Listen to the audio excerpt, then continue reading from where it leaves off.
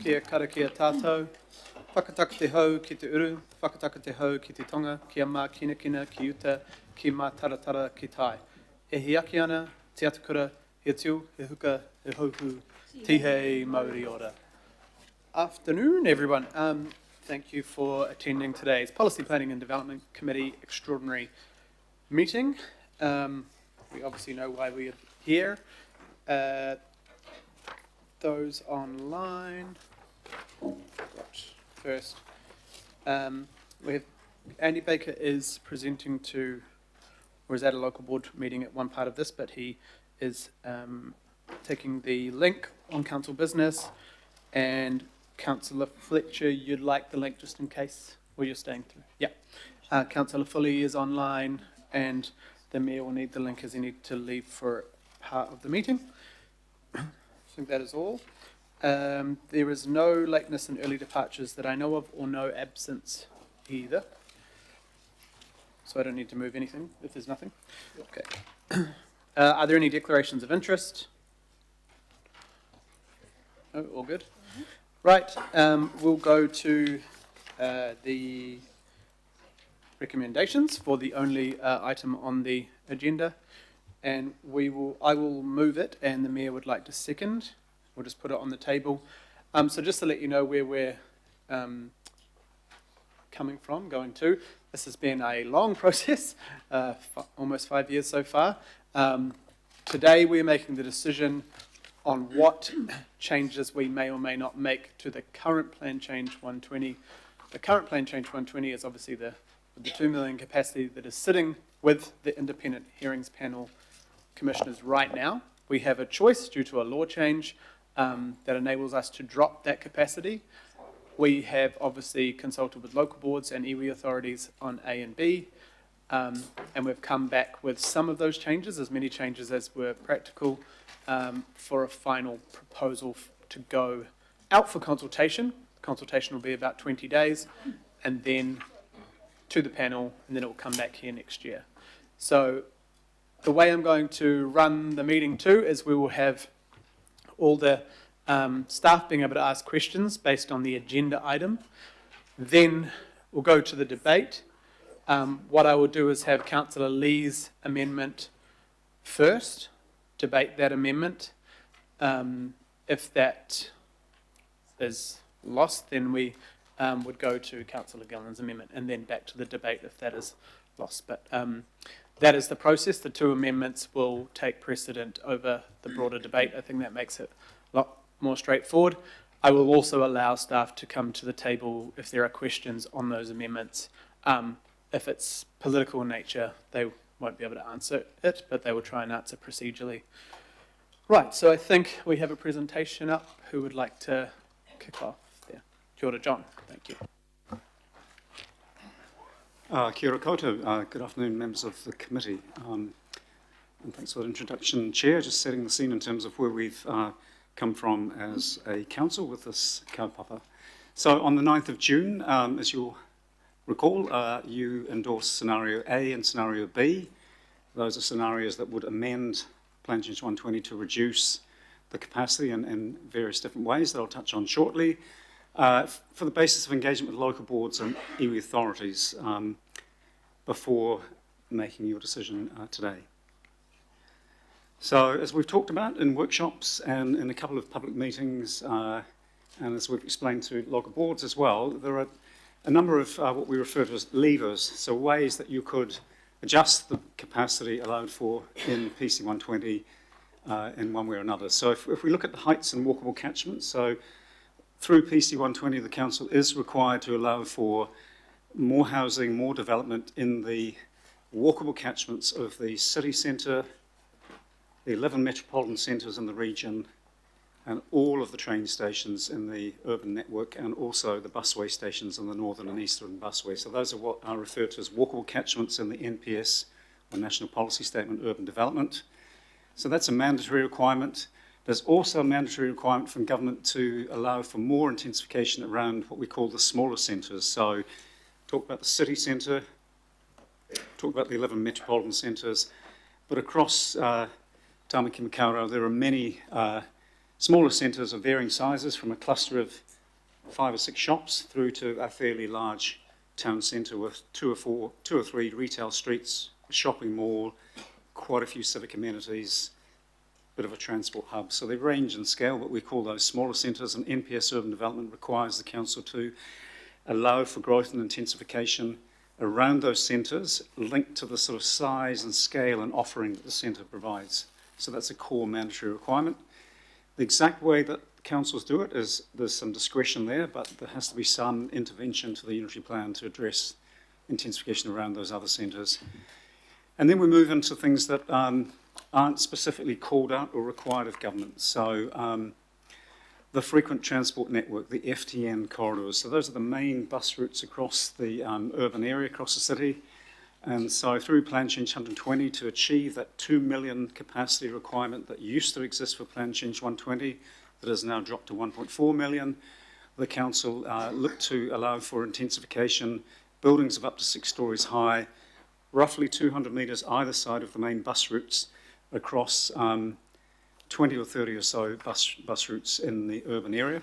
The highest concentration of the bus routes is in the inner part of the city, but there are in Plan Change 120 some intensification opportunities allowed down other corridors outside of the inner part of the region. If we look at the wider residential area, so through, and this is a bit of a legacy of MDRS, or medium density residential standards, in order to hit that 2 million capacity, Plan Change 120 includes quite a bit of upzoning or intensification in that wider suburban part of Auckland, which accounts for about 85% of the built-up area. So that was a core part of PC 120. With the reduction of the capacity requirement down to 1.4 million, there's clearly a scenario or scenarios where the council could choose to reduce or remove some of that intensification in the wider residential area. And then we move on to the zone rules. As staff, we've only recommended, I think, one change to any of the zone rules that are part of this plan change, and that's just to deal with the 3-storey residential area, or the mixed housing urban zone. We are proposing a bit of a refinement to that rule.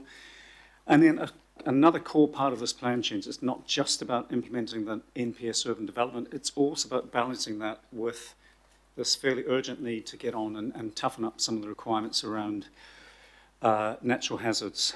And that's done in 2 key ways: through a strengthening of the rules that apply to anyone looking to develop in a hazardous area, but also looking at down zoning or making a more restrictive zoning apply in some of the most severely affected hazard areas. So those are the levers that we discussed with you in committee, and those are the levers that were applied to create 4 scenarios, 3 of which are quite a big change to PC 120, and scenario D, as you may recall, was effectively sticking with PC 120 but making the hazard changes. So it does have a bit of a reduction in overall capacity for homes, but a very small reduction compared to some of the other scenarios. You can see on the top line there, still sitting at around 2 million capacity for a scenario D. Scenario C was quite a redistribution of where the intensification applies in that wider suburban residential area, and still doing the mandatory parts of the plan change, and the capacity was dropping down to somewhere between 1.47 and 1.67. But the 2 scenarios that you endorsed were A and B, which take the capacity much closer to, or quite a bit closer to the 1.4, particularly scenario A. So scenario A was doing the essentials only, so implementing the NPS urban development and allowing for 10 and 15 stories on the 5 stations on the Western Line, and dealing with improved controls for natural hazards and some zoning. So that was the essentials only. Scenario B adds into that some of the frequent bus corridors, but only in the inner part of the city, not the more outlying bus routes that are in Plan Change 120. And it also takes a balanced approach to the 10 and the 15 stories that government requires on the Western Line, and applying those 10 and 15 story height allowances on the other train lines, and also in the metropolitan centres within that inner 10 kilometres. So that the scenario B certainly adds some things into the bare minimum, but it's a big reduction compared to sticking with PC 120's notified. So those are the 2 scenarios that you endorse for engagement with local boards and with iwi. So over 300 resolutions from 19 local boards. About 1/3 of the boards, or just over, supported scenario A, about another third, or just under, supported scenario B, and about a third were supporting some form of a mix of A and B, or didn't state a preference, or it wasn't entirely clear which scenario they preferred.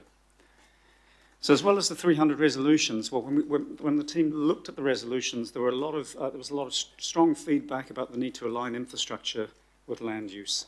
There was strong feedback on many things that sit outside of the Auckland Unitary Plan. So there was some great, rich feedback there that the committee, I'm sure, has had the opportunity to review some, if not all, of that feedback and get a flavour of where the boards are coming from. It's not just about the plan change, it's about the supporting, enabling infrastructure, not just council infrastructure, but also central government infrastructure. But there were about 100 very specific changes to a specific town centre or a local centre or a bus corridor. And then there were some general comments around bus routes, local centres, town centres, walkable catchments. So of the 100 specific changes, there were anything from, we think this walkable catchment is maybe a little bit wider than it should be, through to, we think all local centres should be removed from the plan change and there should be no additional intensification. Or perhaps this one particular local centre shouldn't have additional intensification, but the rest of the centres in our area should. So a real wide range of views coming through in the 100 bits of feedback. So our team did analyse them as carefully as possible in the time that we had. And one of the things that becomes immediately apparent when you look at that is that the sort of broad brush local board feedback to, for example, not allow the intensification around the local centres, but allow it around the larger town centres, that's fairly easy to address. But when it's the very specific requests, that does start to run up against the NPS urban development that does drive a very consistent approach across the region unless there's an exceptional reason not to. So as you'll recall, if you're anywhere near a walkable catchment or within a walkable catchment or even around, say, a town centre, if for one town centre you're taking a different approach to another town centre, or for one walkable catchment a different approach to another, it really has to be strongly justified. And if the heights are lower than the NPS urban development specifies, for example, the 6-storey minimum around most of the walkable catchments, there has to be an exceptional reason to proceed with that, if a local board requested that, backed by economic evidence, analysis of the loss of housing potential relative to protecting what it was the board was seeking. So that is the reason why, as staff, under this process, in the time frame, we've only recommended a small number of those very specific changes that boards sought. We've certainly analysed all the board feedback. We've looked to balance the range of views from A, B and a hybrid to come up with a package that addresses the sort of broad themes from local boards, but we are acknowledging that some of those very specific refinements we've only recommended a small number. The small number we have recommended generally relate to situations where a board has looked to increase the capacity for development in one part of the board area and remove it in another. So there's a bit of an offset occurring in a way that is still generally reasonably consistent. It wouldn't stick out as something completely odd or unusual in the overall scheme of Plan Change 120. So in broad terms, the general thrust of NPS urban development was supported, that intensification around the transport infrastructure, which is a core part of NPS UD, broadly supported by local boards. The downzoning for properties that most severely affected by flooding, coastal erosion, landslides and so on, strong support from local boards for that being a core part of the plan change. The use of qualifying matters in the walkable catchments and other places to be a bit more restrictive than the NPS urban development would suggest, that is supported by local boards for things like some of the special character areas that have been assessed as still being of high quality, maunga view shafts, some areas of native vegetation which have a more restrictive zoning applied within walkable catchments. Those sort of things, the boards are supporting the council's intention to continue with those qualifying matters. As you may recall, one of the principles you set for this task was to keep the qualifying matters as they are in PC 120, allow for the submissions to be heard by the panel, and then re-evaluate when you hear the recommendations from the panel. So qualifying matters are something the committee set a direction, and as staff, we're not recommending to depart from that approach of keep the qualifying matters as they are and let that be tested through the hearings. And then there was a fair degree of support for removing the intensification around the smaller local centres. A local centre tends to be a short main street with maybe 15 to 20 shops. Typically a local centre wouldn't have a shopping mall, it wouldn't have large number of civic amenities. That would tend to become a town centre or the larger metro centres. So those smaller local centres, there was not unanimous support for removing that intensification, but there was support from a number of local boards. All those boards that supported scenario A, effectively you could read into that support for removing the local centres. Some of the boards that supported scenario C also had some concerns about the local centres in their area. So moving on from the local boards to iwi. There was broad support for intensification within the walkable catchments beyond the 10 kilometres. So neither scenarios A or B were allowing for that extra height that Plan Change 120 allows, the 10 and the 15 stories outside of the 10 kilometres. So there was some broad support for that. There was broad support for the broad thrust of NPS urban development, as with local boards. The iwi feedback was supporting allowing more housing, allowing more development aligned with transport, a key aspect of NPSUD. There was broad support for optimising the development of treaty redress lands and providing for papakainga, which the plan change does to some degree, but not necessarily in all cases, perhaps to the full degree that some of the iwi feedback was suggesting. And in broad terms, in terms of some of the concerns that iwi had, a widespread intensification approach, i.e. sticking with Plan Change 120, the 2 million, there was some concern expressed about that and a preference for moving in the direction of a scenario B. Is probably, if you had to pick it, where the iwi were landing was more around a B or an enhanced B rather than the bare minimum, bookend or the do the maximum, stick with PC 120. So to be a bit cautious about expressing these broad views with iwi and local boards, but if you had to sort of pick a broad view, that's essentially where it would come from. But also strong support for ensuring that there's not undue pressure or additional threats placed on places of cultural significance, as mentioned on the screen there. And also making sure that there's controls stay in place, like the qualifying matters, to protect some of those values.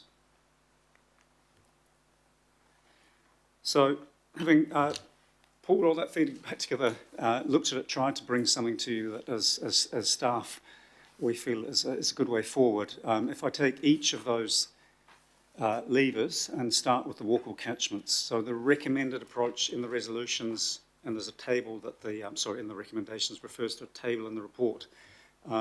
This is largely from that table, slightly summarised. So in terms of those walkable catchments around the train stations and the metro centres and the city centre, the proposal is to anything that was at 6 stories in the plan change keeps that 6 stories. It doesn't go up, and there's no particular reason to bring those heights down because that would need a new qualifying matter. In terms of the areas that PC 120 was allowing for extra height, the 10 and the 15 stories, typically around the metro, some of the metro centres, but also around some of the train stations, the recommended approach is to continue to allow for the 10 and the 15 stories within 10 kilometres of the city centre, so in the inner part of Auckland, but in the outlying areas to drop that height down to 6 stories. That is effectively part of scenario B and not scenario A.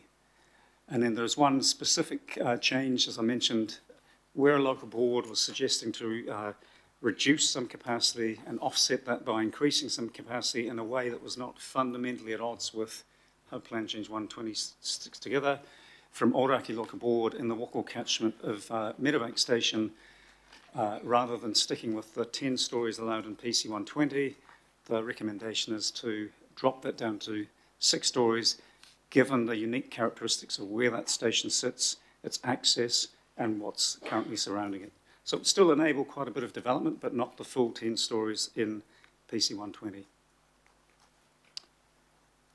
Also in Auckland catchments, and looking at the local board feedback, the Devonport Takapuna local board also proposed some increases in capacity in some areas and offsetting that with reduced capacity in other areas, and in particular around the Takapuna Metropolitan Centre, which is within the 10 kilometres. In the plan change, it's proposed to allow for 15 stories in many of the sites around Takapuna. The board was suggesting, supported the 15 stories in the inner part of that walkable catchment, but as you move to the south of the walkable catchment, their recommendation was to drop that down to the 6-storey NPS UD minimum. In offsetting that, the local board had identified an area between 2 walkable catchments, Smells Farm, busway station, Akaranga busway station, where there was a block of land that was zoned for lower density, not the 6-storey walkable catchment density. So the board was recommending that that block of land is included within the walkable catchments of those 2 stations, and so that will be an increase in capacity that would offset any losses by and large from the step down within the Takapuna Metropolitan Centre. And then the one additional change for walkable catchments is a technical change, where at the very northern edge of the walkable catchment of the future Drury railway station, there is a small parcel of 6-storey zoning. All around it is is mainly constrained because of flooding and other hazards. So if you look at the maps, and we can certainly, for any of these, dive into the maps for you, you'll see this bit of an outlier right on the edge of the walkable catchment, arguably beyond the extent of the walkable catchment. So that is recommended to be sit beyond the walkable catchment of the Drury station. So moving on from the walkable catchments to the smaller centres, or the town and local centres. In terms of the town centres, I think, Ryan, it's about 35 in PC 120 that have some change. 34 of 45 town centres in the industry plan are proposed to have some intensification around them. And of those 34 of the 45, the recommendation is to continue to allow for intensification around all of those town centres to give effect to the NPS urban development. There are many submissions on this topic, and through the submissions and hearings process, the recommendation is that's the process to look at whether the council's approach to those larger town centres is the correct approach. So no change recommended to PC 120.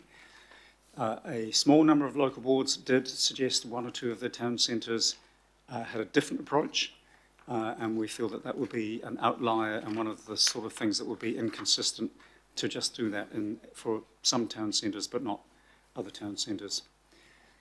But in terms of the smaller local centres, of which there are 23 out of 75, so 23 out of the 75 local centres in Auckland, PC 120 does propose some intensification within roughly 200 metres of those. The recommendation is that that intensification is no longer proposed. So effectively that is scenario A, not B. That second bullet point there is taking the plan change in the direction of scenario A, which had no intensification around local centres, whereas scenario B continued to have some intensification around the local centres. There are a few exceptions there, and one of the key ones is, and we'll get to the frequent bus routes in a second, but if there is a main bus route through one of those town centres, our recommendation is that it would still continue to have the intensification, not because of the local centre, but because it's on a bus route. And again, we can show examples of that if there are any questions. So moving on to the frequent transport network lever or capacity lever, apologies for the acronym, that's the terraced housing apartment building zone, typically allows for buildings of 6 stories under the plan change, in some cases 10 or 15 stories, but generally it's the 6 stories. So, and in terms of the frequent bus route, it is definitely 6 stories. The recommended approach is to continue to allow for some additional intensification along those bus routes in the inner part of the city, but the small number of bus routes in the outer part that are in Plan Change 120, the recommendation, having listened to the local boards, is to remove that intensification from Plan Change 120. So that is Howick to Botany via Meadowlands, Newland to Henderson, Botany to Manukau versus Ormiston Road. Ryan, there may be a few others. Apologies, there may be one other outside of the 10 kilometres, but the gist of the staff recommendation is where that intensification is proposed in the inner 10 kilometres, continue with that, and that's effectively scenario B, but outside of 10 kilometres, remove that intensification from Plan Change 120. Scenario A, of course, remove the FTN corridors from the whole region. So the staff recommendation is to remove them from the outer parts of the region, but continue to allow for more housing development opportunities along those bus routes in the inner 10 kilometres. There is another change recommended by a local board, and this is again Oraki for Remiro Road. The board was surprised to see that the intensification along Remiro Road stopped where it stops in the plan change. The buses on that route continue on to St John's Road and College Road. That's an extension of, I don't know exactly how long, but it's another few minutes on the bus. The board was quite comfortable with supporting the extension of that frequent transport corridor, and I guess that's in part offsetting that reduction in height from the 10 stories around the Meadowbank station dropping down to 6 stories. So as I mentioned, we had a few boards, a small number of boards, who looked to propose something that they felt was a sensible increase in capacity with a reduction in capacity to offset that, and we think that that's still fairly consistent, or is consistent, with the overall principles for the plan change. And then I think this is the last one here, a similar situation where there is a bus corridor between Takapuna and Milford, 6-story intensification allowed all the way along it. You've got a walkable catchment for Takapuna, then you've got the intensification around Milford. There was a section in the middle of that bus corridor where the board was requesting or proposing that the intensification there is kept as per the unitary plan, and that extra 6 stories isn't proposed, and I guess that is offsetting that extra intensification the board supported near Smells Farm, Akaranga. So we are recommending that that's an approach that's worth considering. The wider residential area, as per scenarios A and B, the staff recommendation is to effectively leave that as per the unitary plan, with the exception of changes because of natural hazards and changes because of qualifying matters, such as special character areas in that outlying wider residential area. So that's the area that's beyond the NPSUD walkable catchments, town and local centres. And then just bring it to a conclusion, as well as those broad brush recommended changes, which are effectively what we would describe as a bit of a combination of A and B, elements of B and elements of A, or augmented A, or diminished B, however you like to look at it. There are some quite specific changes here. I've mentioned the mixed housing urban zone. That's a fairly widespread zone in the unitary plan through the suburbs. It allows for 3-story housing, bit of medium density. The proposal is to slightly tighten up the height in relation to boundary control to align with what's currently in the unitary plan. In PC 120, we had to relax that control just to get up to the 2 million. It was one of the levers to try and hit the 2 million. We think there's a better design and amenity outcome, or a better outcome for the city, putting it that way, to stick with what's currently in the unitary plan for that 3-story zone. As you may have picked up, a little bit of media coverage around Mangawhau Station. That's one of the stations that, through the government's changes to the Resource Management Act, the council is required to allow buildings of 15 stories or more unless there is a qualifying reason not to. The walkable catchment in PC 120 was measured from 3 separate station entrances or exits, 2 of which are now confirmed as emergency only.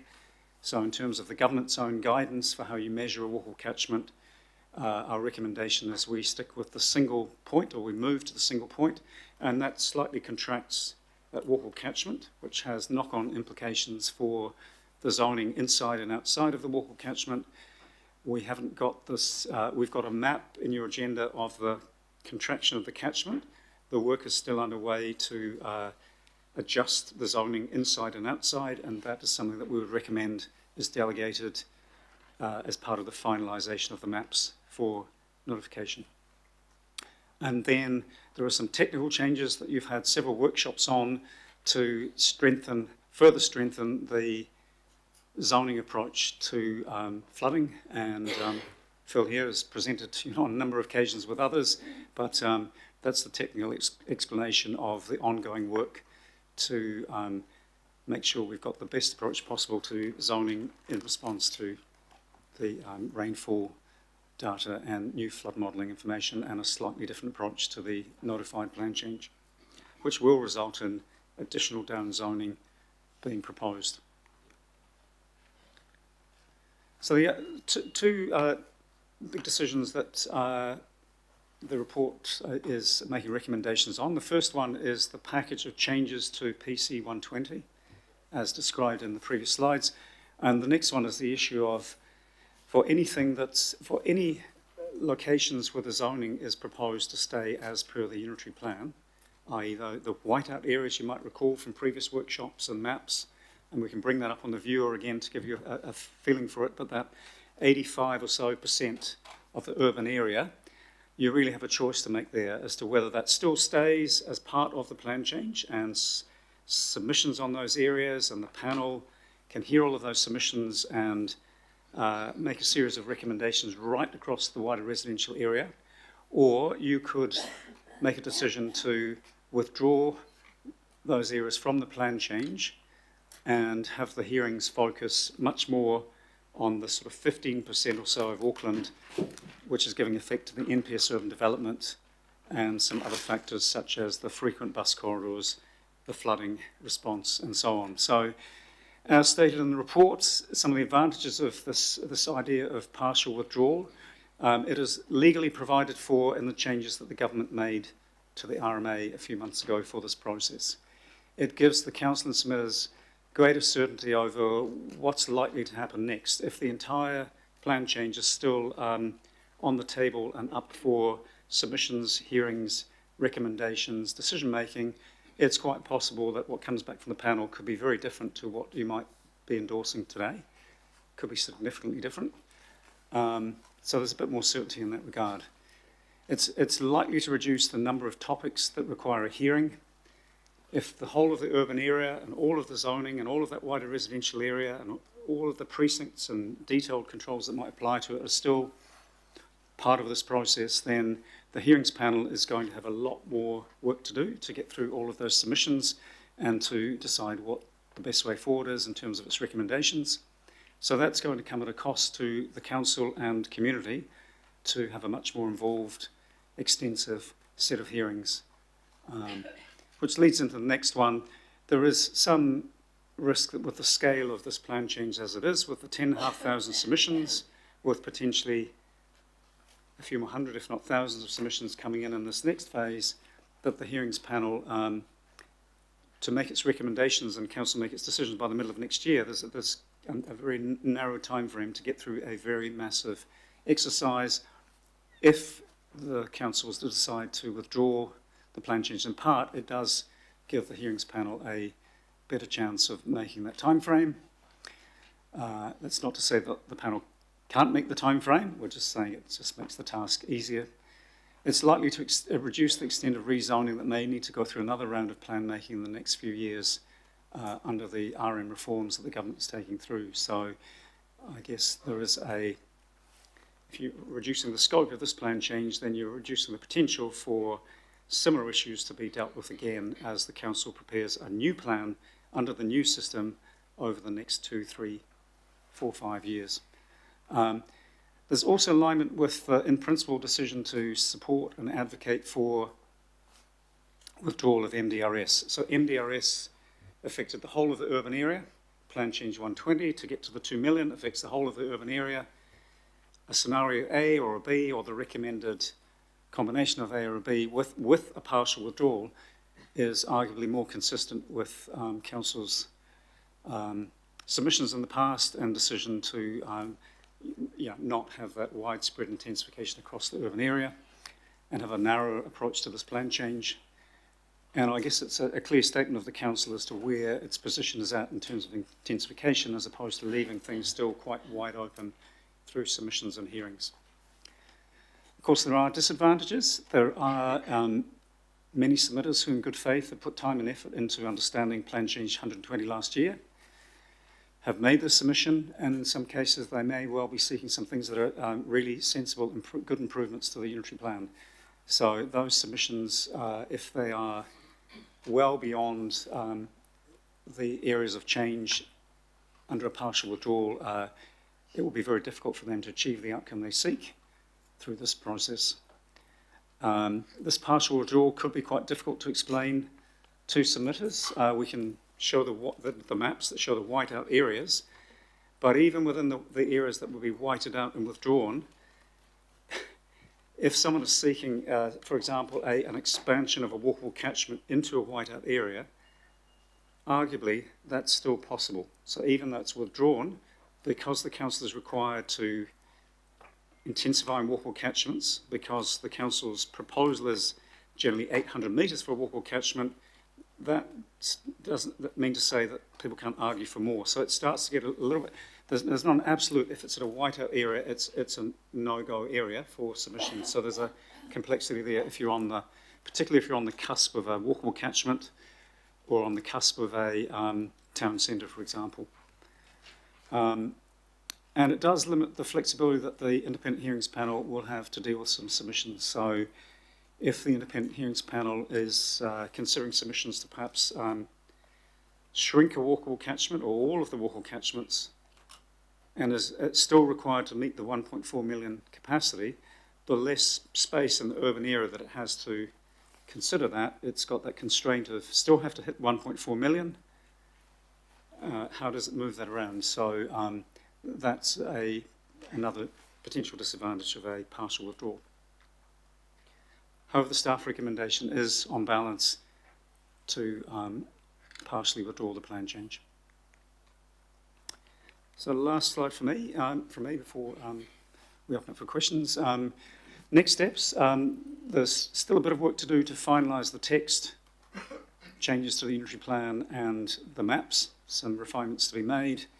Our recommendation is that the decision on those final changes is delegated to a group of the committee.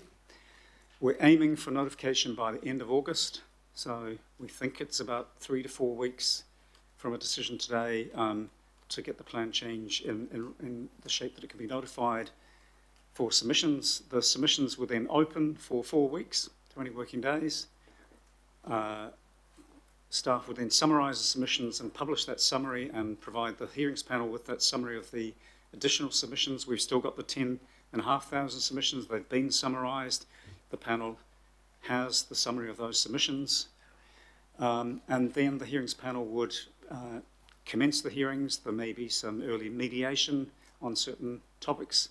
That's entirely up to the hearings panel. And the panel would make its recommendations to the council. The council is legally required to make decisions by 30th of June next year, unless ministers grant an extension to that time frame. And when you make your decisions, in response to the panel's recommendations, anything that the council rejects can be appealed to the Environment Court. Anything that is accepted can only be appealed on, I think, matters of law, points of law. So that is the process from here forward. Thank you. Kia ora. And thank you for, once again, huge amount of work in a short amount of time, but I think you've done your best to respond as clearly as possible to what you can within a defensible way to speak to the panel for staff to go forward as well. So thank you for that. Now we'll go to questions. I assume there are some. No? Councillor Fletcher. Yeah. Thank you. I guess it's terrific starting off from the point, there does seem to be a bit of deja vu with all of this, and it doesn't seem that long ago when we were dealing with the National Policy Statement, and we were asking you questions around whether we could downzone in flood areas, and we were told no, we couldn't. So we are making progress of sorts. But I just want to delve deeper into, for the public who probably feel a measure of confusion, this is not the end of the road, is it? So we've got the Auckland Unitary Plan review that will be coming our way. There'll be national instruments and things that Minister Bishop will be finalising for us. There's regional spatial planning. Do you just want to help me better understand what the timeline is for us? Because this doesn't put things to bed today. We've got a whole lot of work potentially going ahead. Could you speak further to that, John? Certainly, Councillor Fletcher. So we know that the government is looking to replace the Resource Management Act, which PC 120 sits under, with two new statutes by October this year, a Planning Act and a Natural Environment Act. We know that within roughly 3 or so years, I think it is, still to be confirmed, there's a bit of uncertainty, there will be a requirement to produce a new plan effectively replacing the Auckland Unitary Plan. And we know that there will be some national direction that influences the shape of that plan. So I guess, as with all planning and government changes, things do evolve, things are changing. So there is a big fundamental change in the not too distant future. I guess the thing is, it's still uncertain as to what that looks like, exactly what the time frame is, and whether there may be some exceptions for some councils. So I don't know, Megan, if you've got anything to add.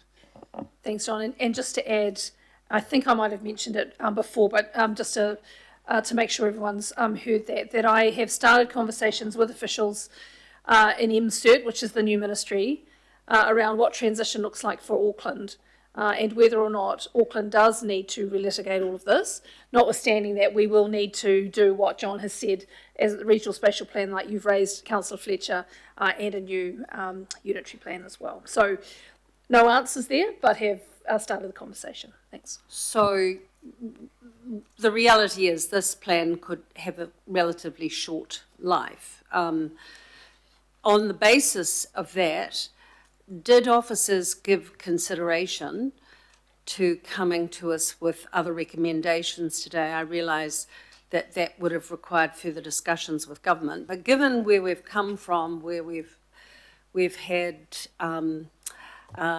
various options over the last, I'm not going to labour the committee's time with outlining them all, but we've gone from PC 78 to PC 120 and 2 million down to, 1.6 down to 1.4. The sort of bidding war downwards. Was there any consideration given by officers to suggest it may be prudent to push back a little and then do it once and do it properly? Thanks, through the chair. Thanks for the question. No, there wasn't, and a couple of reasons. One is that the law change that you talked about, Councillor Fletcher, the most recent one, requires council to make a decision about whether or not we want to amend the current Plan Change 120. So the kind of assumption is Plan Change 120 is notified, continues, unless council chooses to change it, and we were given the opportunity to change it. So our advice and the option that or the recommendation you see here before you today is to answer that question. Our recommendation is yes, we should amend it, and we should notify that and keep the process going.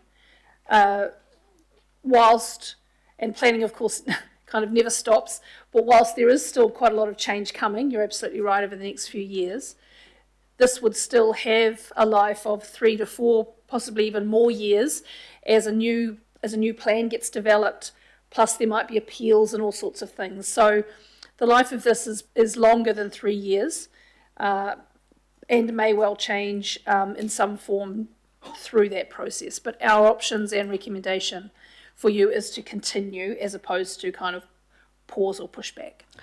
As part of that evaluation and coming to us today, did staff undertake a full cost benefit analysis as to the advantages and disadvantages with PC 120 compared with pausing until the new planning system is in place, taking into account costs, the procedural admin and so forth that's associated with this, plus community impacts and community fatigue? Was that a consideration? No, we didn't do that specifically because the position we're in is Plan Change 120 continues unless council chooses to make an amendment and continue with that amendment. So, no, we didn't do the kind of analysis you're talking about. Do we know what the cumulative costs are to date? I'll just check whether John and Phil will have some. So through the chair, roughly 13 million at the end of last year was the cost, going right back to the beginning of PC 78. No, so it's about 13. Yeah. 10 million for Plan Change 78, then 3 million until Christmas for Plan Change 120, with the likelihood we've probably spent another 2 so far until now, easily plus staff time. So we're about 15 million in so far. And on that basis, what could we expect by the time we get the IHP actually reporting back to us? Do you have any indicative figures? That's through the chair. It's very difficult to forecast. We're talking, potentially less than a year's work now, but it would be another few million potentially. Yep. Okay, no, I appreciate that. So some of the we've all probably come under a fair bit of information and questions being posed to us, and I've got a few that coming to me as a regional councillor vis-a-vis just a ward-based councillor, but there was some about the Northwestern busway, and officers were really good at the drop-in session yesterday, and I appreciated the advice they gave me about that is complete in terms of designations. I understand that, but where does it leave things like that, where there is uncertainty, there's not precision or specifics, in terms of whether things remain in or out of scope for our commissioners? And I just get a bit confused about how they evaluate what they can and what they can't consider. Through Chair, I think the first thing to bear in mind is that the requirement to give effect to the NPS urban development is enduring. It continues beyond this plan change. So as changes occur to rapid transit networks, introduction of new train stations, busway stations, at that point, the council is still required to give effect to NPSUD, which means at that point there would have to be another focused plan change. So it's a kind of iterative thing. As the transport network evolves, the council is then required to evolve its land use planning. Well, thanks, Phil. So Eastern Busway is an example. Plan change 78 had an approach to the Eastern Busway.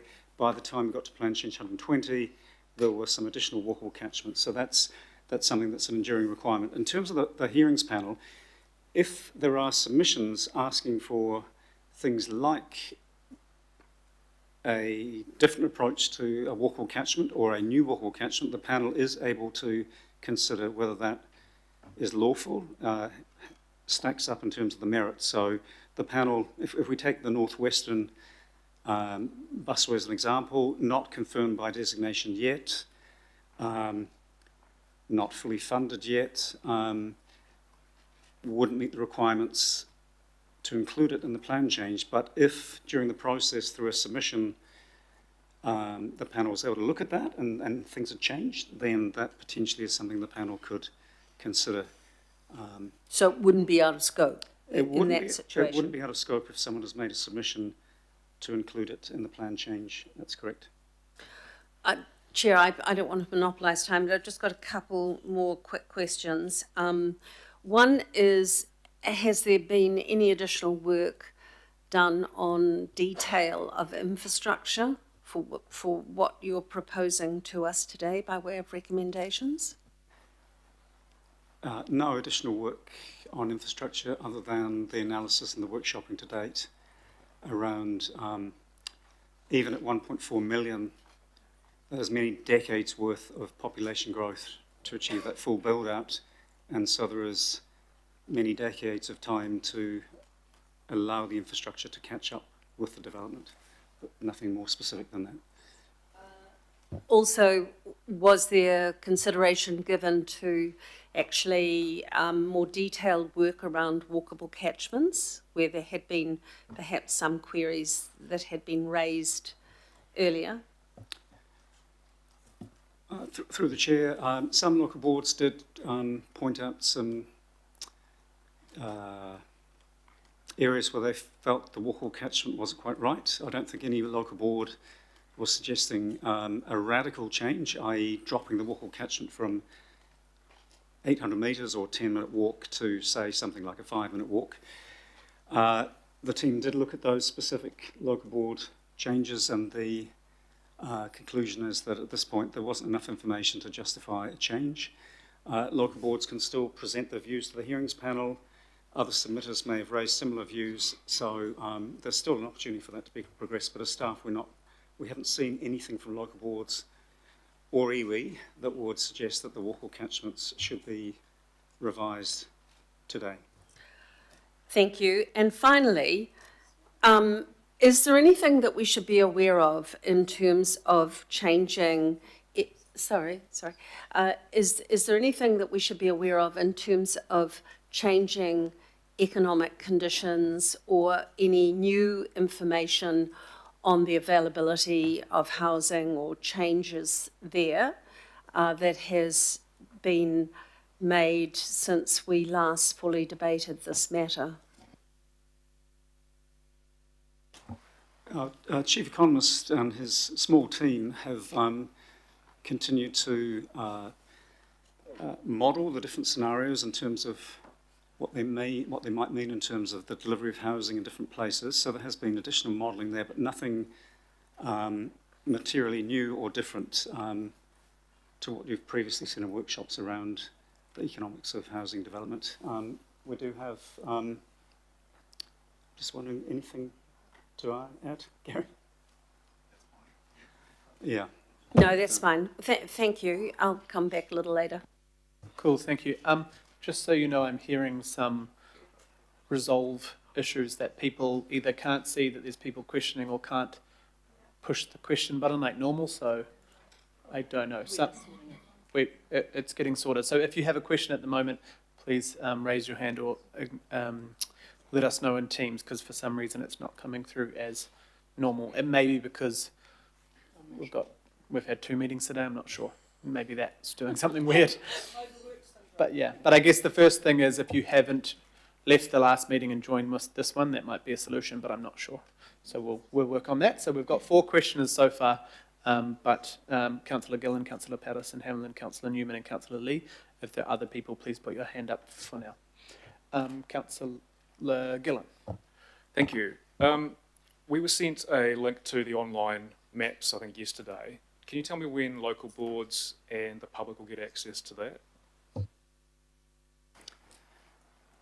At the point the plan change is notified, that's when the maps will be made public.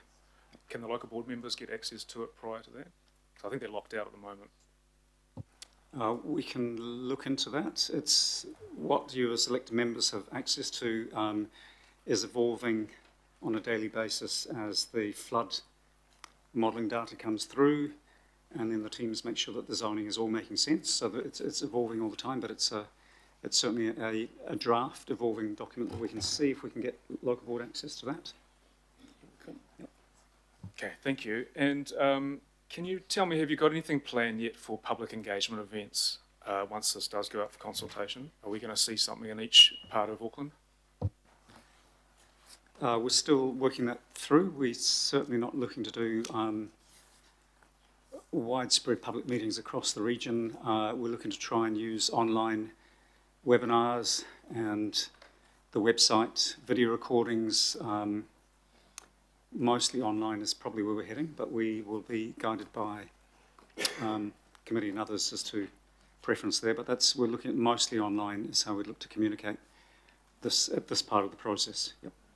Can I just add, in addition to that, councillor, it does take up a lot of staff time. We are in the middle of a process, and this is, yes, an amendment, but it's still an amendment to an existing part of the process. So we are wanting to make sure Aucklanders understand, but we are not looking to do the extent of consultation that we did, say, even for PC 120 or, of course, Plan Change 78 before that. It's a matter of staff time. We want to, as quickly as possible, keep this process going. It's effectively been in abeyance for 6-9 months or so. So, yeah, we're just trying to balance that. So, online, yes, but we're not proposing anything other than that. Okay, I acknowledge staff pressures, but this is really important, and I think even if ward councillors could be supported somehow and be able to hold our own events, but let's pick that up later. I've got a question specifically about the Kaipati local board area and the FNT, the frequent transport network corridors. The local board requested that they were removed, particularly the one from Birkenhead to Veron's Corner and also Glenfield Road. But it hasn't been removed from the staff recommendation of those maps. Can you just explain why, please? So to answer your question, it's basically to be consistent with everywhere else. So that was a corridor that was within 10 kilometres. So the only ones that were removed were 4 of the 24 corridors that were identified in Plan Change 20 that were outside of 10 kilometres. They were removed. Everything within 10 kilometres has been retained. That's what I thought. Thank you. Thank you. And just to clarify, I did ask the chair and deputy chair who said that the board supported the Glenfield corridor, just not the feeder roads onto it, because I didn't quite understand the wording myself, but that's what I've heard from Kaipati. Councillor Patterson-Hammond. Kia ora. I have 3, hopefully, relatively quick partai, and I'll start with the one that's about the 10-kilometre radius as a beautiful segue. So the 10-kilometre radius cuts through New Lynn and a couple of other places, but the whole of that centre is treated as though it's within the 10-kilometre radius because it wouldn't make sense to chop it in half. Is that correct? Yes, that's correct. Sorry, would you mind moving your mic a little closer? Sorry, yeah, that is correct. Thank you. And that's consistent across all of the centres that are bisected by the 10-kilometre radius? Yes, so the 10-kilometre circle is basically measured from a point in the middle of the CBD, and it's a dot, as the crow flies, just a circle, and it's supposed to just generally be an approximate area for the centre part of Auckland. So we haven't treated it as a hard and fast line. So, for example, New Lynn, where it cut through it, we've kept that in, but I think there might have been maybe Constellation Station was like just slightly touching it, and we left that one out because it was mostly on the other side. And I think there might be some in the south as well that we had to make a few calls on, but generally, if it was mostly in, we put it in. If it was mostly out, it was out. Yeah, so none of those centres are being artificially split up because the theoretical line was there. They're being treated as centres. Yes, that's right. Great.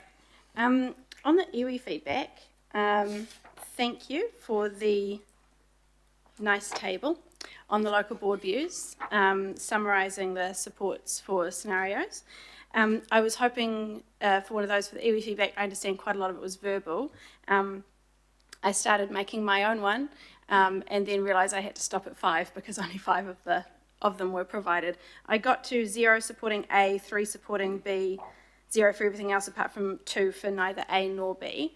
So my question is, because I'm wanting to understand the entirety of the iwi feedback rather than the 5 that were provided within the agenda packet. So would you say that those 5 and their stated support is representative of the rest? Were there any of the iwi that stated support for scenario A, or was it, I mean, I know you've summarised it in that paragraph 31, but it's quite vague. So I wondered if you could give us a slightly clearer idea of where that iwi feedback was sitting. Are those 5 representative, or is it a much more mixed bag when you take into account the full range of iwi feedback? Thank you, Councillor. We do have a summary, just recently produced a table, a bit like the local board table, that we could potentially bring that up. I think it might be a bit tricky. You've sent that to Sandra. But look, our analysis is one, iwi had some partial support for A. 2, partially supporting or supporting B. 1, supporting B with some enhancements or some additional intensification, additional development allowed for. None for C and D. And then 3 that are in categories of not stated or no preference. So that's, yeah, there's not as clear-cut a sort of grouping as with the local boards. Matt Gouge here is our lead in terms of iwi engagement on this and other projects, has looked at the feedback really carefully and was involved in all of the engagements. So any other specific questions? Does that, so I've got the statistical kind of breakdown.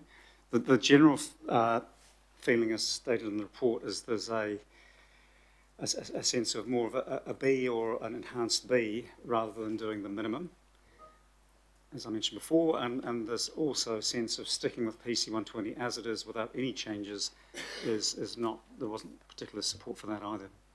Yeah, that was my interpretation based on the feedback that we were provided and based on the summary in the paragraphs 31 and 32, but I wanted to sense check that because it is quite vague, the phrasing in paragraph 31, so if you're confirming that I do have the right sense of that, then that has answered that question. And I just have one more, if that's okay. So the report only gives the housing affordability projections for scenario B and for PC 120, being 3 to 5% and 5 to 8% respectively.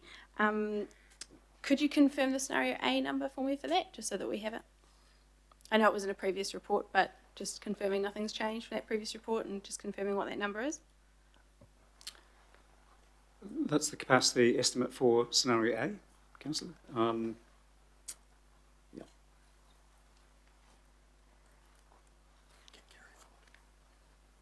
No, it's the raw capacity, so it's on the... Sorry, the housing affordability improvement. So it was 3 to 5% under scenario B, but the scenario A number wasn't included, so I just wanted to double check that what it was. Oh, affordability, not capacity, in which case we'll need to call our Chief Economist, Gary, to come and see if he's got the answer to that.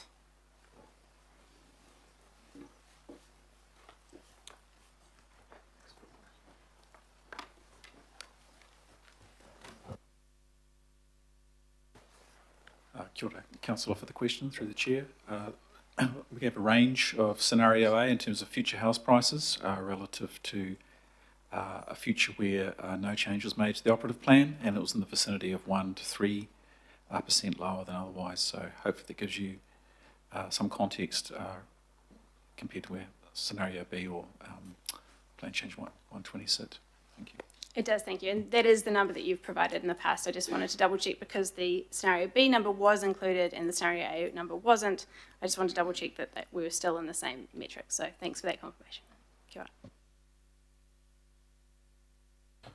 Thank you, Councillor.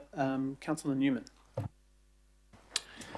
Good afternoon. Can I just check, and thank you for the discussions that have taken place to date.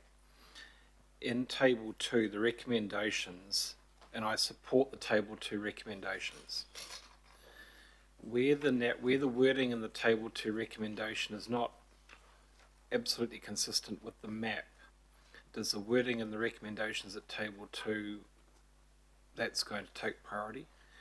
And I mean specifically with respect to the definition of the walkable catchment as it relates to Drury is reduced. I agree with the wording there, but the map needs to be updated to reflect that. Can you confirm that's will happen? I can confirm, Councillor, that the staff recommendations refer to the table, not to the maps, and that's because the maps are not finalised yet. And with respect to, there are a small number of matters on the table that are still work in progress. So we've shared with you the maps, and they're also, I think, available as part of the agenda now. But they're still draft, work in progress. So your decision today would be in relation to the table, not the maps, and then we would update the maps to reflect that. Okay, so, I mean, the two local boards in my area, in mine and Councillor Winiata's ward, are both preferencing scenario A. The description of how you treat the walkable catchment boundaries as well as the FTNs for those communities outside of the 10-kilometre radius effectively delivers scenario A to those local board areas if the wording is agreed as opposed to just interpreting it based on the map. But I can take comfort from the fact that your recommendations on the table wording. Councillor, that's effectively correct. For the outlying local boards beyond the 10 kilometres, including Manarewa and Papakura, the effect of the staff recommendation is essentially the same as A for those boards. Thank you, Chair. Thank you, Councillor. Councillor Lee.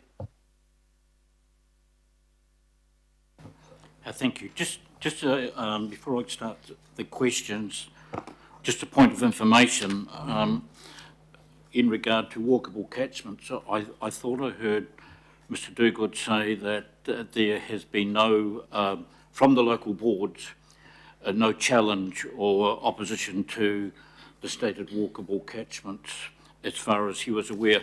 On page 63 of the local board feedback report, the Waitemata local board, in regard to walkable catchments, A, states it does not support the current walkable catchment of 1.2 kilometre around the city centre, noting the topography, and recommend it is reduced to 800 metres, just putting that on the table. So the one local board that has to deal with these outsized, unusual, very novel 1.2 kilometre walkable catchments, which is meant to be a public transport planning tool, oppose it.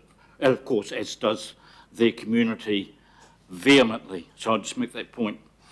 In regard to this streamlined planning process that Auckland, that has been imposed upon Aucklanders by successive governments, but particularly this one in terms of the streamlining.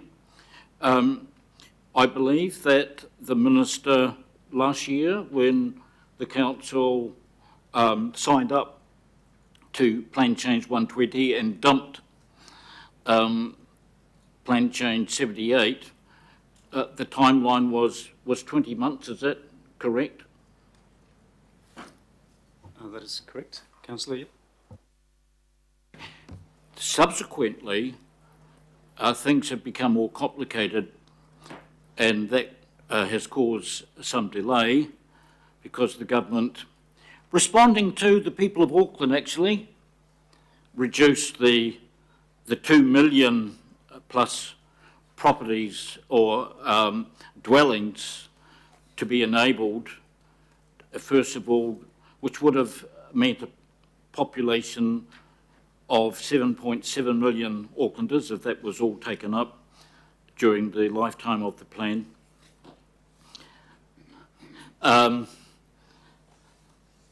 Theoretical lifetime of the plan, down to 1.6 million, and then after further pushback from Aucklanders, down to 1.4 million.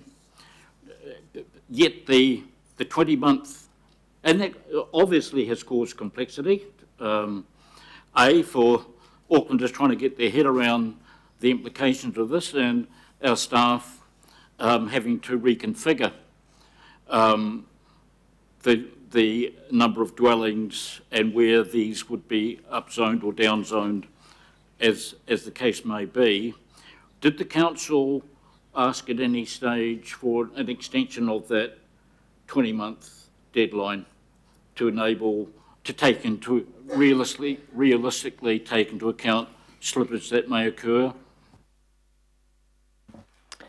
Through the chair, when the minister announced that there would be these changes or this opportunity, it was discussed both at a political level and a staff level about the timeframes and whether there needed to be additional time, but the minister was not prepared to do that. So yes, it was discussed, but there was no change provided by the minister.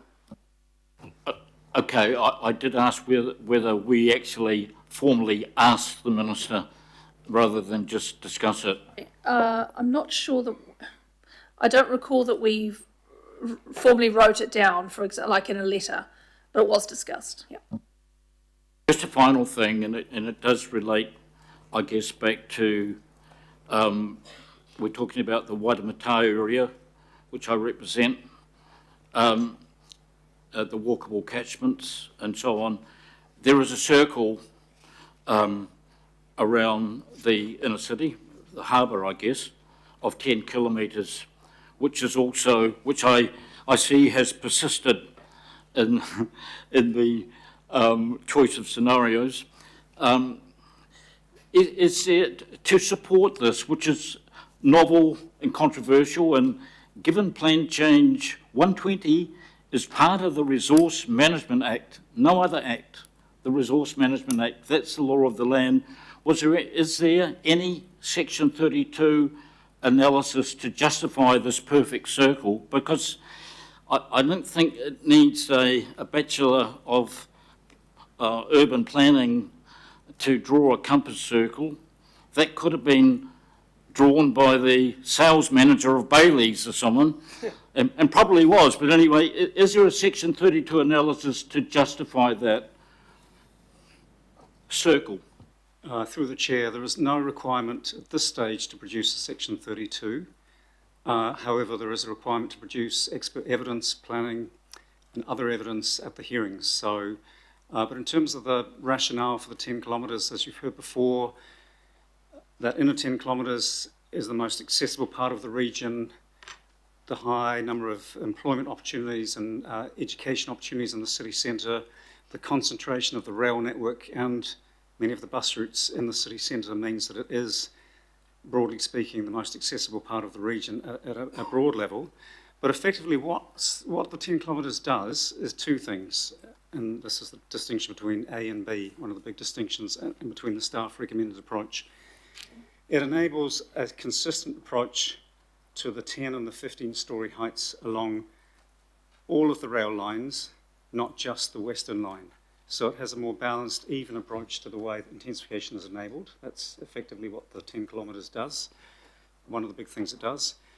It also introduces into the energy plan some opportunities for more housing development in the short term, ahead of any new plan review in the next few years' time, for development along some of the busiest, most frequent bus routes with the greatest accessibility, employment, in education, in terms of tertiary education in the region. So that's the broad rationale for it. But yes, there will be a requirement for Section 32 type analysis by way of expert evidence at the hearings. Just to confirm, you have come to the conclusion that there is an exact circle around Auckland, in Auckland, whereas inside that circle, developments of a major scale can take place, including extraordinary high buildings and over special character areas and so on. You don't have a Section 32 analysis, but you'll have that or something like that, but you've already made your decision without that evidence. Is that the case? That's not the case, Councillor. What I'm saying is that well, if we take the reference to the heights are broadly specified in the NPS urban development, so they are a mandatory element. The 6 stories that's required around all of the walkable catchments, that is mandatory. The 10 and the 15 stories around the Western rail stations, that is mandatory. In terms of special character, there is an approach to retain roughly 2/3 of all of the special character properties, so that there is section 32 in respect of special character. So you've mentioned the heights, which are actually largely NPSUD or RMA statutory driven, with the exception of a small number of additional train stations and metro centres. And in terms of special character, there is section 32 for that aspect of the plan change. Thank you. I was answering specifically about the circle. That is novel, a novel departure for the effects-based philosophy of RMA. It seems like Council has made up its mind on this perfect circle without having effects-based Section 32 analysis. In regard to special character areas, I can just, again, if I could just remind Mr. Duguid, 2/3 of the St Mary's Bay special character areas, the oldest part of Auckland, is to be destroyed, potentially destroyed by this plan. So I'll make that point. Thank you. Thank you, Councillor Lee. Councillor Watson.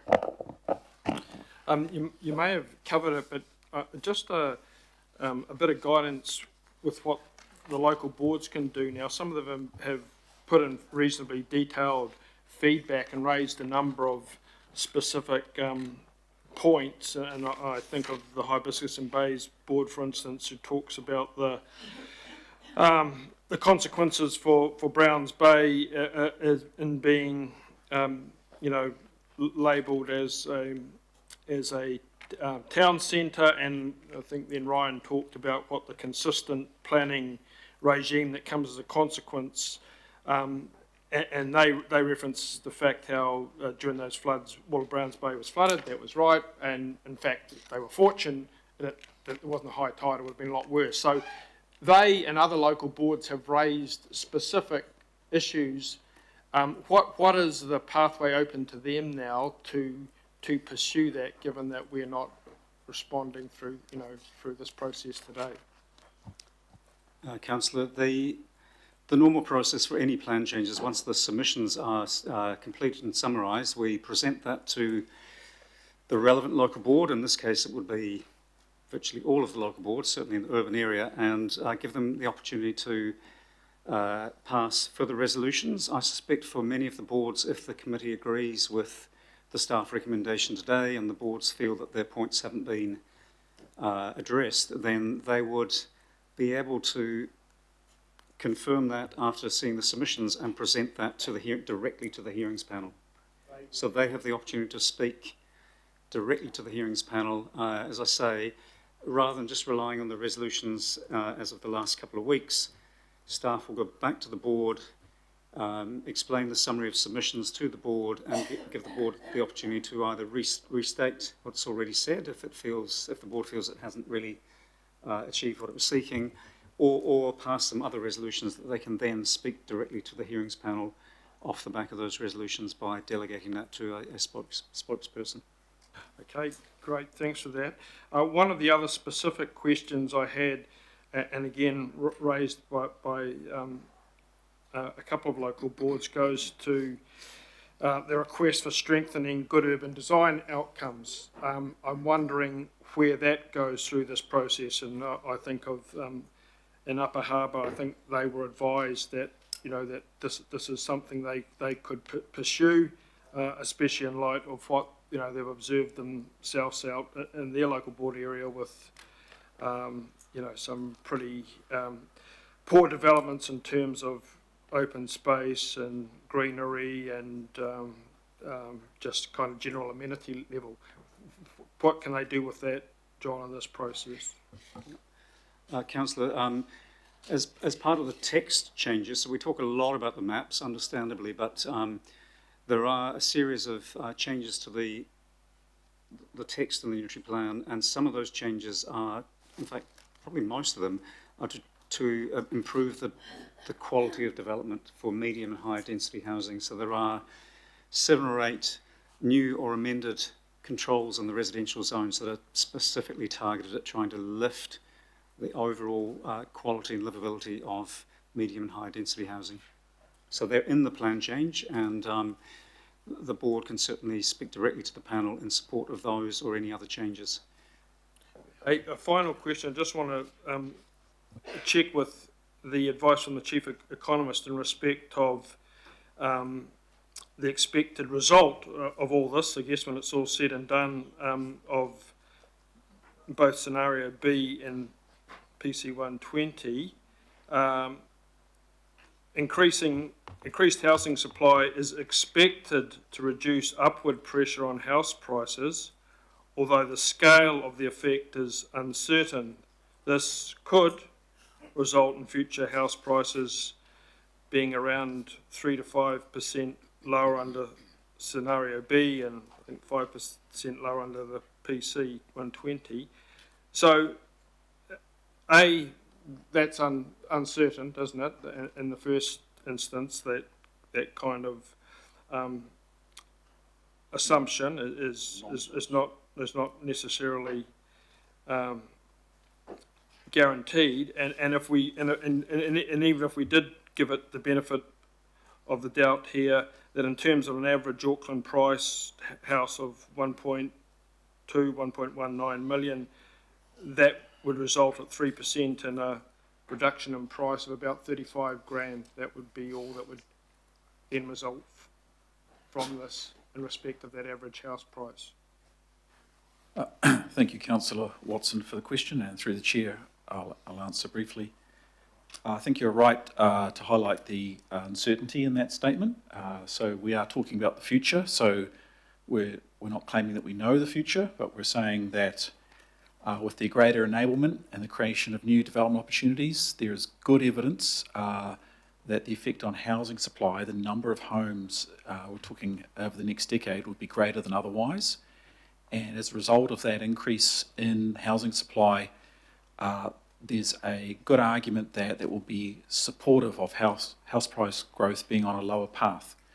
Now, we give an estimate, but we acknowledge the uncertainty. So I think the point to take away from that paragraph is the direction rather than the number, and also we think it would be supportive of future house prices being lower, and we give uncertainty statements around that. In terms of your point about that number, that range of 3 to 5% lower than otherwise, it's not intending to mean that house prices will fall by that amount, but to say that as prices grow in the future, they'll be on a lower path. So if we look back over the last quarter of a century, you can go back further too, we find that house prices have grown variously across different years, but on average around 6 to 7% per annum. And so we're saying we would expect the path that we're on into the future. We're not saying it's at the same rate, but there would be some growth, and we anticipate that it would be lower than otherwise. So not that house prices would fall, but they would be lower than otherwise would be the case, is the point there. Thank you. Okay, and just in terms of that, that wider research and I guess real world experiencing, I guess, is it fair to say that, if we look internationally, that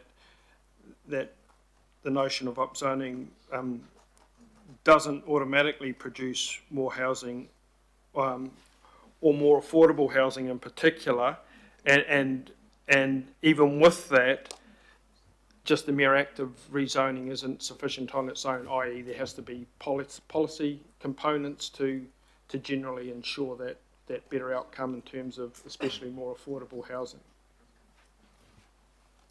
Thank you, Councillor, for the question through the chair. I think internationally there are other examples, can put some weight on that. We tend to put weight on the Auckland experience with our own, as you mentioned, upzoning policy reform in 2016 with the Unitary Plan. It does differ from some other overseas experiences in that it was widespread in a spatial sense. So, a lot of the residential area was upzoned, and so with that very widespread effect, there is very strong evidence that that has led to more dwellings being supplied in Auckland than otherwise have been the case, and the evidence is that that has been supportive of housing affordability as measured by rents, so rental affordability has improved materially as a result of that. That's if we're referring to the published literature. On the house price side, we don't have the same standard of evidence, but there is some evidence. So your point really is that if we make a change again, is there some uncertainty over the housing supply effect? Well, we've tried to learn from the past and build that into our housing supply model to understand how Auckland's market may respond to the proposals on the table, and the results are in the advice there. For that to happen, of course, there are other parts of the system that have to operate in terms of the consenting system and, of course, the construction industry, which is sensitive to the ups and downs of the cycle. But the advice in the report there is trying to look out a decade and look through the ups and downs of the cycle and give a sort of a longer term view on what we would expect. Sorry, just final question, Mr. Chair. I guess it really goes to the decade comparison where, in the past, governments in particular have had policies aimed directly at people being able to afford low cost housing. And I think if you go back to the 70s, 80s, there's plenty of literature on that. But there were policy components that went along with increased zoning. If those policy components aren't there, like the old, state advances loans or capitalisation on family benefit or whatnot, then in of itself, just merely rezoning the land at the very best is far more limited than would otherwise be the case. You can't live in a plane change. Oh, Councillor, thank you for the question through the chair. We're really focusing on what we can see with the data we've got access to, which is just prior to the unitary plan reform and since, and our modelling is based on the policy settings that have been in place since 2016. And again, we offer some figures there to give a sense of the scale, but the main message that we can take away is that enabling more capacity, particularly in higher demand locations, we would expect that with some confidence to be supportive of housing supply being able to respond to demand better, to deliver more homes in more central or high demand locations. Thank you. Thank you. Just two follow-on questions from that, and I guess the Northcote is an example. What you're kind of saying is, am I understanding it, that you might have a house which is common in Northcote, one over $1 million, but using that land for different typologies, now there are homes available. Yes, 2-3 bedrooms may be smaller than a large house, but at $500,000, $600,000, $700,000, $800,000. So it's not necessarily that particular house has gone down, but there are now different homes of different prices within that same catchment. Chair, yes, just to sort of respond to your question there, I think you're talking about the mechanism where we allow purchasers of homes, if they wish to purchase a type of home that uses less land per dwelling, land being the expensive component. So when we have valuable land, if we give people the choice to use less land for their home, that can be taken up, and we've seen strong evidence under the unitary plan with the townhouse or terrace house typology has been taken up in locations where people can perhaps get a better location for their budget, which hasn't changed necessarily, or for their budget they can afford to buy into a home. And so it's really changing the cost structure for producing homes by allowing less land as part of the package of home and land. And just a question on Browns Bay, because it has come to me as well, and Councillor Short has asked me to follow up with the team working on the hazards. Obviously, Browns Bay scored highly as a town centre, so we can't avoid the town centre bit, but could you talk about how the flooding is addressed through there? Is there someone who can talk to that? It's just, yeah.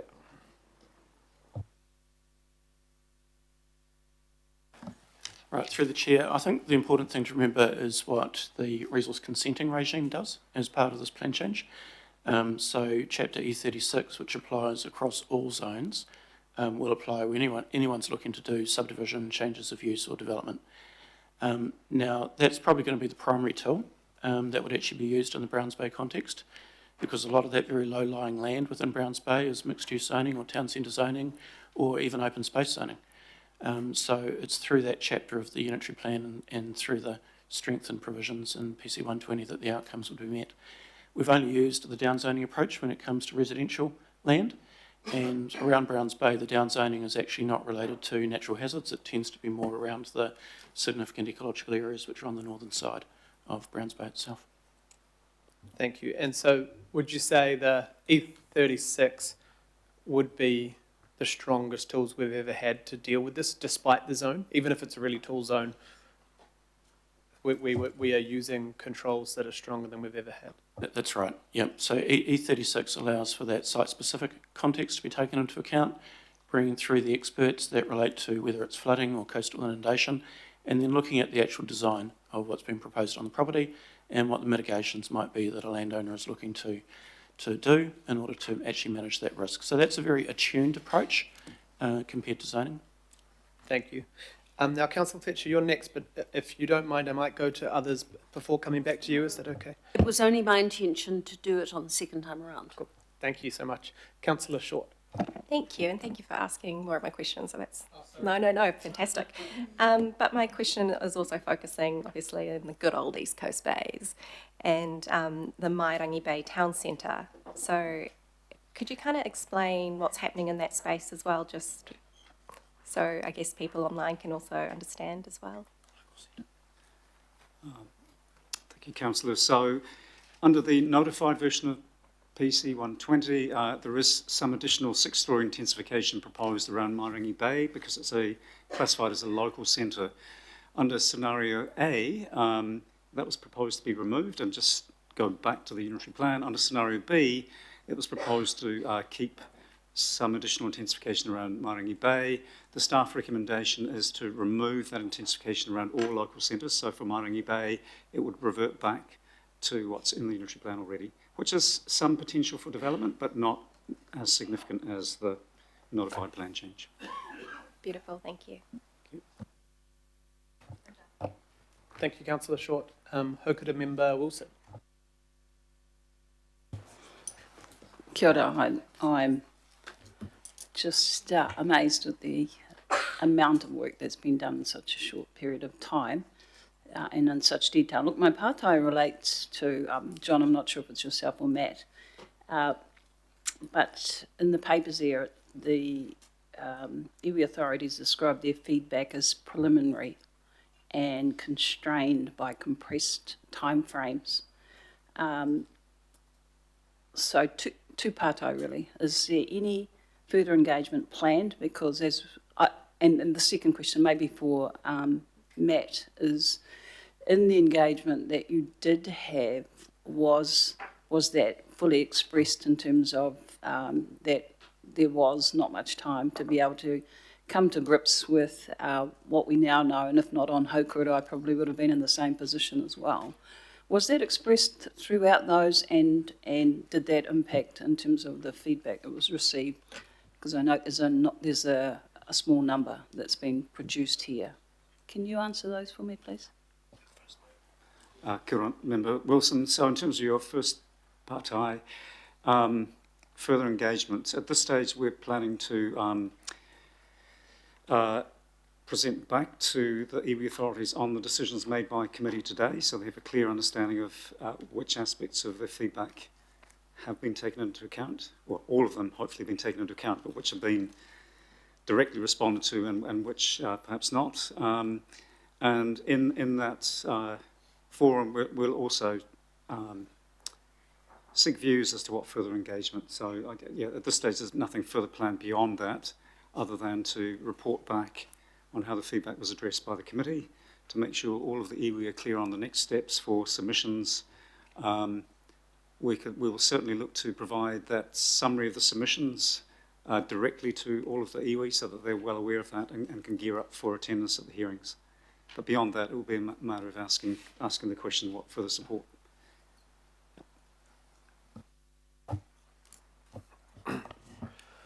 Ko te mea tuatahi, ngā mihi ki o kōroa, he rangatira mā.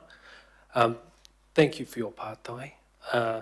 So, in terms of the timeframes of this, I think it's pretty commonly accepted across all sectors, including iwi mana whenua, that it has been a very compressed timeframe, both through the Plan Change 120 process and through this amended process in order to meet those statutory timelines.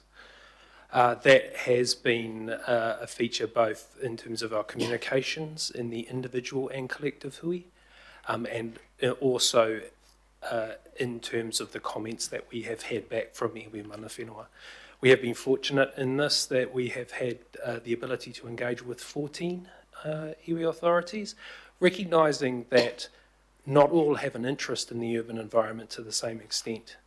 And indeed, many of those iwi authorities that didn't engage with us are those ones that are located in rural areas, and their rohi, their areas of interest, extend outside the intensification aspects, but not the natural hazard aspects of this plan change. In terms of mitigation, as we did to mitigate these time shortcomings, we have, through the initial plan change 120 and through this amended process, made funding and resourcing available to our iwi mana whenua partners to assist in their understanding of this, and this goes through up until the time when we notify the process, which then council withdraws into their statutory role.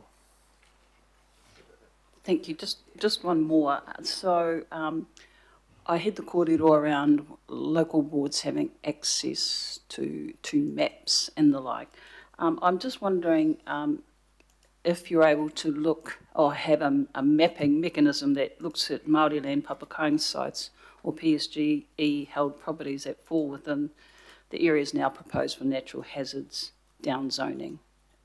Do you have that mechanism at all? We do. So for this plan change amendment process, the dynamic GIS viewer wasn't available for to any parties, I think, be they local boards or iwi authorities. So we provided the static maps. However, prior to the notification of plan change 120, we were engaging with a live GIS viewer, which included the tangata whenua layer of GIS, which includes treaty settlement land, Māori land, and other features of interest on the council GIS. So there was an ability to see those. Thank you. Kia ora. Councillor Henderson. Then I have Deputy Mayor Councillor Ferry and then Member Ngāti Mubler. Thanks, Chair. Permit me your indulgence, colleagues, because I'm a servant of many people, including my local boards. And so I have to ask a few cues around their specific feedback, which I thought was very interesting. Henderson Massey pointed out the Te Atatu Peninsula is a very unique geography, one road in, one road out, and all the rest of it. So can I just clarify with you, scenario A, scenario B, is there any impact on Te Atatu Peninsula aside from what's already there? What's the impact on Te Atatu? Just have to double check whether it's a town or a local centre. Te Atatu Peninsula would be probably local centre, in which case under the recommended scenario the intensification would be far less than under the scenario A approach. The scenario B would have less intensification than scenario A, is that? For Te Atatu Peninsula. For Te Atatu Peninsula, awesome. Thank you, that's good to hear. Similarly, the Waitakere, thank you for that, by the way. I know it's a bit of a difficult one on the hoof. But the Waitakere Rangers local board gave a list of areas, specific areas, as part of their resolution. Can I ask how you handle that feedback? And also, generally, will there be any impact on the heritage area in either scenario? So from memory, the Waitakere local board was looking at potentially using this process to down zone or put more restrictive zoning against the Waitakere Rangers heritage area. The team looked at that and felt that the current approach in the unitary plan adequately protects that interface between the urban area and the Waitakere Rangers, so the feeling was that there wasn't a strong enough case to use this plan change to start putting a more restrictive zoning in place on that edge. Where you have a walkable catchment coming close to the Waitakere Rangers, again, from memory, the team didn't feel there was anything close enough to be of any concern in terms of impacts on the Rangers. Okay, I appreciate that. So one more specific to my ward, and I've been looking at the maps, but sorry if I'm a little bit confused, but I saw the slide there around walkable catchments outside 10 kilometres from the city centre, which had heights of 10 to 15 stories. Can I just double check with you, Henderson Metropolitan Centre? So I couldn't quite make that out. How are we looking in terms of heights? Because we're currently building towers that are pretty fantastic, and they're much higher than 6 stories. So the Metropolitan Centre has a height limit of roughly 18 stories, well beyond the 10 or 15 in the commercial area. What we're talking about today is the walkable catchments adjacent to the metro centres, and under the notified plan change 120, I think, Henderson, that walkable residential area was possibly 10 stories. Under scenarios A and B, it would go up to 6 stories, but there's still land within the commercial part of the centre that can go well beyond the 10 or the 15. And Phil Reid here has just double-checked the Te Aratu question, and under A or B, or the staff recommended approach, because it's a town centre, not a local centre, it would retain its intensification as per Plan Change 120, so there would be no difference between A or the staff recommendation. That's the same. Yeah, okay, cool. So I appreciate that. Thanks very much for checking that. The Devonport Takapuna Local Board had, I thought, a really valid concern around partial withdrawal, which is that they don't support partial withdrawal of the plan change, as this would remove the submission rights of persons who may still have views on the plan change more broadly. What is the view of officers about that concern? The view is that that has to be balanced with the scale and complexity, time and cost for many other submitters, the council itself, in having a very wide open hearings process where all aspects of PC 120, including the notified version of the 2 million, would be up for debate, submissions, evidence. So in balancing the ability of some individuals who may find that the submission is no longer in scope, and that lost opportunity at this point in time, with that broader concern around the time, the cost, the complexity, the potential for a very different plan change to come back from the hearings panel. On balance, the recommendation is to lean towards the withdrawal in part. I will also say, as has been talked about, that this isn't the end of planning in Auckland. There will be other processes. As we have heard, there will be a requirement from government to produce a new plan sometime in the next few years, and those submitters who've missed out, that would certainly be an opportunity for them to progress their submission in the future. Thank you. And last one that I have prepared. There's been some discussion around special character already today, and can I just, so I really want to put a fine point on this because of the concerns. Is it true that no matter which option we select, around 77% of the sites currently protected will retain that special character protection? And is it also true that they are predominantly in the central city suburbs like Ponsonby, Herne Bay and Greyland? Councillor, the figure I had was slightly less than 77%. We'd have to check in with our heritage team again, but it is still well over half. I think I mentioned 2/3. It's probably somewhere between the 2/3 and the 77% would continue to have the protection under this plan change. And yes, those suburbs are predominantly in almost exclusively within the 10-kilometre area. They are in the inner suburbs and the lower suburbs of the North Shore. Cool. Thank you very much. Thanks, Jim. Thank you. And just to clarify, because I have had some questions from local boards, Councillor Henderson, the Te Aratu Peninsula already has a walkable catchment of 6 stories, far beyond the legal walkable catchment, all the way down Te Aratu Road to the motorway. That is not being added. That is a unitary plan. It's one of the widest fab zones in the whole city. And Te Aratu South has been removed under the proposal from having a walkable catchment. But some people hearing what we've just said might look at this and go, well, why is so much of Te Aratu Peninsula 6 stories? Well, it already was 10 years ago. Yeah. Right, Deputy Mayor. Thank you, John. Thank you. I had a couple of questions around the Ōrākei recommendations, but you've covered that in your intro. So I've got one question for you, Megan, and one for you, John. Because, of course, when we talk about intensification, the question is often about, do you have the infrastructure to support it? So is it true that compared to PC 120 and PC 78, the staff recommendation aligns more strongly with where we currently have infrastructure and where we have it planned? Yes. Great, thank you. I think that's really important. And John, another question for you. Is it true that your staff option gives the IHP more flexibility than, say, option A? And if that is indeed the case, why is that a good thing? Deputy Mayor, that is correct, that it does provide more flexibility for the panel if you were to endorse the staff recommendation. The scenario A is effectively the legal minimum, and it has a small buffer above the 1.4 million, whereas the recommended option has a bigger buffer. And what that means is that the panel are looking at submissions. For example, a submission saying that the walkable catchments are too wide, they're too expansive.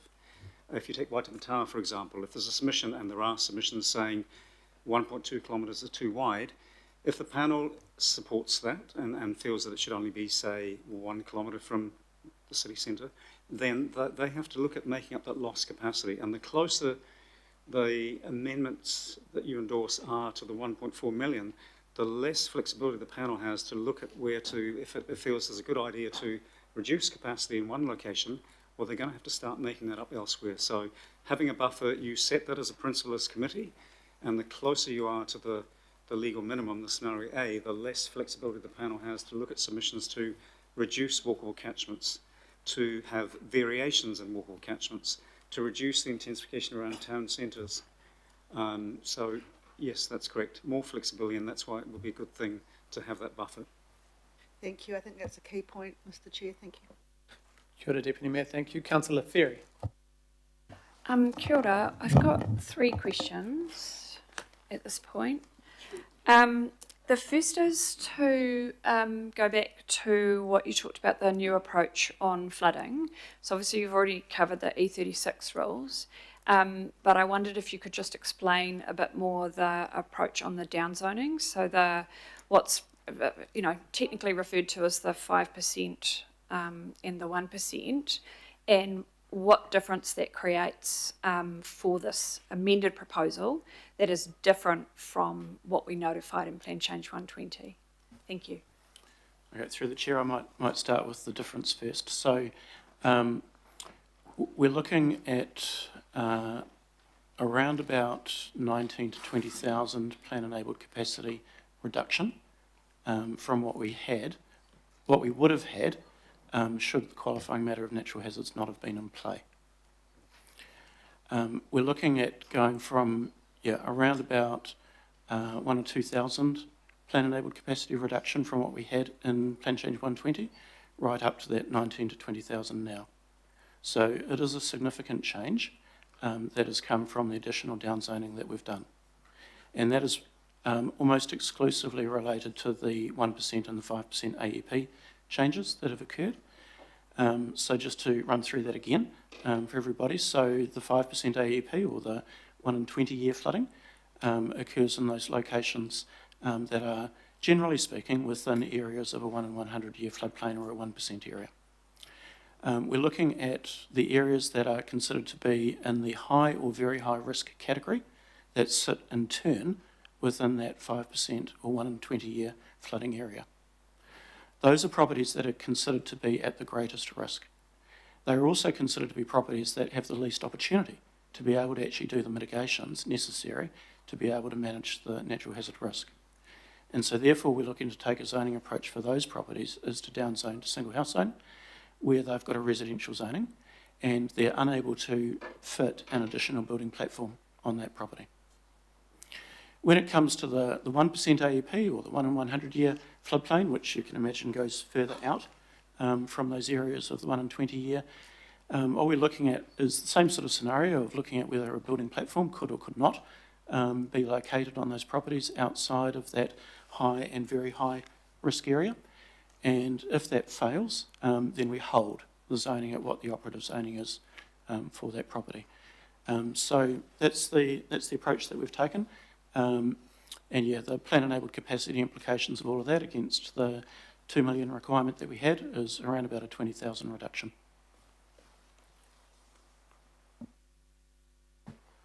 Sorry, I can also clarify a bit more, Councillor Ferry. Just in terms of the other parts of that, as Phil explained, we've expanded it from just using the 1% to now include the 5%. But as part of the update, we're also looking at incorporating the latest rainfall values, because when we were doing PC 120, we had used previous rainfall values, and now that Healthy Waters are able to provide updated rainfall values, we are rerunning the model to include that so that we have a better understanding of what the actual floodplain extents will be based on that updated rainfall data. And so that's why it's taking a bit longer to have that showing on the maps, because it is still something that we're working through at the moment. Thank you. And just a note on the record, I really, really appreciate the work that you've done and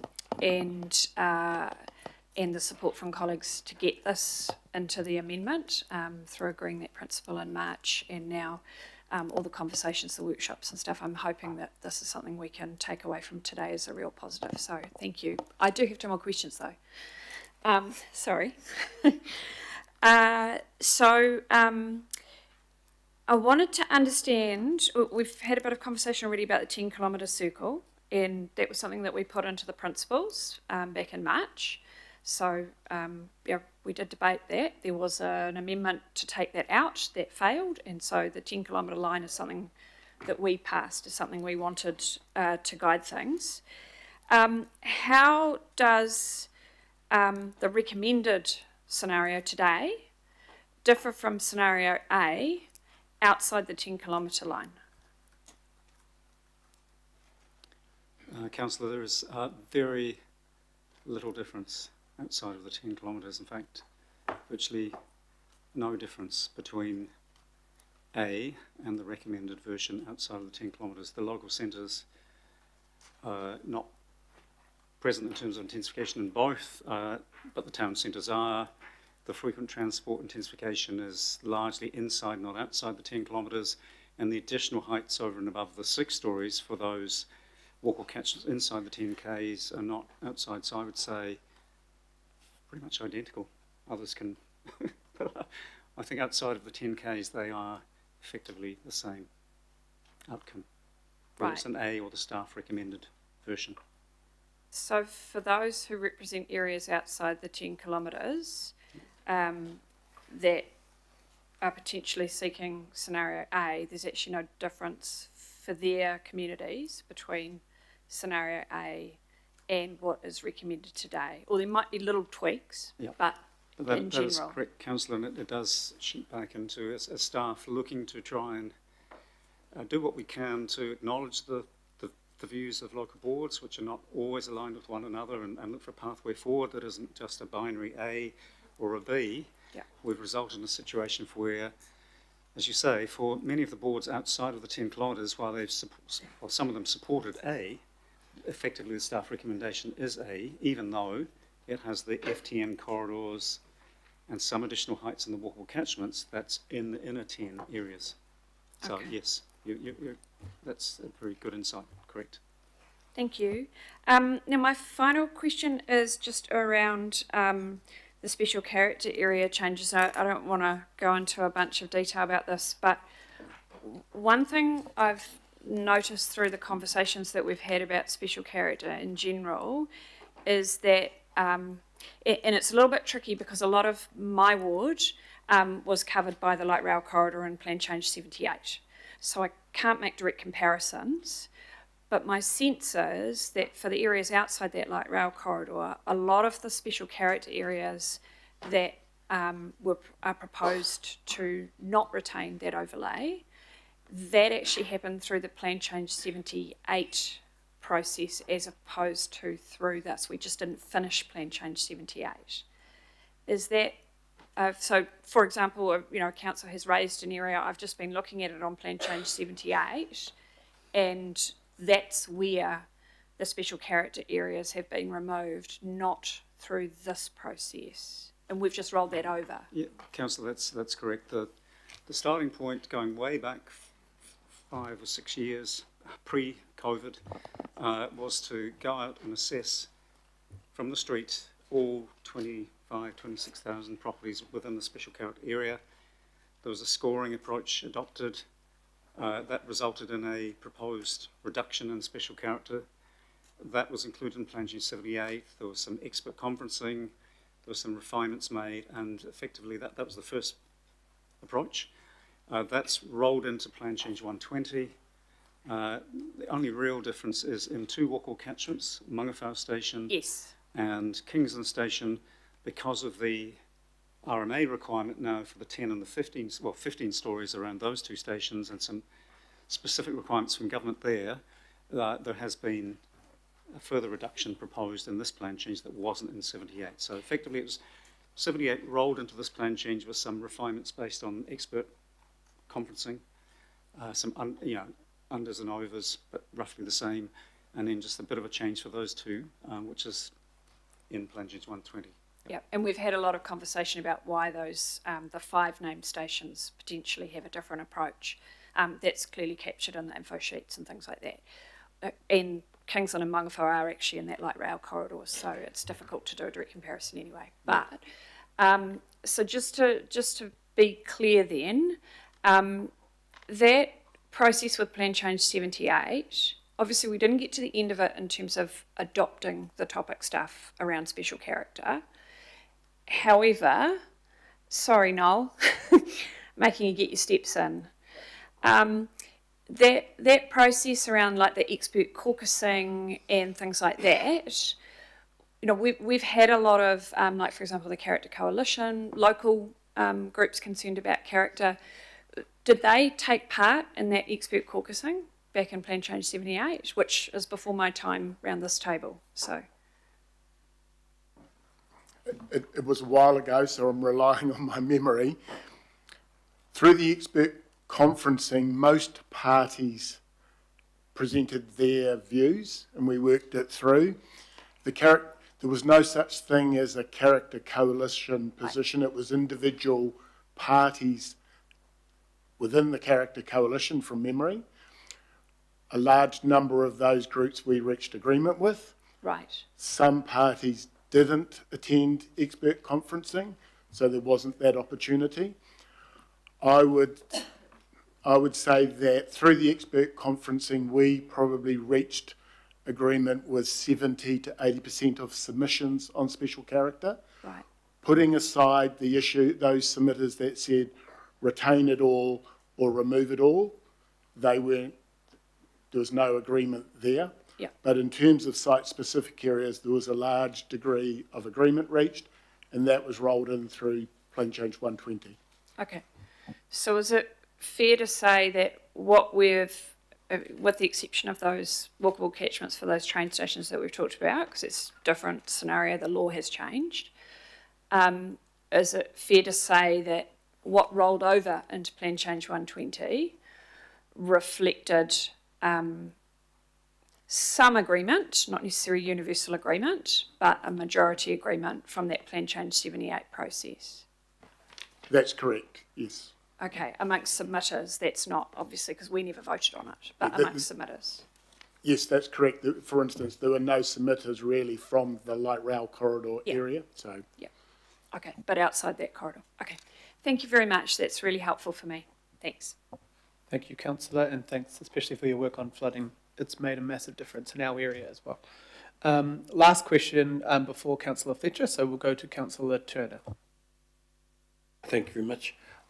Just some of my questions were answered by the chair, but just for my clarity, Te Aratu Peninsula, that housing development that's happened already and is still to happen, is part of the unitary plan and would not be affected by either A or B, correct? Councillor, if you wouldn't mind, we're going to bring that up on the screen and just really, I mean, it's one centre, one of many, but I think it's a good way to demonstrate what's happening here, and I think Te Aratu Peninsula does need a specific mention in light of the mistake we made before. So.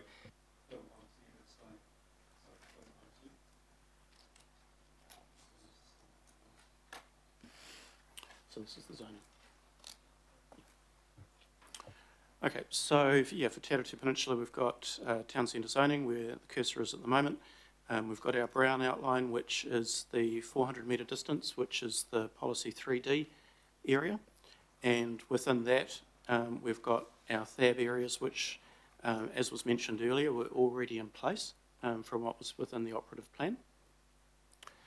So we've got areas of terrace housing and apartment building which go outside of what the NPSUD would have actually driven for as an outcome.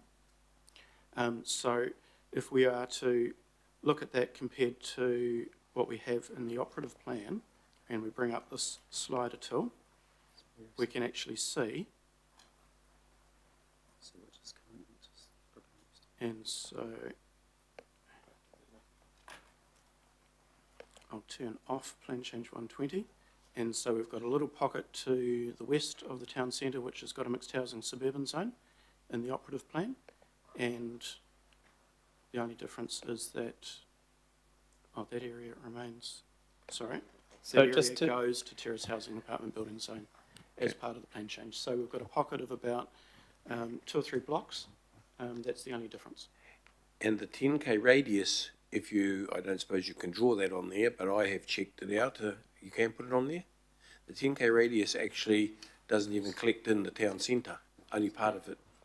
No, so just to clarify, Te Aratu South comes out. It's a local centre, and the feedback is to remove local centres, so that's gone. Town centres, no matter where they are in the city, 10 kilometres or not, must be increased to this intensification. I was still just trying to identify where the 10K radius is, because you haven't actually identified for us the point at which it's going to be measured from. You've said somewhere inside the CBD, correct? Which could be 500 metres. Am I correct? We are pretty certain that it's outside the 10 kilometres, but we're just going to do a measurement here. But in terms of the zoning in Te Aratu, it makes no difference under A or B or the recommended option.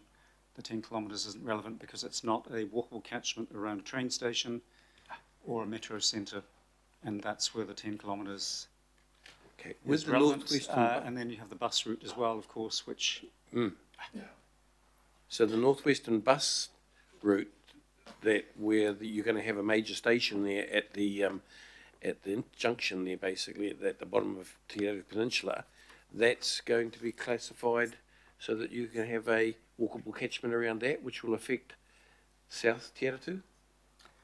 At the point at which that is confirmed as a designation, and it's not confirmed yet, and I think the other key criteria we have is that the station development has to be funded, that's the point at which a walkable catchment would legally be required, but we're not at that point yet. Okay, and when you get to the Henderson area, it's because the Western Line is the only line which is actually statutorily mentioned in the government's legislation, like the one it's got the 5 stations mentioned on it, but they're all on what you'd call the inner Western.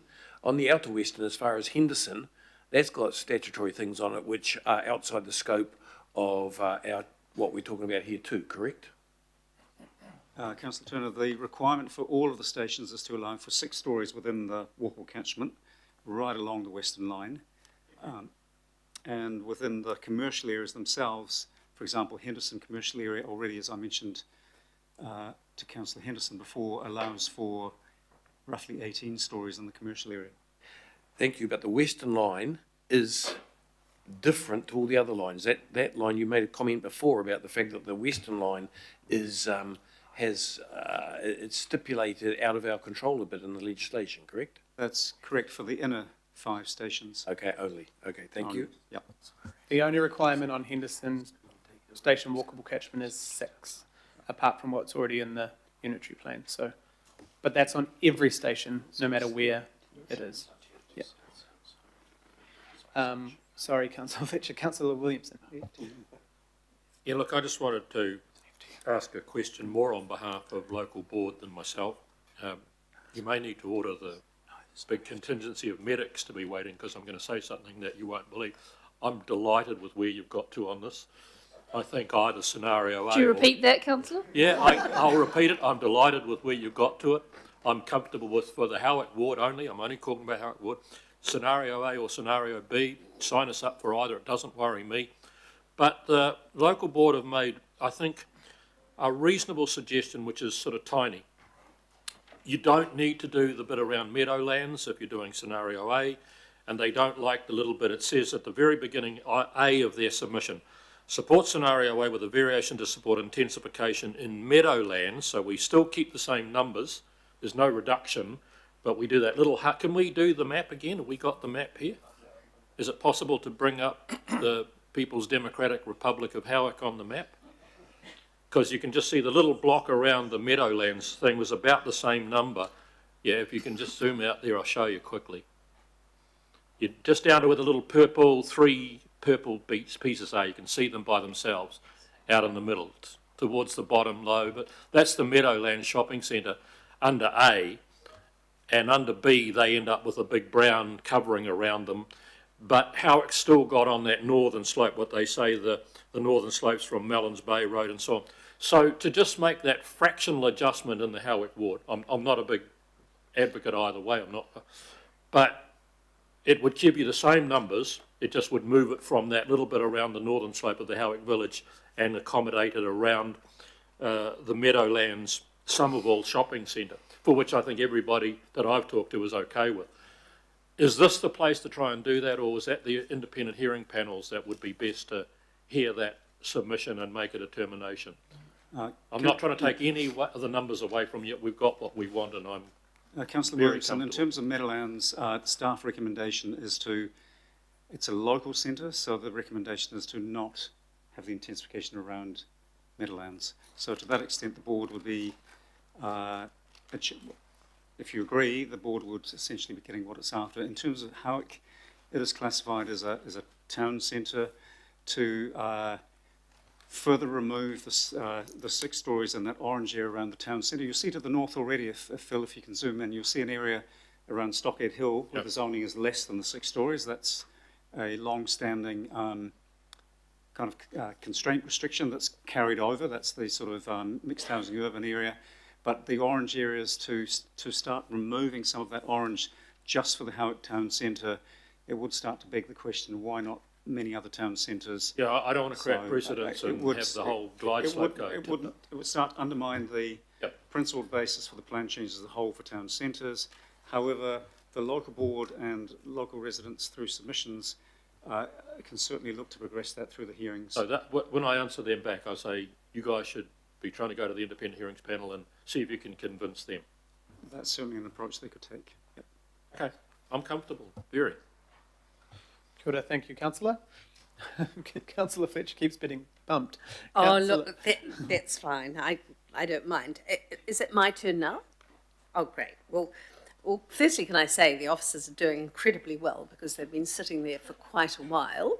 And we had a long debate earlier this morning on governance, and it just struck me that sometimes we just get so process-driven with planning that we can lose sight of what we're trying to achieve strategically. And I know what you are trying to respond to us today is more of that strategic oversight.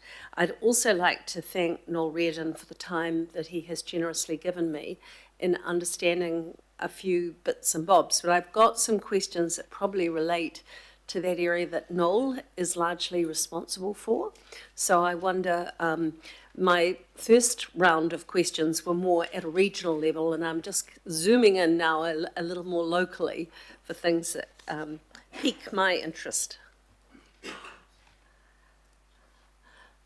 Noel, what percentage of residential zoned land is within the 10K area that we've been discussing today of SCAs? I'm sorry, I haven't got that information in front of me. I do know it's somewhere, and I will find it. Okay, that's fine. I can come back then. I'll come back then to you, John, while Noel's getting that information. And this is really in trying to respond to locals who are, you know, obviously the Aberdeen Puketapapa area is with the Western Line. There is the need for a lot more intensification.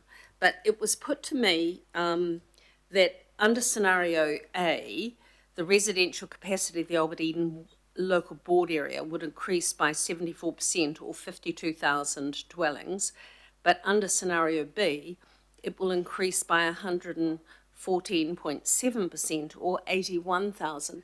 Can you confirm that? Because I didn't know the answer to that. And it was locals coming to me talking about, you know, A or B or what that actually meant for them. Because, you know, there's a big difference then for them. And what we've been trying to do is to look rather more strategically, but that was sort of specific to the feeling of pressure by those locals. So, John, if you could comment. Councillor Fletcher, so the big difference between A and B for the board, you mentioned this Puetapapa or Albert Eden or both? No, this was just Albert Eden. Albert Eden. So the big difference between A and B is the inclusion of some local centres in B but not A, and the inclusion of the frequent transport corridors in B, not A. So that would account for the extra capacity that B provides for relative to A. The specific numbers, we have Sarah Lomas here. I think she's... No, well, I've sort of had some contact with Sarah, but I mean, we've all been trying to work under time restraints, and we've been trying to get information because it would be good to be able to satisfy concerns of locals, and I appreciate Sarah as well, so thank you. So we can certainly provide that. But it's the set way for me to come into what is a reoccurring theme from people, and that is that in either A or B, they more than double in terms of capacity. And the feeling that amongst locals that the retention, therefore, of a few more high quality SSA properties in Mount Eden and Kingsland wouldn't really make a discernible difference in terms of the overall quantum. So, which is going to lead me into Noel coming up with all sorts of sterling answers here.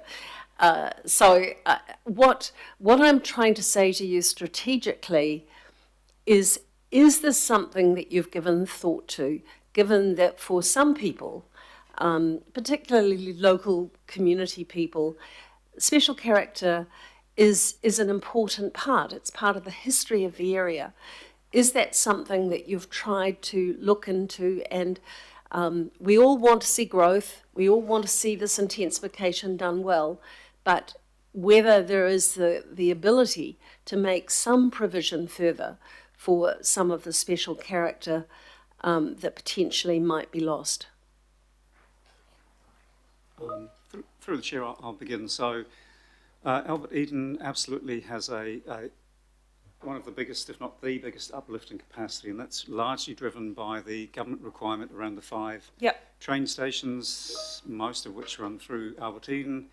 Also the requirement around town centres and local centres. So whether it's A or B, there is a big capacity uplift, more in B than in A for the reasons I mentioned previously. The local board, from memory, was pretty supportive of B. So the it wasn't unanimous, though. It was sort of there was quite a bit of discussion about it, but by majority, yes. With some qualifications and also some recommendations to allow for more capacity in other areas, including outside of the 10 kilometres from memory. That's where the board was situated.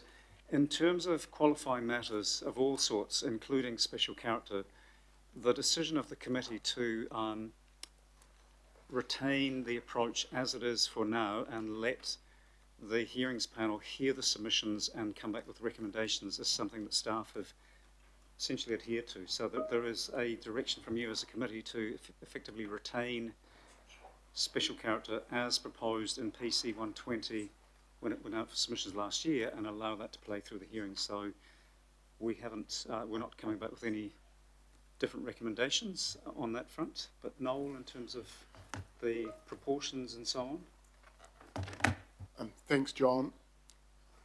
In a general sense, it's about, of all the properties within 10 kilometres, 10% of those properties are special character. I've got the exact figures, but that's in a general sense. Within the walkable catchments of Mangawhau and Kingsland, it's about 10%.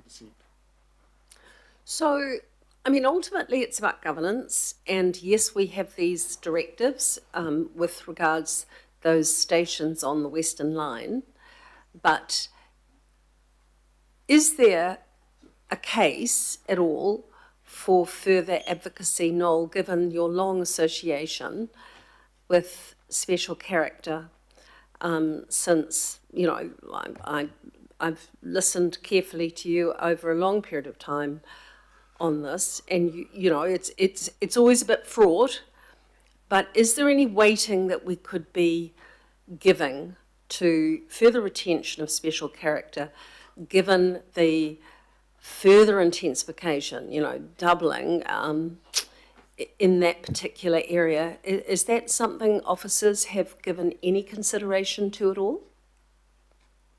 Just to be fair on staff here, during all the workshops and during any decisions, there was no questions in the last 6 months for staff to go away and change, alter,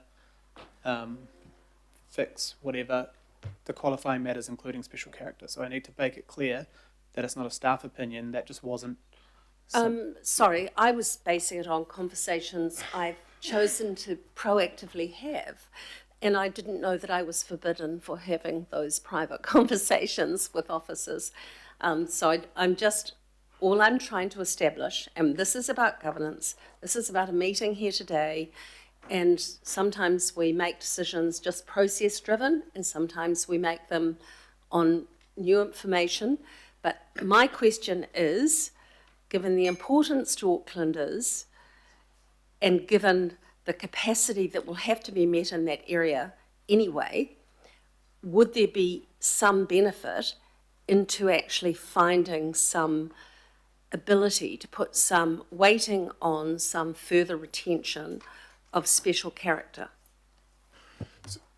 Just a sort of general response to that, this issue was canvassed extensively through Plan Change 78 and its preparation, and that balance between the amount of special character to be retained as a qualifying matter and the need and the drive for intensification was discussed extensively then at political meetings, and the council arrived at its position, and that was adopted through Plan Change 78 and largely rolled over through Plan Change 120.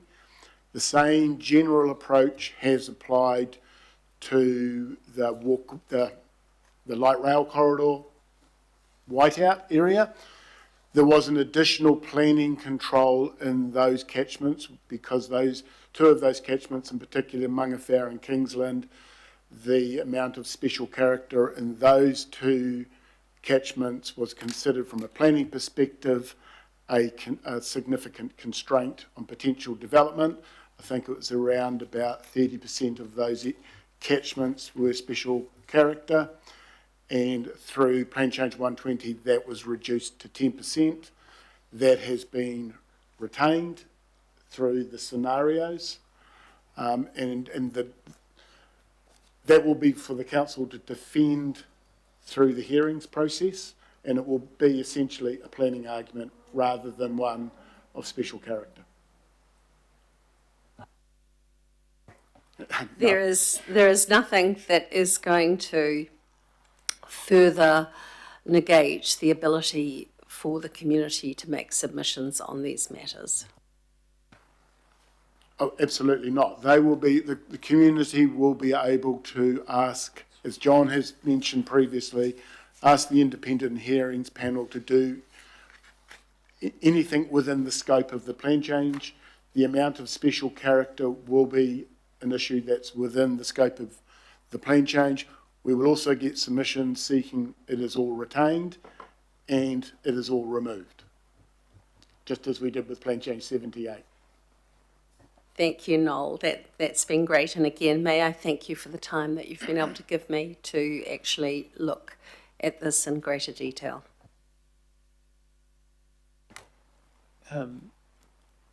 Thank you. Just to clarify on that one, just to make sure we've got it. And I know we can all have conversations on our own, and that's absolutely awesome. That's what we're supposed to be doing as well. But my understanding is there was no request for that work to be done in March, am I incorrect in saying even the amendments included no change to qualifying matters? That's correct. As I understood, I've received no instructions to do any further work on special character. The work we have completed was done for Plan Change 78, and that's been rolled over. And that was not brought up at workshops or any of the meetings? Cool. Thank you. Councillor Sayers. Thank you, Richard. Through the chair, I just want to clarify, was one of the purposes of P1 Plan Change 120 to better align council infrastructure with the new housing? Is that one of the kind of drivers behind why this has been initiated? Councillor says, I guess it's probably the other way around. It's a requirement from government to align our land use and our zoning and our housing with transport infrastructure. So this What about other infrastructure? In terms of other infrastructure, there is nothing specific in the NPSUD. There is an opportunity to, over time, align council water care investment in water, wastewater infrastructure, government investment in schools, other community facilities, healthcare, with the growing city, which under a plan change like this has more of the development likely to happen around the transport hubs, the centres and the stations. So possibly I haven't answered your question. No, you have, John. Megan, you might have picked that up. Maybe you have a better response. No, that was great, John. I think I'd probably characterise the government's position more around, if they are making an assumption that with the right tools, growth will pay for growth, and therefore infrastructure can meet the requirements. It doesn't kind of really matter where it is. This council doesn't have that view. So a little bit in response to the Deputy Mayor's question, this plan change does better align kind of where we have infrastructure now or planned, but there's not even Plan Change 78 wasn't a direct correlation between, where infrastructure is and therefore where housing is. So I wouldn't characterise probably the government's thinking on that as the same as ours. Okay. So I guess the purpose of that question, and just trying to understand more the drivers, like we've got a compulsory mandate from the government to try, build this more compact city and try and utilise infrastructure, particularly transport infrastructure. I've just heard, yet that same government is through its fast track processes is allowing new housing where it's impossible for us to get that infrastructure stretched out to. So that's the reason for my question, Megan. It's like, on one hand, it seems to me like they're trying to get better bang for buck and growth paid for growth, yet we're going to have to spend hundreds and hundreds of millions, if we can at all, to stretch roading and other public infrastructure, transport infrastructure and other infrastructure to these new housing developments, which is just seems counterintuitive. So I don't know if you'd like to comment on that, but that was the reason for my line of questioning. No, I think you've done that really well, because you're right, and of course this plan change is about the urban area or residential, whatever you want to call it. It's not about the greenfields, and so that's a real challenge for us, particularly in the greenfields, a little bit in Brown, but mainly in the greenfields. This conversation we're having today is about residential housing type growth and some business, but really about housing. The bigger challenge we have across the system is that I think the government's kind of view about this, i.e. you can put development anywhere as long as, growth pays for growth and the developer deals with infrastructure. That is not this council's position.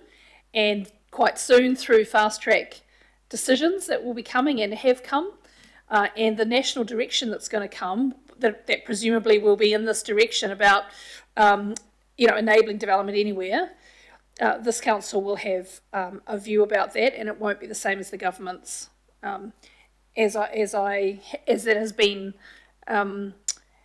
explained by this council at this stage. So there's a real challenge coming. Well, if I may, Chair, I think that's a really helpful answer, and I appreciate that. I guess I I'll try and phrase this as a question, but I guess it doesn't matter what we say.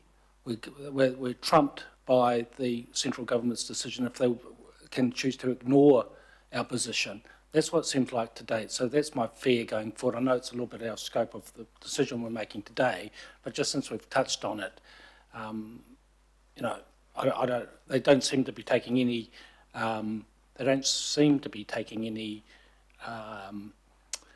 kind of or making acknowledgement or taking any advice from what we're giving them around these fast track processes.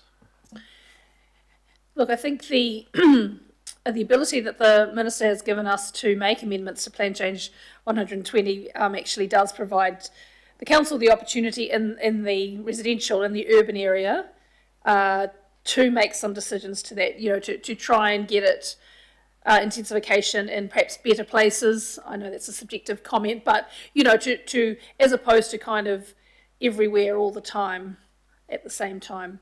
So it allows us to be a little bit more nuanced, which is a good thing. The bigger system question you have, and greenfields, you're right, and I know this will be a conversation through the long-term plan as well for you, where that's around 10 years of infrastructure spend and priority areas for this council to deliver infrastructure. This is where this bigger question of how Auckland will develop will come to sharp focus, and I think some fast track, you'll be asked to perhaps make some decisions to appeal or look at what are council's next steps about some fast tracks that will be likely approved in the near future. Thank you very much. Thank you, Chair. So if I may just have one point of relevance, just coming back from the strategic and fast-track legislation and things outside the scope of the plan change. One thing that is very much in the scope of the plan change is that the Council has received submissions to rezone future urban land, areas without the infrastructure, on PC 120. So one of the advantages in the recommendation to withdraw in part is that would make it very clear-cut that those submissions have no place in the PC 120 process if you chose to withdraw in part. Thank you. Right, so we are done on questions. We will get the staff to move back. I know that some people have already got a cup of tea, but I think we're going to take a 10-minute break. I did bring some biscuits, but half of them are gone, but get in quick if you want one. Have a break and we'll be back at, well, let's just say 4 o'clock because it will be 12 minutes. Yep, so staff can have some time as well. Thank you. So thank you very much, staff, but we are complete with you at this stage. There may be questions on the amendments, though. Thank you.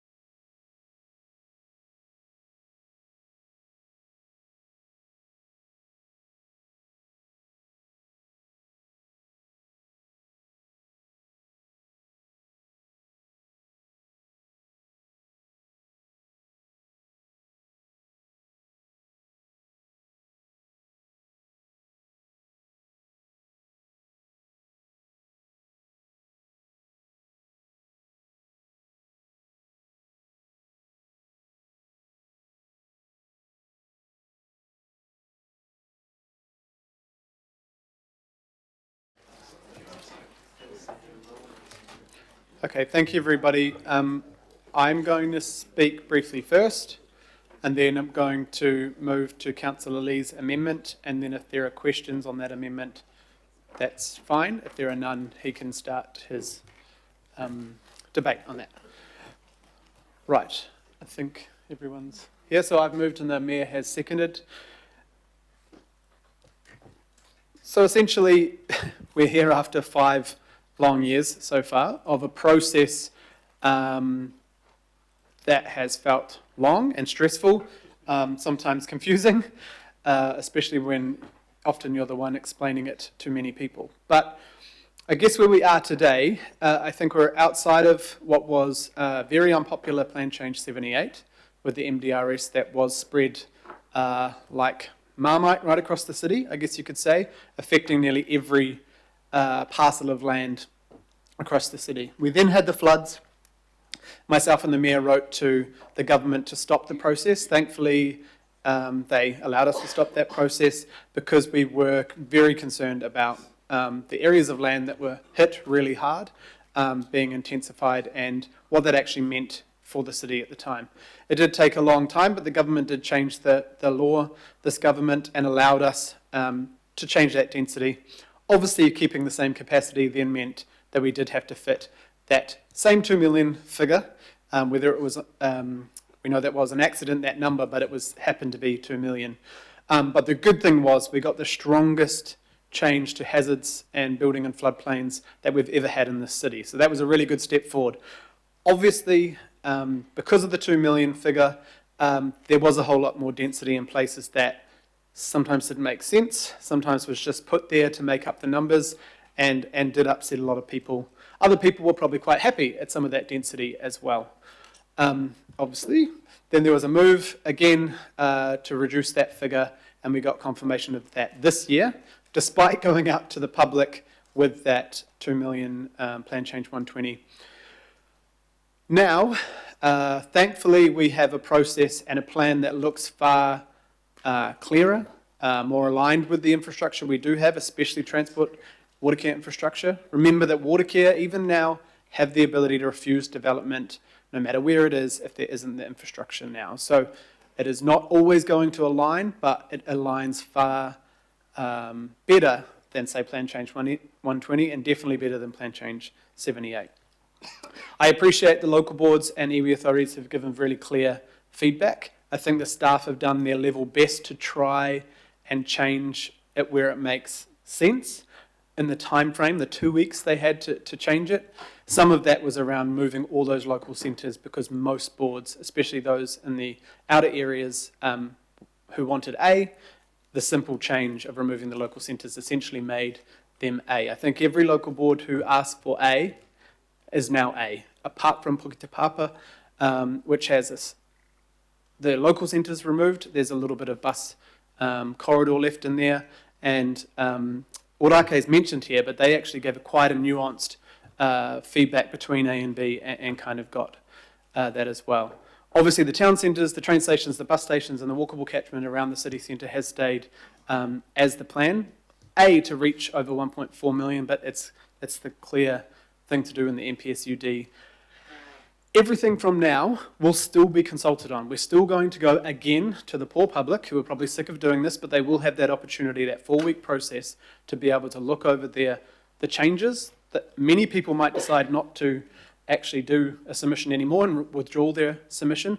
Others might be grumpy that the density's gone down in their street or their property.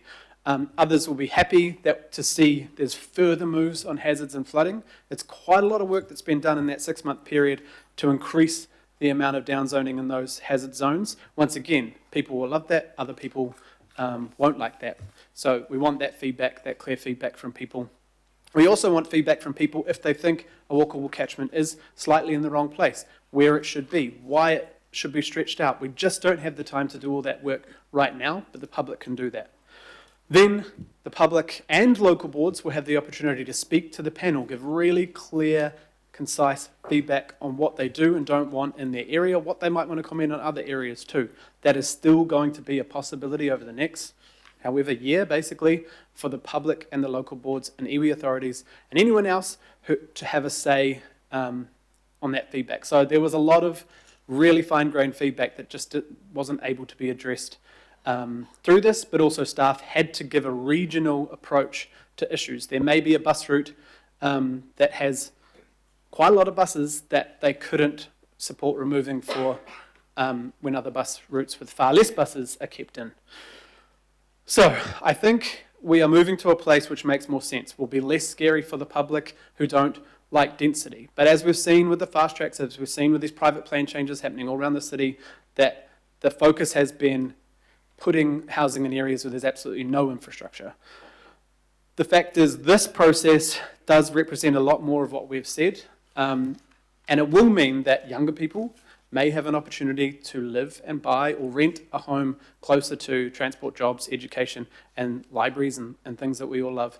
It might give an opportunity for people to downsize from their family property, to live within the community they've lived their whole lives, or brought up their family if they have children.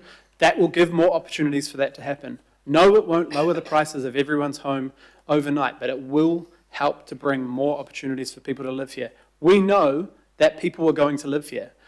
Before the unitary plan, your population was pretty flat, and then with about 4 years, we had 400,000 more people come live here in a 4-year period. That will likely happen again at some point, and I think this is a better plan to show that. So I hope today we can move forward. It's been 5 years. If we can just move forward, put this out there. If we don't, 2 million will stay. The legislation is very clear. We have an opportunity to reduce density, but the current plan is in place, and we'll keep going with the panel, and it will be approved in some form next year. So I really hope that today we can move forward with the changes so the public can have their say. The government has 23 days left of sitting. They are not going to be rewriting laws again in that time, so we will probably stick with the same plan. Thank you all for this. I know it's been tough, but we will now move to Councillor Lee's amendment, and just want to hope that we can have a positive conversation around this table about the issues, not each other, and I'll appreciate if that can stay that way. Kia ora. Councillor Lee. Thank you very much. I was psyched up to move this amendment around about 11 o'clock this morning, but I should know better. First of all, I want to apologise to the Haukura members.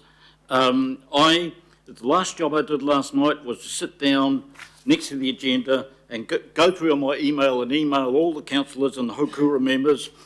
Unfortunately, I went through the Budget and Performance Committee agenda and I sent it to the wrong members, so my apologies on that. Okay, this is not an amendment to withdraw part of the plan change, as the substantive recommended motion is. It's merely to pause it, and for very good reason.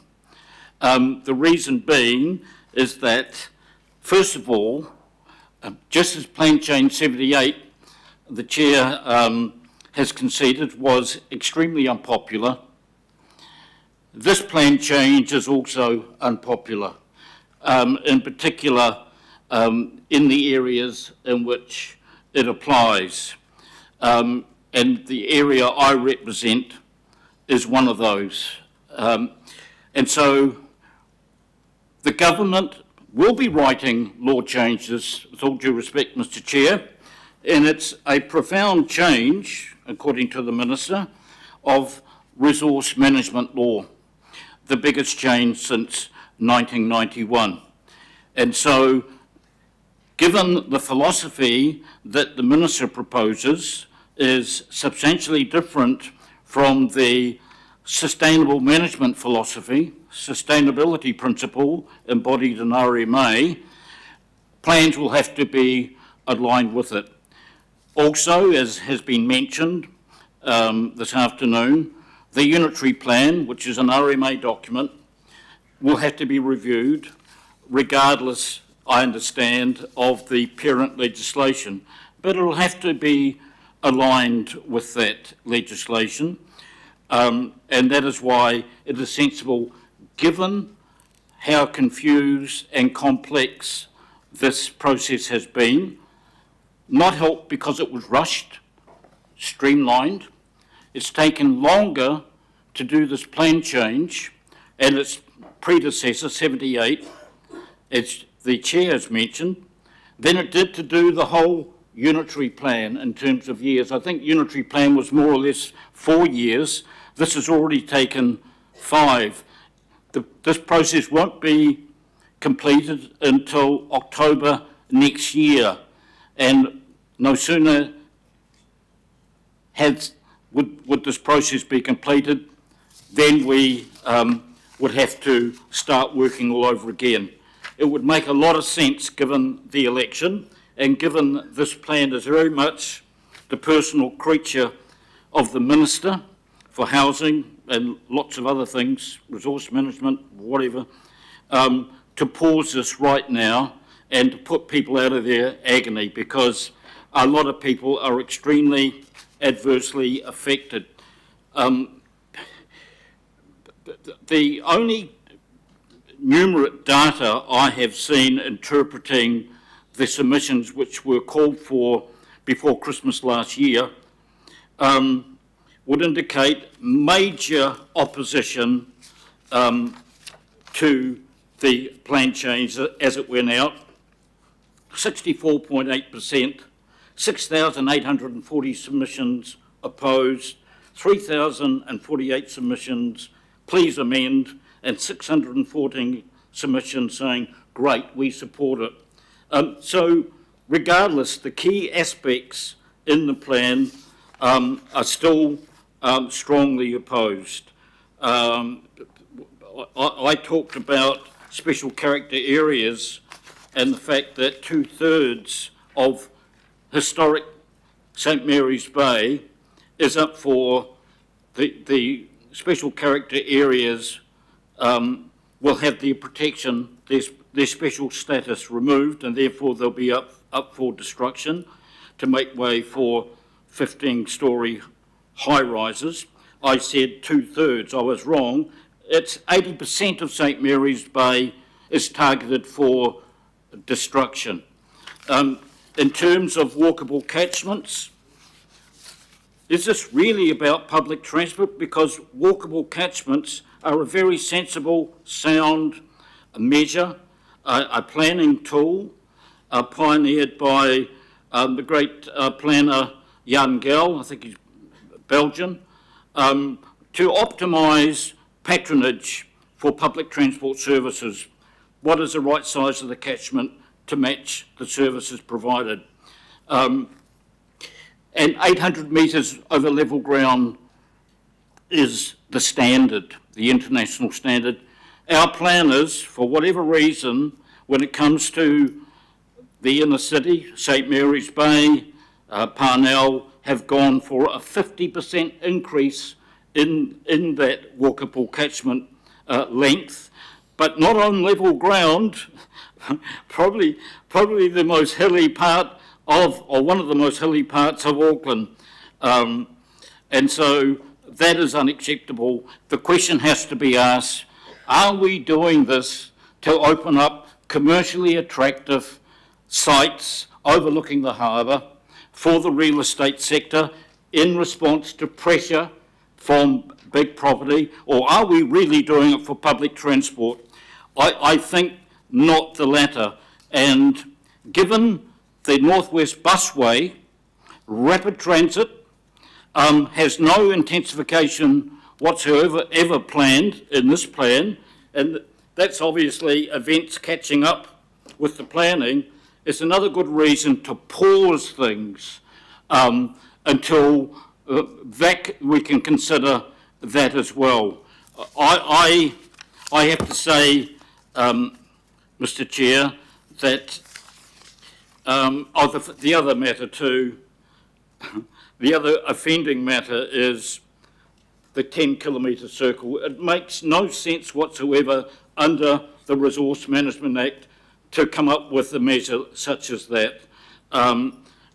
As staff have admitted, there's no Section 32 analysis to back that up. It's purely subjective, and again, it seems to relate to, let's be honest about it, harbour views. Wherever the harbour views are good, that is the commercially attractive area. At the other side of this plan, if you like, is the high rise around railway stations. Now, we had a confidential meeting this morning that related to a certain development.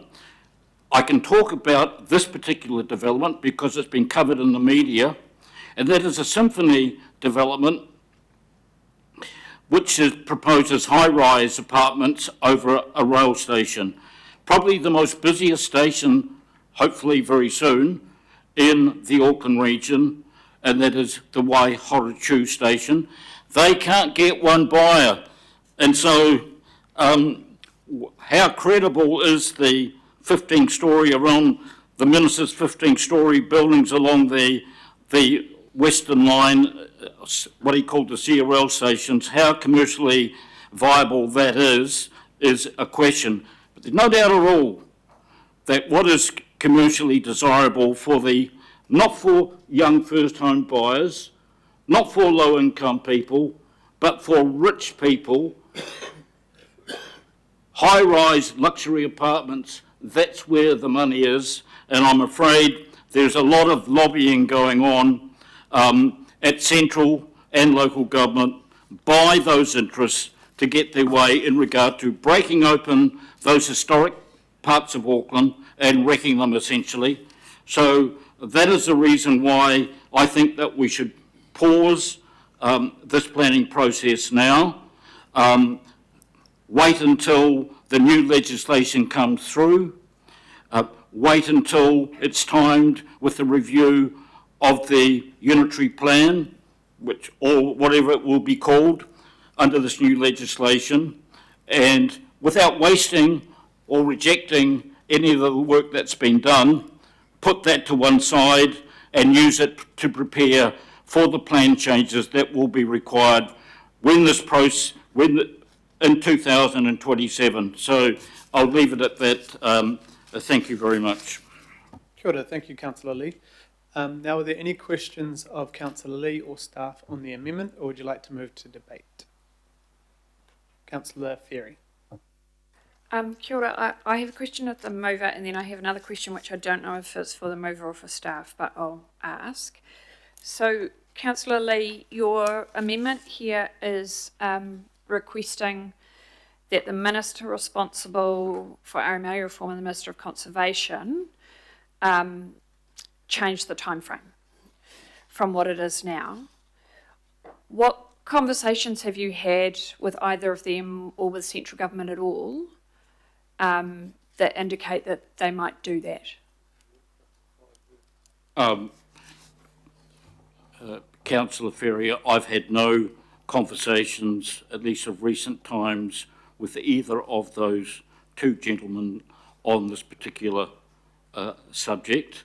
All we're asking for here is to write to them, that the Chief Executive writes to them, to enable us to pause this process, which we are unable to do by ourselves because of the extremely prescriptive role that this Minister in particular has taken upon himself to interfere in Auckland local government, town or urban planning.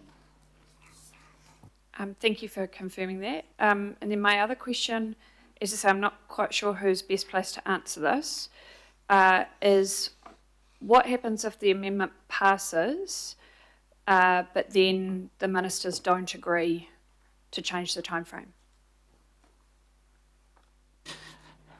The Minister's going to look very bad before the election, I would say, Councillor Ferry, speaking from one politician to another, and so he should if he turns it down.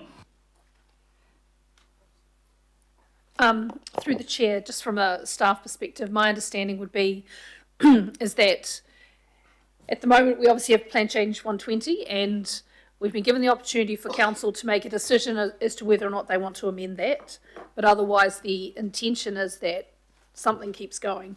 So if this was passed and we wrote a letter to the Minister and the Minister said no, then I think we would come back to you at a committee and say, that's what's happened. Now you have to make a decision. Do you want to amend it or not? So we kind of come back to today again. But if he's, sorry, can I just clarify that? So we come back to today, but assumedly some weeks from now. Yes, so, I mean, let's just say it's a couple of months from now, I'm just making a number up, that we've had the decision, we've contacted the Minister has then come back to us, and if the Minister says, no, I'm not going to pause it or change the time, then what we have is, we have Plan Change 120, which still has a time frame attached to it, so we either continue with that, or you make a decision to amend Plan Change 120, which you're being asked to today. So we will come back to you as a committee once we hear back from the Minister. Yep. And that would be without the time frame having been changed, though. That's on the assumption of the, yes, if the Minister says no. Yep. I have been dealing with Minister Paul Tucker over a marine reserve proposal, and the last time I talked to Chris Bishop was over Auckland Rail. That was some years ago. I haven't been talking to them about this, but I have been talking to Aucklanders, and the overwhelming number of people who oppose the plan, that's what this amendment is about. We've heard from the local boards, we've heard from iwi, we heard from what we think, what the planners think. We haven't, the people who are not in the room are the people whom we are meant to represent. And this is to give voice to their concerns, and I think it's completely authentic, and I think it's a valid request to ask this Minister, this government, and his colleague to pause the whole process because it's become a complicated mess that even this council itself has to withdraw aspects of it. That's the purpose of this amendment. I can't see it can do any harm whatsoever to ask the government. Thank you. Thank you, Councillor Lee. Are there any other questions of Councillor Lee? No. Right. Is there anyone who would like to debate the amendment? No? Oh, Councillor Watson. Councillor Watson, I saw. Oh, Councillor Henderson then. Yeah.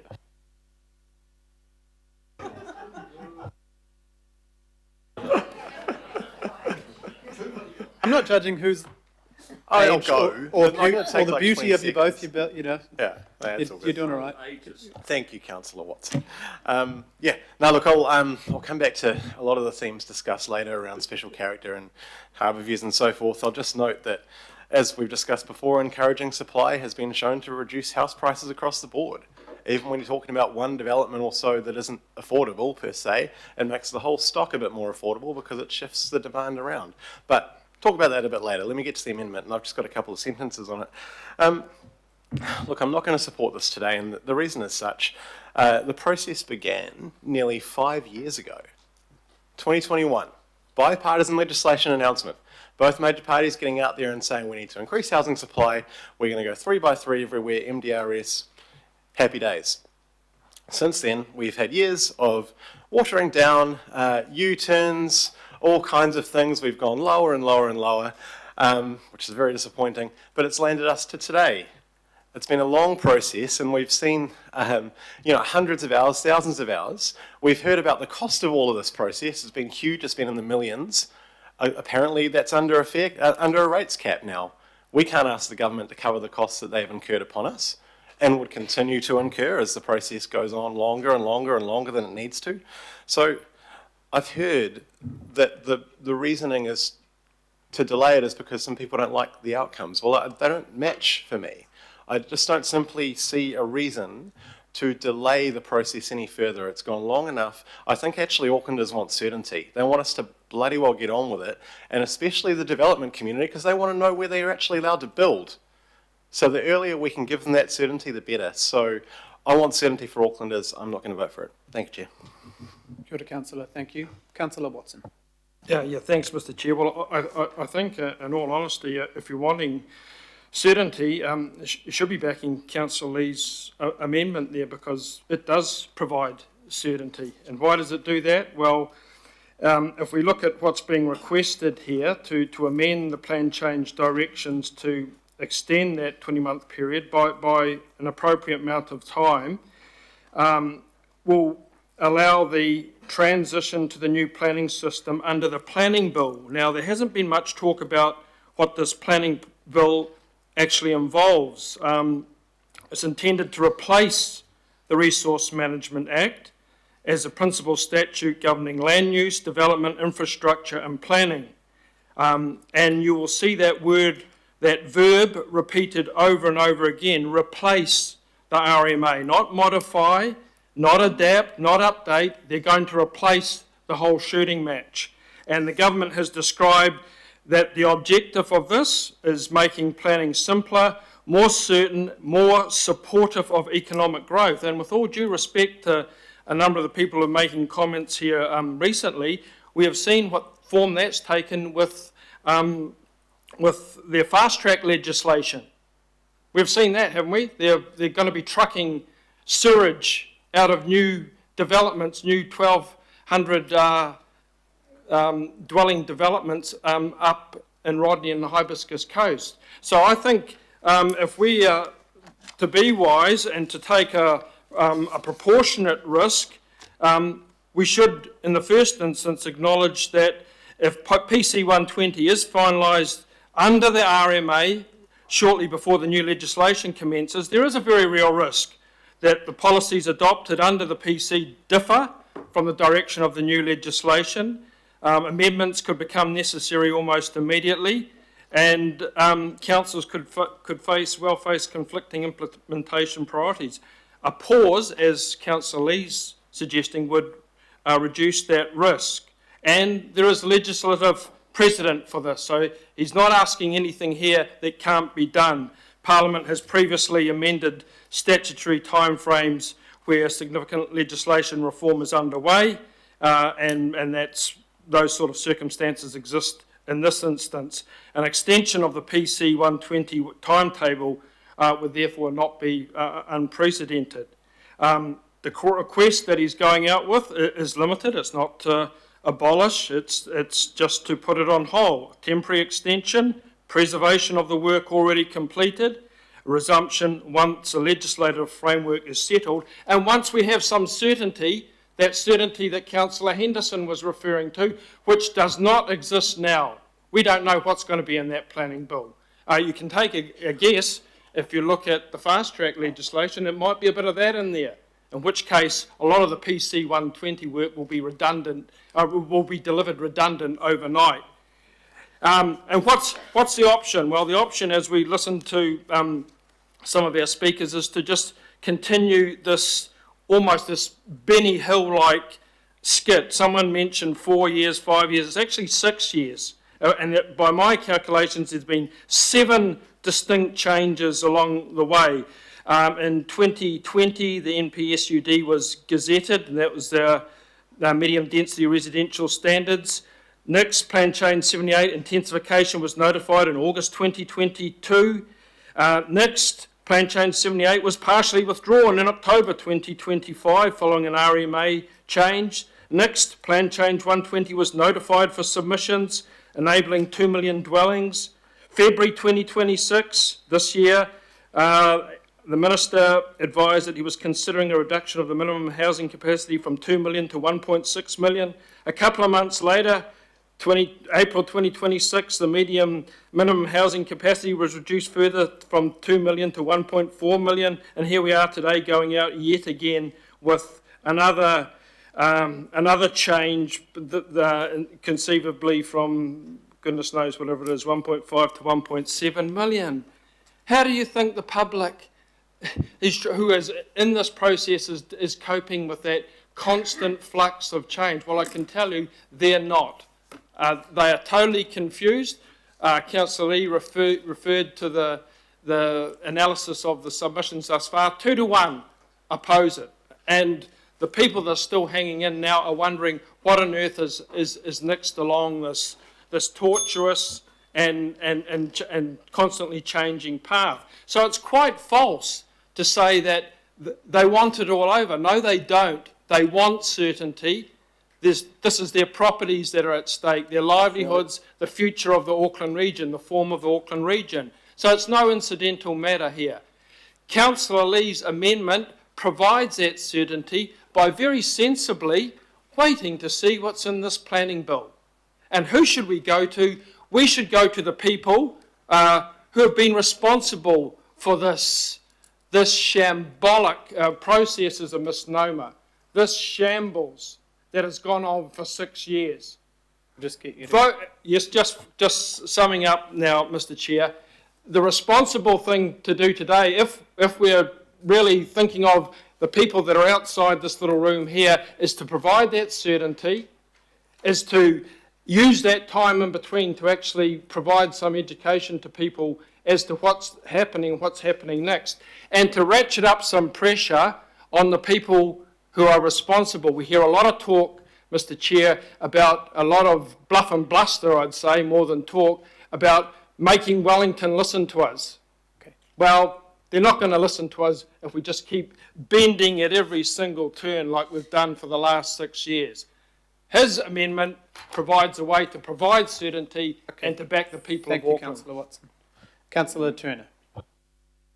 Thank you. Just one thing that has been left out that needs speaking about, in my opinion. It is hugely complicated. The general public don't understand it. They just see the problems, they see what they're experiencing, and they equate it to what we're doing here today. 67% of respondents to the public consultation spoke about on-street parking. Yet that's not even part of what we're talking about here today, because it's been deemed as out of scope. And they're all I know people right now who are just sitting back there thinking about that issue, who are going to be struggling with it tonight. So I just think we should pause it and have another go at it. There's no such thing as a sympathy driver's license. You don't get issued a license because you failed your test 10 times in a row. Just because we've been here for a long time and spent a lot of money doesn't mean we've got it right, and we shouldn't put it through just because we've gone through a process. It's not right in the public's eyes. They've said that clearly, and so I support this amendment. Thank you. Thank you, Councillor. Councillor Ferry. Kia ora. I just want to focus on one very specific reason why I won't be supporting this, and that's in regard to the changes around the approach for flooding. A lot of us around this table have supported constituents and community groups who were impacted by the severe weather events in 2023, not just with flooding, but also with coastal inundation and landslides.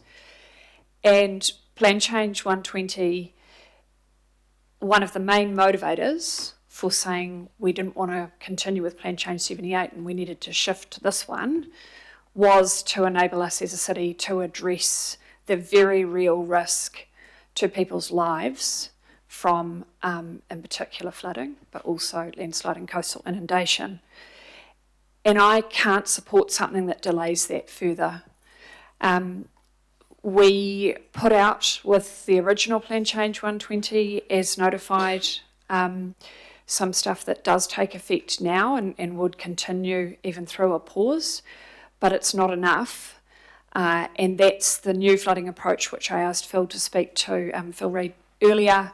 And I want to get that in place for my community, for people who ask me, what is council doing to reduce risk? We're doing a bunch of things, but this is one of the really important ones, the really important signals that we can send to our community that we have learnt from 2023 and that we are taking it seriously.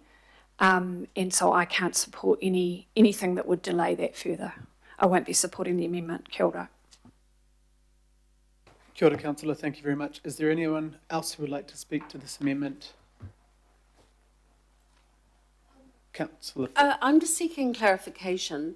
In terms of the application of standing orders today and the way and the timing in which we choose to speak to amendments or to the substantive motion or whatever that might be, could you just give us an indication of how you intend sharing it today so that we don't unwittingly transgress? I think I've pointed that out a couple of times, but I said I would speak, Councillor Lee would speak, if, and I don't want to guess what happens, but if this amendment is lost, then we'll go to the next amendment. Everyone can speak to amendments, and then the substantive, apart from the two movers of the amendments who their speaking turn for the substantive is the amendment. So that's our normal standing orders, yes.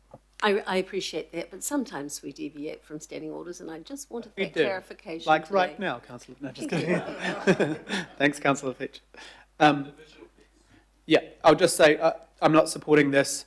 We are saying we want the government to listen. This is the result of the government, rightly or wrongly, listening. So they changed the law for us to do this work, huge amount of work to get here. They announced yesterday that the planning bill changes come into effect in October. From October, it will be 39 months before we are destined to have a new plan, or at least put it out for notification. They've moved the time for the spatial plan to mid-2028. It's quite a long time. So other cities and other regions right across New Zealand implemented MDRS and this process, the MPSUD, in 2024. We are the last. And we are actually the only ones who don't have to put in the MDRS because the government listened to us. So love or hate the government, and many people will know views of mine, but they have listened, and we're now at a place where we have to make a decision, not just keep asking them to re-listen. Right. Division on this. Remember voting for it or against. Thank you. Thank you, members. You're now going to vote through resolve on the amendment that has been on the screen. If you could, we will start the vote, and if you could indicate your preference. Thank you.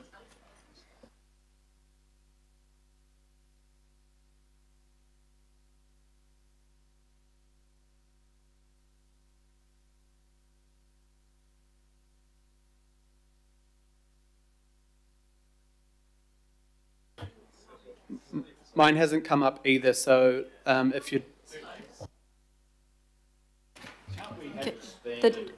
Yeah. So...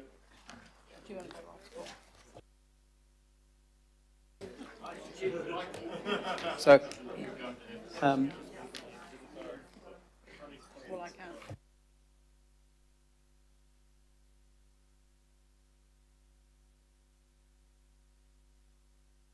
Yeah, because you can see who's not. So we'll just go a little bit old school, members. Duncan will just call out the names of people he doesn't have a vote for, and if you could indicate using your microphone. Councillor Bartley? No. Mayor Brown? No.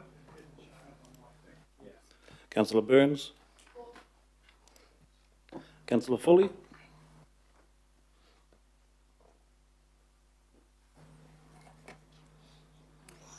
Councillor Foley?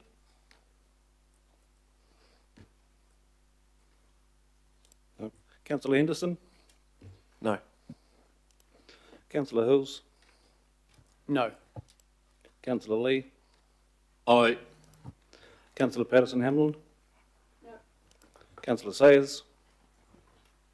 No. Councillor Williamson? For. Member Blair? No. Member Wilson? No.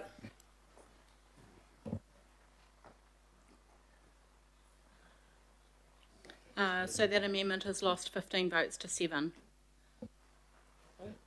Thank you. Right, now we will move to Councillor Gillen's amendment. As this, the results are half and half. All right. It was lost 15 votes to 7. Thank you. Right, Councillor Gillen. Got to hold it longer. Can't get a photo of that. If you just want to turn off your mic, Councillor Sayers, sorry. Oh, thank you. Right, Councillor Gillen, thank you.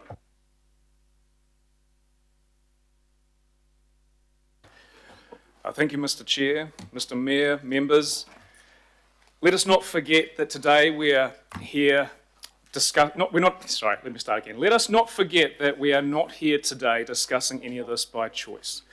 We are here because of previous poor decisions from successive governments who thought it wise to force Auckland to take on unrealistic and unnecessary amounts of dwelling capacity without properly master planning the city and without ensuring that the infrastructure is in place before upzoning, and now with a tight time frame that is constraining our ability to properly plan. Over the last few years, Auckland's planning rules have been contorted and capacity figures of 2 million and 1.4 million have been magicked up, and Aucklanders are tired of it. Mr. Chair, since the last vote we had on this, I have continued to receive a huge amount of correspondence from North Shore constituents and from others across wider Auckland who are really worried. They just cannot understand why we are even contemplating any more intensification.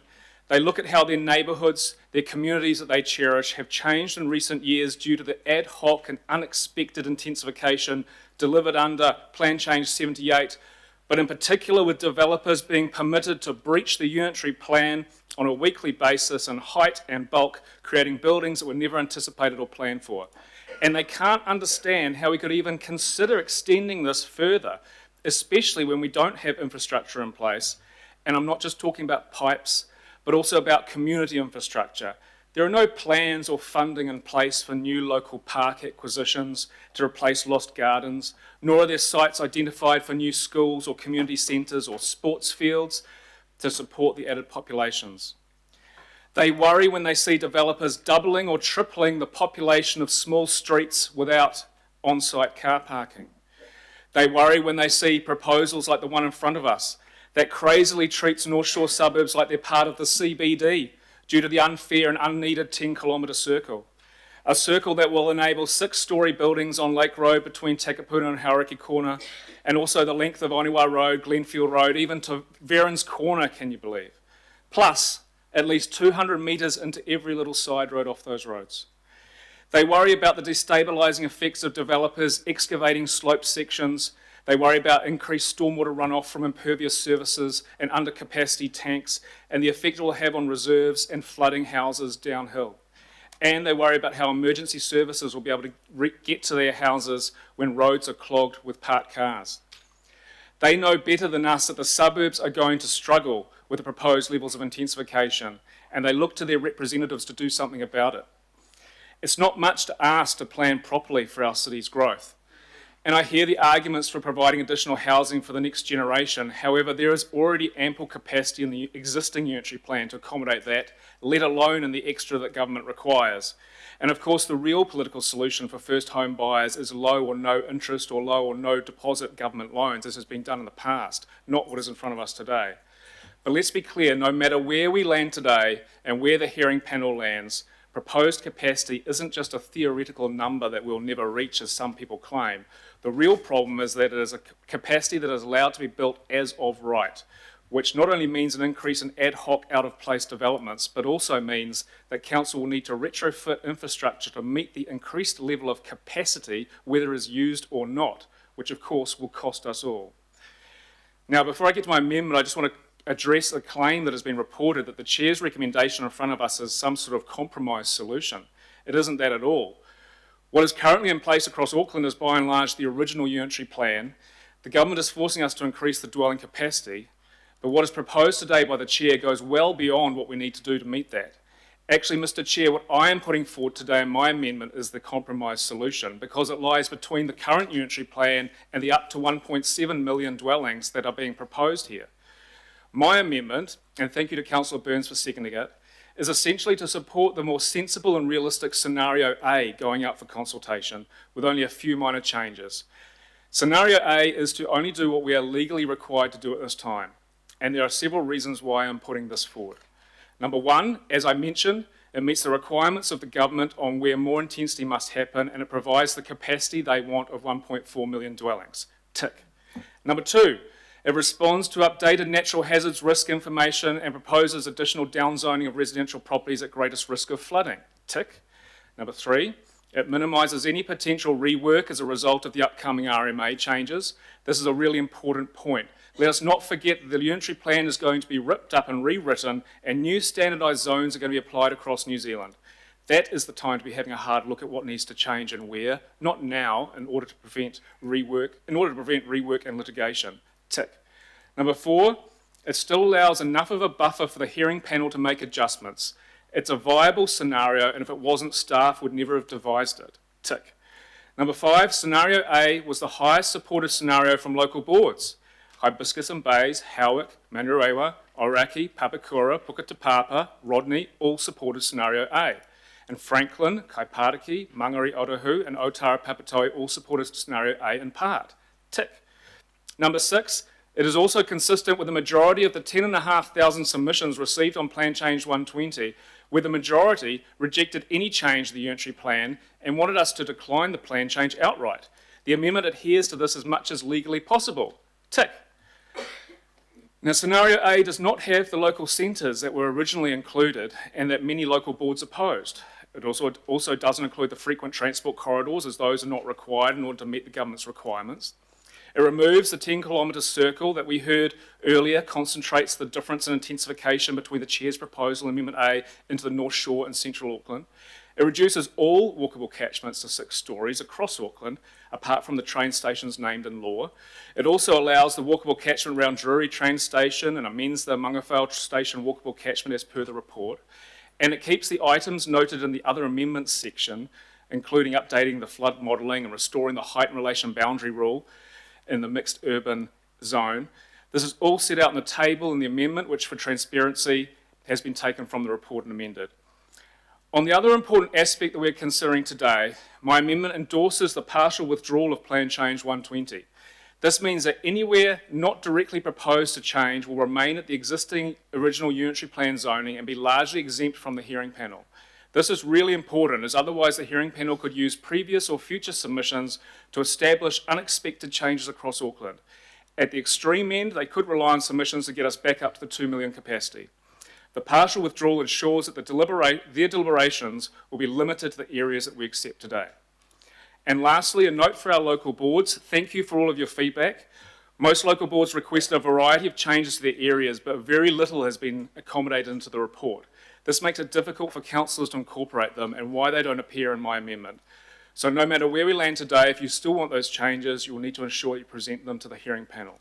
The same applies to those in the community who are fighting to retain the extent of the special character area overlays in order to preserve our city's treasured older buildings in the same way that many other cities have. That will also need to go to the hearing panel. So thank you, Mr. Chair. That is my amendment. Thank you, Councillor Gunn. And just to be clear, the recommendations aren't my recommendations, they were staff, and they have not been changed, including the partial withdrawal. I'm sorry, Mr. Chair, you have moved that. Thank you. Is there anyone who'd like to speak to this? Questions?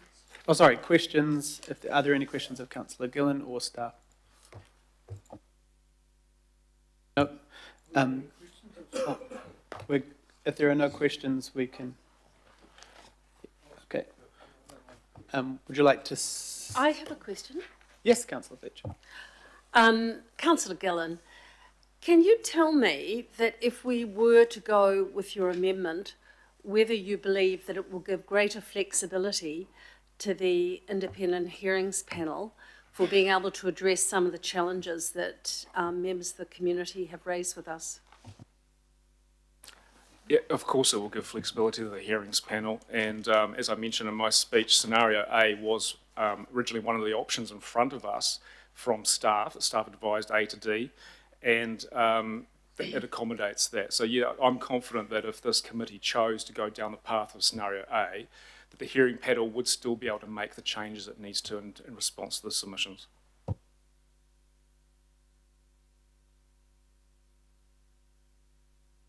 Thanks. Deputy Mayor, did you have a question? Yeah, just a point of clarification, and Megan, I might have to get you to do this. The amendment by Councillors Gillen and Burns states that most local boards wanted option A, and that's one of the key drivers for this amendment. But in the staff presentation, they talked about a third. So I just want clarification around that. Our view is that it is less than half wanted A, so it was around about a third. Sorry, can I respond to that as well? The wording actually says it was the highest supported solely or jointly scenario from local boards, as per attachment A and B to the report.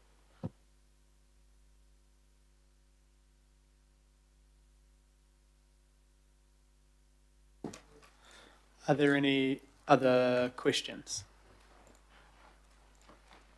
Cool. Okay. Now, would anyone like to speak to Councillor Gillen's amendment? Mayor Brown. Okay, thanks. I've been doing a lot of listening today and haven't spoken yet, but I'd first of all like to thank the staff for the work they've done on the main proposal, which is a real compromise. 85% of Aucklanders aren't affected, and we are making the most out of where we've sunk a lot of cash into upgraded public transport, which seems in there unbelievably sensible. And all those areas in white which have been withdrawn include all the areas where there are trees and whatnot. So we've kind of listened to everybody. What I particularly dislike about this amendment is that it's limiting the public's saying. I've heard people saying, Councillor, he said, look, public, we've got to listen to the public. This is exactly the opposite of that. I want to listen to the public. The majorities, like A and B, a lot of the people, A or A and B, all the iwi submissions were for B.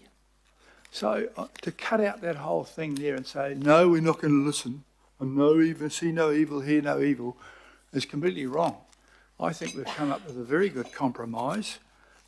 We've stopped shoving a whole lot of multi-storey buildings in very small shopping complexes in parts of Auckland where they weren't welcome. But where there's big shopping complexes, that's where people want to live. And so I think that the substantive one, once this is defeated, is worthwhile supporting. It's a very good result. And I particularly dislike things which limit the public's voice, which is what this would clamp down and do. Option A will still be discussed. It's still going to be one of the things we're discussing with them, A and B.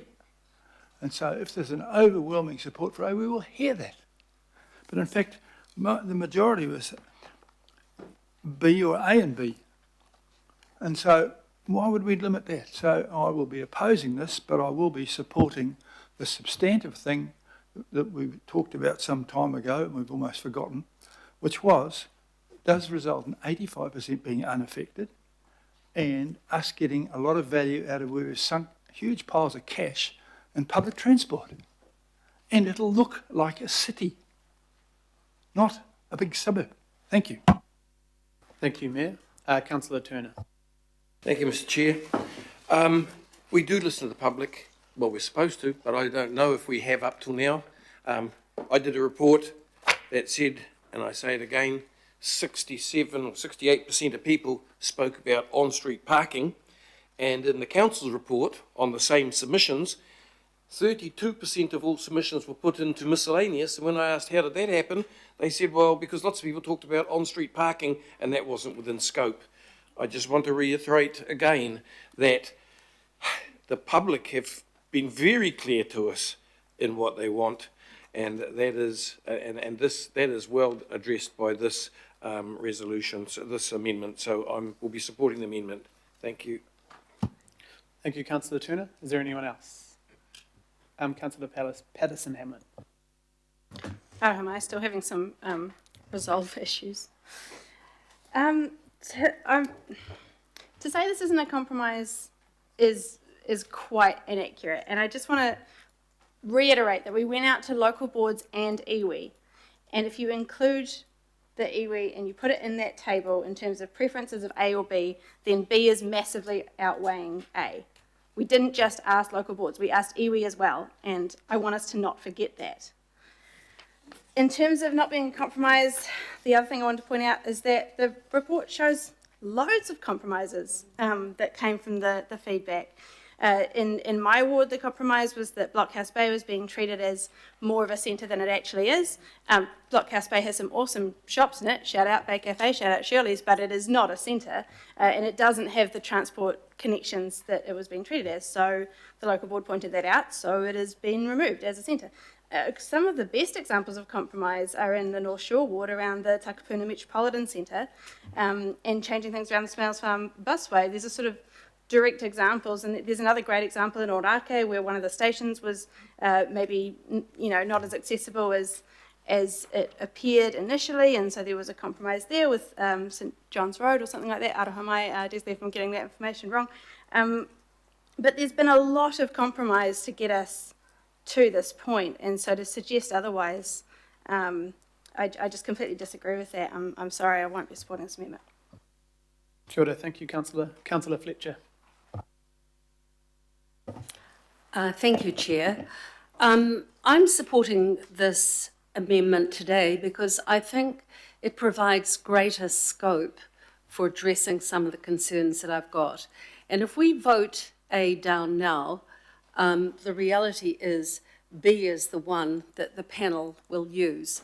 So in the discussions we've had so far, and I'm going to traverse some of the wider issues here now, but I've fought as hard as I could to get some common sense into Plan Change 78, and it took the floods. And if the Mayor remembers, he was shortly thereafter he was elected, I brought a notice of motion to what was then the Transport and Infrastructure Committee that was to say, we do need to deal with the flooding issue, and we were denied dealing with the flooding issue under Plan Change 78. And that was referred on to the earlier committee of this one, and good work has happened, and I welcome that. But what I am concerned about then went on into Plan Change 120 and the absurd capacity targets of 2 million. And I attacked many former colleagues over it because I knew it was absurd and I wanted to see some common sense emerge.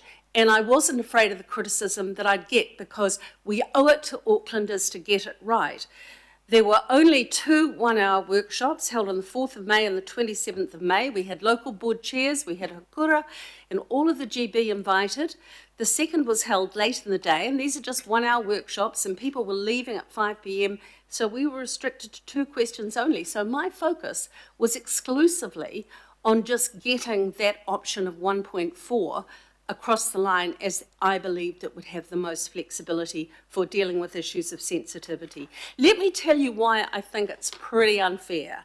And that is, if you look at the areas that call themselves the Eden Kingsland area, there's a valid issue there to look at rezoning those 2 most affected special character areas in PC 120, because they're losing over 50% of their special character homes. These were whited out in the light rail corridor for Plan Change 78, meaning they were not part of any expert caucusing or mediation. Kingsland Avenue was, so they had, and they were able to negotiate nearly full retention of their SCAs in Plan Change 78, which is now carried over into PC 120. It's been extremely unfair. It might be just a small part of the wider Auckland regional population, but these are people and they have needs and they feel that they have not been fairly treated. So I'll just quote, actually, there was a speech that really touched me. And this was by the former chair of the Albert Eden Local Board. People in Albert Eden aren't just talking about buildings, they're talking about their homes, their largest financial investments, their neighbourhoods, their heritage and their future. For many, these homes represent a lifetime of hard work and sacrifice. In special character areas, they have invested even more, paying additional costs to maintain and protect these properties because we, as a council, asked them to. We should respect that investment. The government has already recognised that enabling capacity over 2 million was an overreach and so on, and the disproportionate burden because of the 5 train stations. So I've touched on that already, but the other thing I'd like to quote, and it's from Helen Clark. We can build a city that grows while honouring its past, or end up with one that grows by erasing it. For Auckland, the answer should be clear. Council must amend Plan Change 120 now to respect our heritage. Our character areas must be kept for future generations to enjoy. So my argument is, this is really the legacy of the last term of council and this term of council. Other councils have other legacies. If you look back since the formation of the Auckland Council, you could say that the Central City Interceptor, which everyone was so proud of a day or so ago with the the opening there. But, you know, that was championed by Raveen Jadaram, and this council did it. And then we had the CRL. That was the legacy of earlier councils. But really, in terms of legacies of this generation of council, what do we have to show for it? It will be this plan. It will be the integrity of this plan. And I don't want to be looking back as a governor of this city and know that we've done it in a rush, that we haven't put forward all of the issues that the council want to see being addressed. It is still imperfect. It's hurried with unanswered questions, and I believe that if we were to adopt the option as has been put forward by Councillor Gillan and Councillor Burns today, it gives the independent hearings panel the opportunity to much better address these, and we can be encouraging then of our community to put those submissions in. We've put our communities through a lot. Do you remember the pressure that we put people on prior to December the 19th last year? Thank you, Councillor Act in haste, repent at leisure, I say, and I think we've got an opportunity here and we should embrace it. Thank you, Councillor Fletcher. Hokura Member Wilson. Thank you. It might be my brain's not working as well as it would normally do. Hey, look, in terms of the amendment here, it is the adoption of A, and yet we had the kōrero around the majority of voters voting in favour of A, but that included the hybrid. So I'm just getting the facts all right in my head here. That included those that had hybrid A and B, which is actually what the intended amendment will be. So I'm wondering in my head why I would vote for A if that doesn't have the best of B included in it, which would mean that is the amendment that we're all sitting here today. So I take note of the notion that the hybrid includes those that wanted the best of A and B, and there was the A and the B, therefore there would be more in favour of the option including B on the amendment. But what I'm saying is this amendment here, doesn't include anything that B does if there were two options available. That's what I'm saying. So it doesn't include everything that I would wish if I was voting for B, and it does more accurately referred to in the standardised one. For that reason and that reason only, when I only have one option, which I don't think is a good idea, when I have the option of two, we would not be voting in favour of it. Kia ora. Thank you, Member Wilson. Are there any other speakers? Councillor Burns. Sorry, just move my... obviously, I'll be supporting this amendment. But first of all, I'd like to thank the staff for all the hard work that you've done and the multiple meetings I've requested, and I'm sure the other councillors, to our Howick Local Board for hundreds of workshops and conversations and input with Morris and myself, to Morris for advocating for removing the frequent transit corridor around the Meadowlands area, so thanks for your work on that. To our incredibly invested ratepayer groups in the Howick Ward, and especially mentioning Laurie Slee from the Cockle Bay Residents and Ratepayers Group and the Howick Ratepayers Group. These groups have just invested probably more time than we have in this. Like, they are so invested in delivering what their people, wants and needs are, and I really want to thank them for all their time. To the 10,500 people that submitted, and I can't even count, I think there was like 300 plus emails that I've had in the last month or so from people. I think I've had 2 asking for option B or something else, and the rest were all requesting option A, and there's hundreds. I've been trying to count them and I couldn't get to them all. I've always supported intensification where infrastructure, transport and community facilities justify it, but I don't support intensification simply for numbers. How you even go out and it's 1.4 and then it's 1.5 and then it's 1.7, and like someone mentioned before, the general public find it difficult to understand that anyway, so that shifting of numbers is complicated. The amendment before us strikes the balance that Aucklanders have been asking for. It retains the intensification required by law around the rapid transit and metropolitan centres while stepping back from unnecessary intensification in the suburban neighbourhoods. I'd also like to just quickly mention about Councillor Mike Lee's amendment, and the reason I supported that is mainly from a common sense point of view, because the parking thing, you'll all know from my social media, I'm driving hard to ask the government to remove that, so we are able to have the ability to have parking where we think that it is appropriate. So the parking thing is a nightmare. We've got the RMA coming, and to be quite frank, I hate wasting money and time.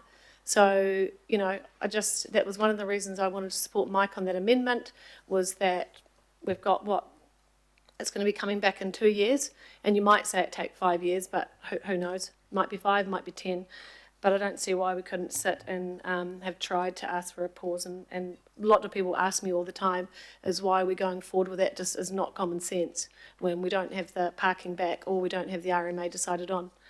So I support this amendment. I feel it reflects the feedback on the local communities and the elected representatives from the local boards, and I'm voted in to represent them. And so today I'll be supporting John's amendment. Thank you. Kia ora, Councillor, thank you. Are there any other speakers? Councillor Henderson. Thank you. Something I share with Aucklanders is that I'm tired. I mean, once again, I don't understand why in all these discussions, all this energy is expended by this body to hold the city back, to grind down our ambition, and to stop progress. The best water infrastructure for intensification is in the centrally located suburbs of Auckland. We've been told that. The best transport infrastructure for intensification is in the centrally located suburbs of Auckland. We are investing billions into the city rail link and the Central Interceptor to support extra growth too. And yet we have the same old arguments here for holding down growth in these areas that will benefit. Scenario A, if we voted that through today, would ignore all of that investment and the reality of the infrastructure that we already have in place, never mind what's going to happen in the future. Let's be clear here what we're talking about, because outside of a 10-kilometre radius, there is virtually no difference between A and B. So we're actually having a much more narrow discussion here than it seems. The discussion is about more housing enabled closer to the city or not. More housing enabled closer to work, study and great transport links or not. If this body were to choose scenario A, therefore, this means less housing enabled in central areas, pressure to build more further away. This has climate implications, this has health implications, this has implications on family time and quality of life. It has huge economic implications that we've talked about before. Scenario A would make all of those things worse, all of them. The original motion is needed to benefit all of those things. We're still talking here about a back down and about a watering down of where the city could have been. I'm finding it hard to vote for it from the complete opposite angle, because I have ambition for better things that the city could have been in the previous discussions. We have discussed in a previous meeting the economics of all of this, and I've got to remind my colleagues today, scenario D had an economic benefit of $3.9 billion to the city. $3.9 billion. That's jobs. That's money in the pockets of Aucklanders that are struggling. I wish we were talking about capitalising on that today, and we are a little bit, but not enough for me. The original resolutions make it a hell of a lot better. Scenario A does not. Speaking of missed opportunities, I note we're still locking in most of the special character stuff too. I remain of the view, as I always have, it is an unjustifiable rort. Under A or B, character protections cover a huge amount of the city's most desirable areas. They cut off development in 43% of the residential sections within 5 kilometres of the city right now under the entry plan. That figure is more than 90% in places like Ponsonby East. Can't go up, can't build up. SCA in the Albert Eden area after we vote through A or B is 20.5%, that's 1 in 5. In the Waitemata local board area, it is still 46.2% under both A and B. How much is enough? How much restriction is enough? We talked about harbour views earlier. Harbour views, I think, should not be to the exclusive enjoyment of those lucky enough and wealthy enough to have been born at the right time. Scenario B is a much more reasonable solution. It is a compromise. It's certainly a compromise for me. I urge you, my colleagues, please vote down this amendment. It will take our city and our region backwards. Please bring more people closer to work and study. Vote this amendment down.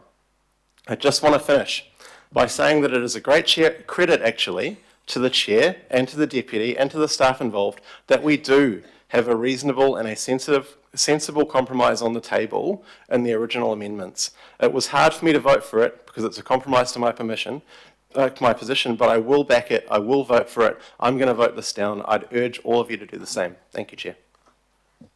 Kia ora, Councillor. Thank you very much. Are there any other people who would like to speak to this one? Councillor Lee. I thought I just should throw this in because it essentially what is damaging about Plan Change 78 and Plan Change 120 really is the wrecking or the destruction of Auckland's historic special character areas. There's no getting around that. And I think the weird walkable catchments and all the rest of it enable developers to get into those areas, as I said before, not to provide housing, but to provide high-rise luxury apartments for the super rich. I just want to, and we're going to lose about 4,735 of our beautiful heritage houses and the key of our human scale garden suburbs. But I'll throw this in to the discussion, Mr. Chair. It's a quote from Kenneth Clark, if you the person who was the author, if you like, of the television series Civilization.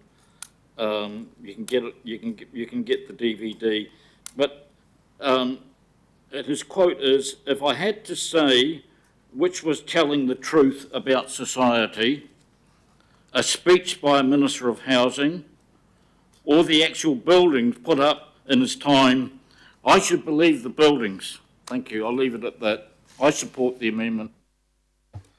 Kia ora. Thank you, Councillor Lee. Councillor Ferry, Deputy Chair. Kia ora. It won't come as any surprise, I suspect, that I won't be supporting this amendment. I respect the opportunity to put it up and debate it, but I do note that last time we were choosing between A and B, which was the 9th of June, I think, we did debate quite extensively A or B, and what we sent out to consultation with local boards and iwi was both. And what has come back through that feedback, through further work, through discussions with staff, etc., is a mix of both. So I feel like this is a little bit of a back to the future debate where we're debating something that we already debated on the 9th of June and it lost then. That said, I respect the right of the mover and seconder to put this up and appreciate the chance to speak to it, Chair. I wanted to just cover a couple of things that have been mentioned. There was mention of people being lobbied by developers to support more intensification. I haven't been lobbied by any developers, but I have been talked to a lot by people who want more housing, who need more housing. We have had significant conversations, particularly through the community committee, around homelessness in Auckland. That is a real thing. We have people who we see on the streets, but also a large number of people we don't see because that homelessness is hidden. These are people who are sleeping on people's couches and cars, people who are overcrowded, and that actually has a direct bearing on the issue around the cars parked on the road. If you need 4 couples to live in a 4-bedroom house to be able to afford the rent, that's going to put more houses on that property and on the road around it. if those people can afford to live separately, they'll be able to park off the street in separate properties. So obviously there's the homelessness aspect, and I just really reject the idea that an increase in housing capacity is only going to be more housing for the rich. We know from the increase in capacity from the Auckland Unitary Plan that it has brought rents down. Not enough. It has shifted the dial on housing affordability from us being extremely severely unaffordable to now only severely unaffordable. We have to get down below that 3 times median to be affordable, and that's still a way off. So there is still work to do. I wanted to also talk to the aspects raised in this debate on this amendment about special character, just really briefly, because this amendment proposes no change to the approach on special character. It does not add a single property to protection for special character that is not in the recommended option. I just want to be really clear about that. If that's your reason for supporting this, if that's your only reason, then it is covered in the recommended option. If that's your priority, you should vote for the recommended option. I wanted to also mention the feedback from the Albert Eden Local Board. They are the most impacted local board area, and they voted 5-2 in order to support B. That was pretty brave of them. They've been under a lot of pressure. They had 17 groups present to them. Some for A, some for B, some raising specific issues, and they put through a suite of really comprehensive feedback. So well done to them, and I think we owe it to them, given that the difference between A and B is primarily about the Albert Eden Local Board area, to honour and respect that.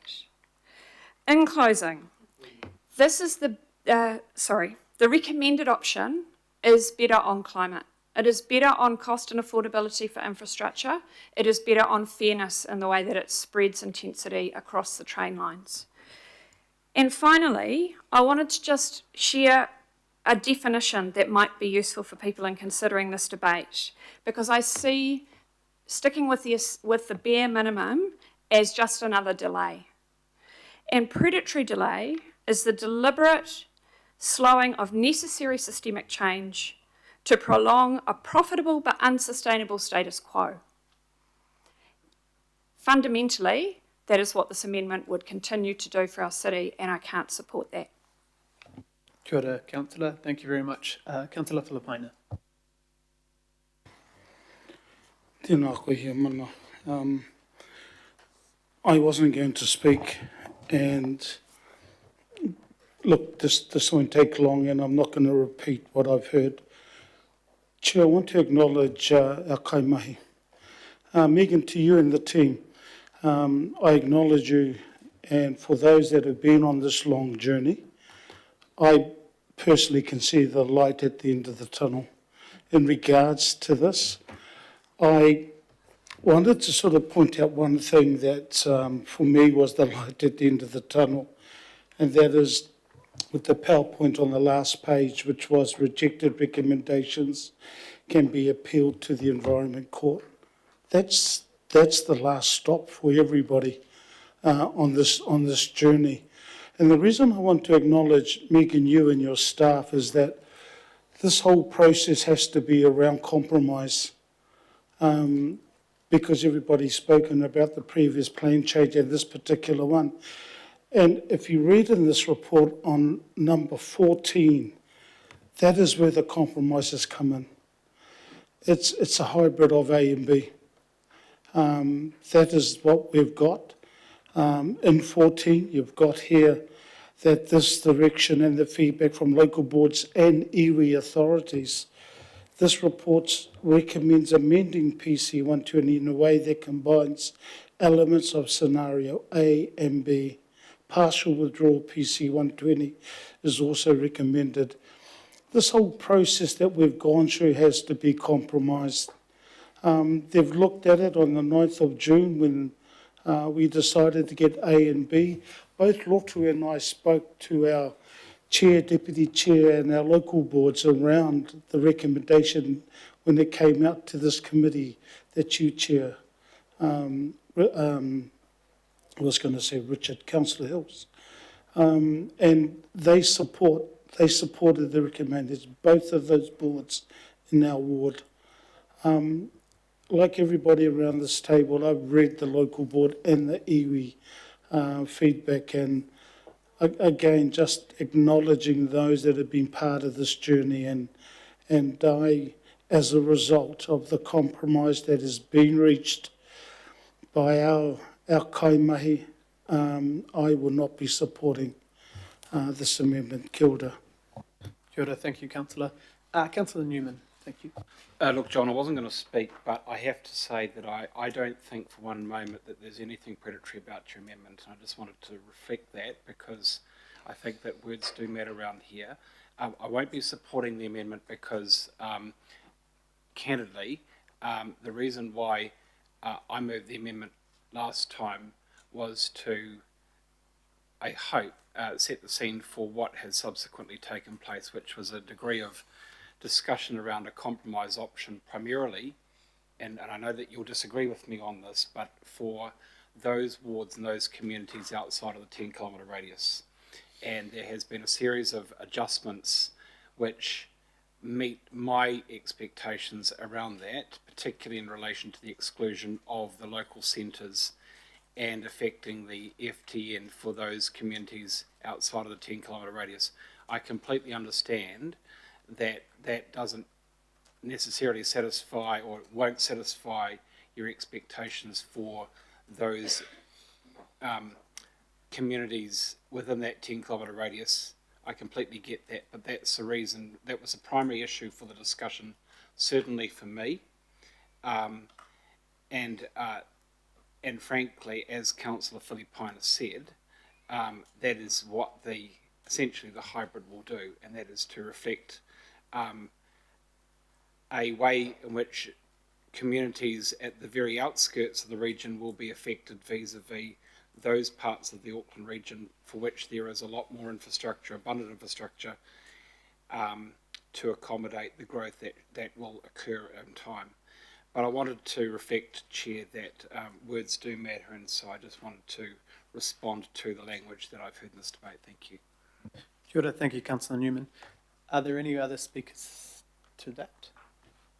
Cool. I'll just very briefly, just wanted to highlight that yes, there is no change to special character in either A or B. The looking through, because I've gone through with a fine-tooth comb, the feedback, this is largely in line with most of the feedback. There is no way in the time, but also at any process, that every local board or area authority or any one of us is able to get everything in, but the boards that did compromise got the compromises, Devonport, Takapuna and Orake. As Councillor Ferry said, Albert Eden took a big hard direction around B plus-ish, that they understood the challenge that has been based on them, whether it's legally required or not. Nearly all the areas who chose A, 5 out of 6, got A in their area. The other one, Pukete Papa, got most of the A things. There's only 6 who chose the minimum. The rest chose things that they've got or compromised on and will still have an opportunity to speak on through the panel process. So I have not actually seen many things around this table where the staff have tried their best to get some things, if not all the things, for most local boards. And I think by assuming that A is what the majority want, it's completely untrue. It's completely untrue of what the feedback we've heard from local boards. iwi authorities actually more strongly in favour of B. I just want to be clear, we could have just stuck with B completely, voted it, but I don't think that was the right thing to do. We listened, the staff have put this forward as the best compromise they feel like they could take in the time that we've had. Even ignoring our own area, I couldn't do that. There are things in there that I, advocated for, but, the bus I catch, down the road I catch, there's 56 buses an hour. There are some bus routes that with upzoning only have about 14, 15. So we need to think about that too. I don't think all of us who live close to the city have any idea what other parts of the city feel sitting 2 hours a day in traffic, and the lack of options they have. So there is sometimes over the next 30 years that there'll be housing built near really, really good transport, and hopefully over time we'll start investing in those areas. But if I hear people complaining about the fast tracks and about the private plan changes on the edges of the city, but you also don't want good intensification happening in the places where stuff is, it is hard to understand where you actually want more housing for the next generation especially. The other thing, rates capping and rates, I have no idea how we're going to address the sprawl that's happening across our city, but at least in the current urban areas there's more focus on the work we can do. I hope that we move forward to the compromise position. Do I support everything in here? No. But do any of us support anything perfectly 100% ever? No, we can't. It's like the budget as well. So I'll go to the vote now. I know there'll be a division, so we'll just call it anyway. We're voting on the amendment. Thank you, members. We're now voting, hopefully via resolve, on the amendment that's been on your screen. So we'll start the vote now.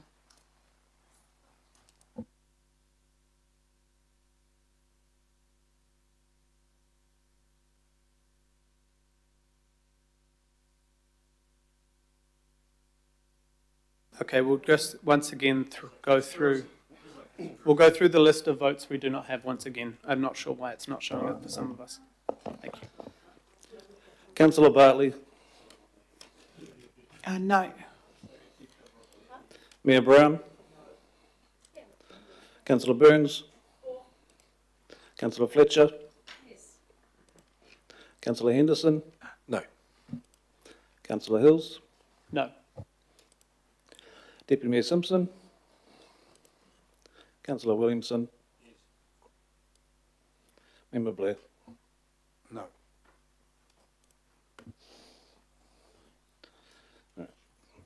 Thank you. So that amendment has been lost 16 votes to 7. Thank you very much. And now we move to the substantive. Original. Oh, the original, sorry. Move back to the original item. Can we just have that up on the screen?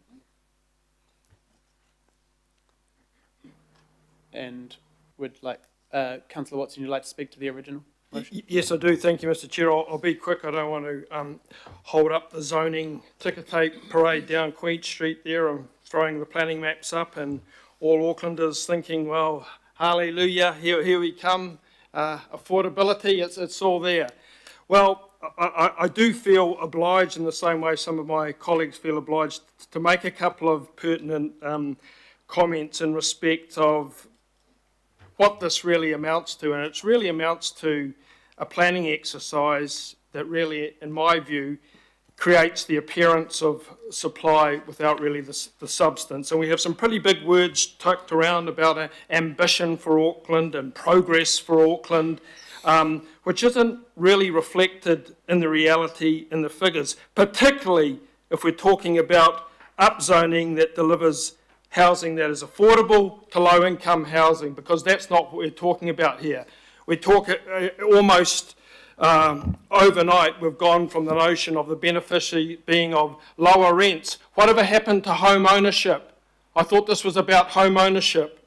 Auckland had one of the highest rates of home ownership in the world at one point, and that largely brought about by a large low-cost housing supply. Home ownership rates in the 80s were 75%. They've plummeted to 59%. The unitary plan slowed things somewhat, but has really made no real difference in terms of those people who are cut out of the housing market getting into it.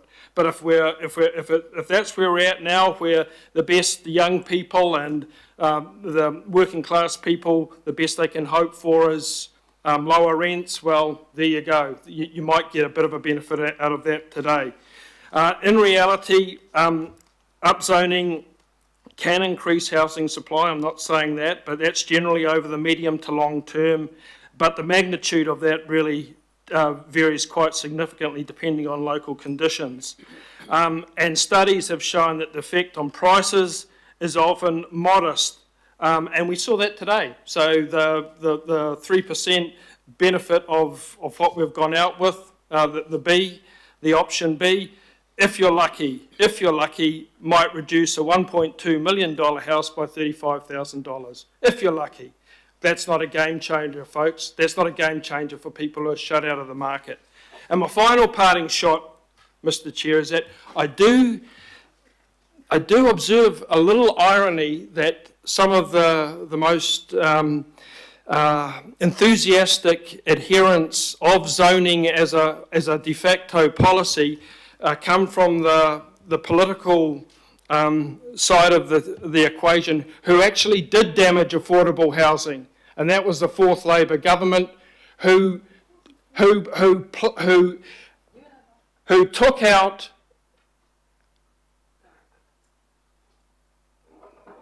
the policy mechanisms that enabled Maori, yes Maori, Pacifica, working class New Zealanders to access affordable homes through state advances loans that were half that of the market rate and capitalising on family benefit.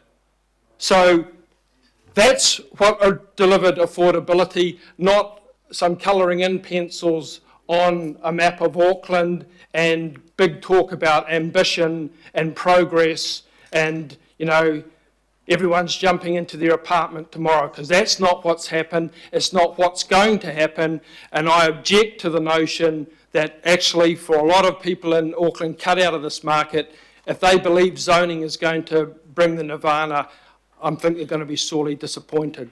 Thank you, Mr. Chair. Thank you, Councillor. I think I didn't hear the comments, but I think the comments were around some people weren't born then.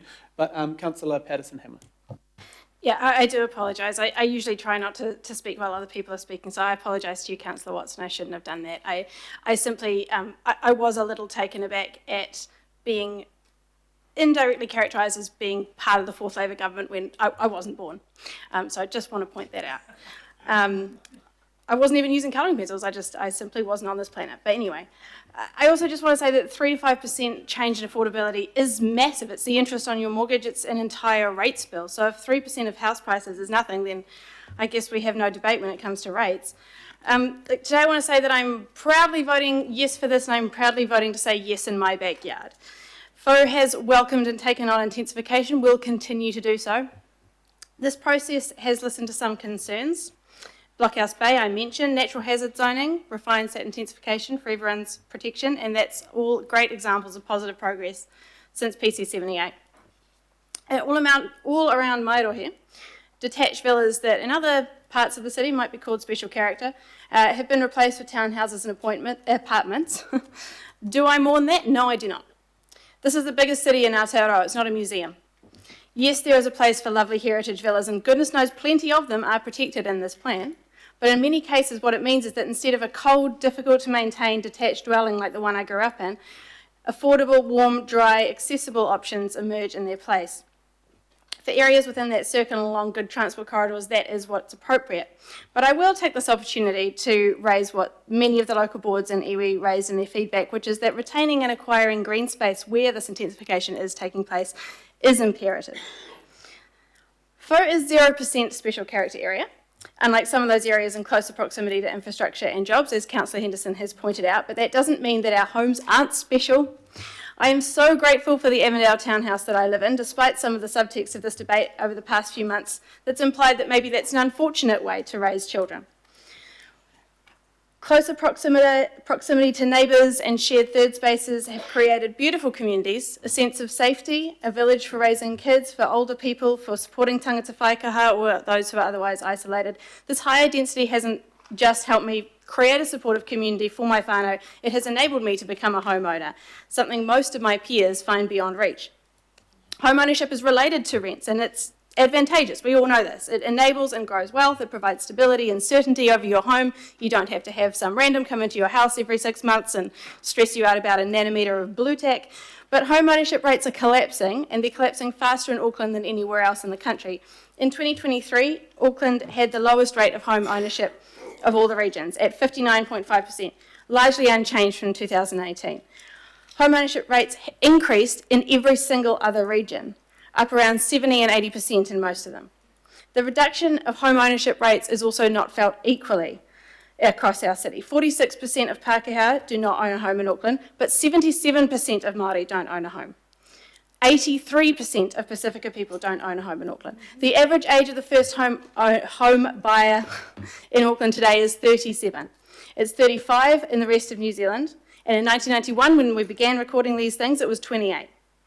The average household with a mortgage pays 44% of their income on that mortgage. That was 12% in the early 90s. 43% of disabled people live in owner-occupied dwellings compared with 50% of non-disabled people. And the Disabilities panel reminded me yesterday that it's at 4 stories that lifts become mandatory in residential dwellings. So the increase in 6 stories and above is something very positive for that community. And choice and variety as well as affordability is really important here because we're 82%. I have a lot of stats, but I apologise, my mum was a maths teacher. 82% of non-disabled people report their home is the right size for their household, but that number is 7% for disabled people. So everywhere that's orange on these maps represents greater accessibility for many in comparison to the peach, for example, including those who will experience temporary impairments. And I want us to remember these things, and I'm bombarding you with statistics because we aren't making this plan change in a vacuum. The trajectory of housing affordability, housing choice, and distance from workplaces has been travelling further and further away from equity in Auckland, and we've all collectively been travelling further and further away from work opportunities. And all of that hurts our city and makes it harder to live here. I'm grateful to the team for working through the local board and iwi feedback and developing what we have before us today, which is an increasingly nuanced plan.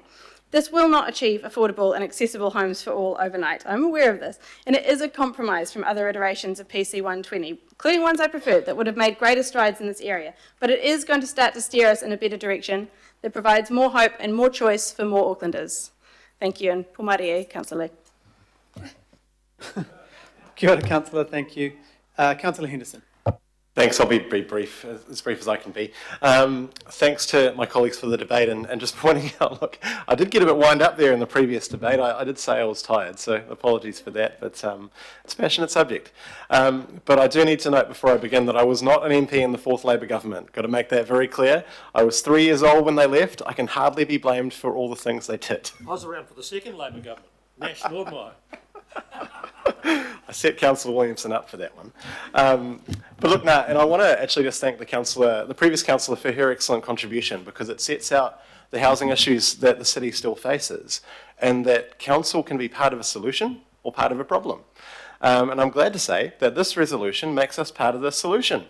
It provides more housing near rapid transit, which makes our city a better place to live. That's great. So I just wanted, why I actually wanted to talk about was B, and partial withdrawal. Look, I just want to point out that I'm convinced by the argument of the Devonport Takapuna local board in opposition to partial withdrawal. They made a good argument. This is a regional plan. I think we should allow people to have a say about areas of land that aren't covered because it is regional. These things are regional discussions and we should approach that regionally. If there's any concerns about process and time and all the rest of it, send the bill straight to Parliament buildings in Wellington because they're the ones that did all of it. They're the ones that have continually backflipped. It's not our issue. But I'll just point out that Aucklanders gave their feedback already with reference to 2 million, now named option D. So should we disenfranchise them a little bit more now? I would say no, and so I'd hope my colleagues will join me in voting against B, but if you don't, that's cool. That aside, I'm very happy that we've improved upon the unitary plan today. That's really awesome, and it's a great and sensible compromise here. And just lastly, to reiterate, the Chair and Deputy, you might have maybe the hardest job in politics, or one of, talking about housing in Auckland. Goodness me. And you've done a fantastic job getting this together, so I want to thank you so much. Cheers. Kia ora, Councillor, thank you. Councillor Short. Thank you. Here we go.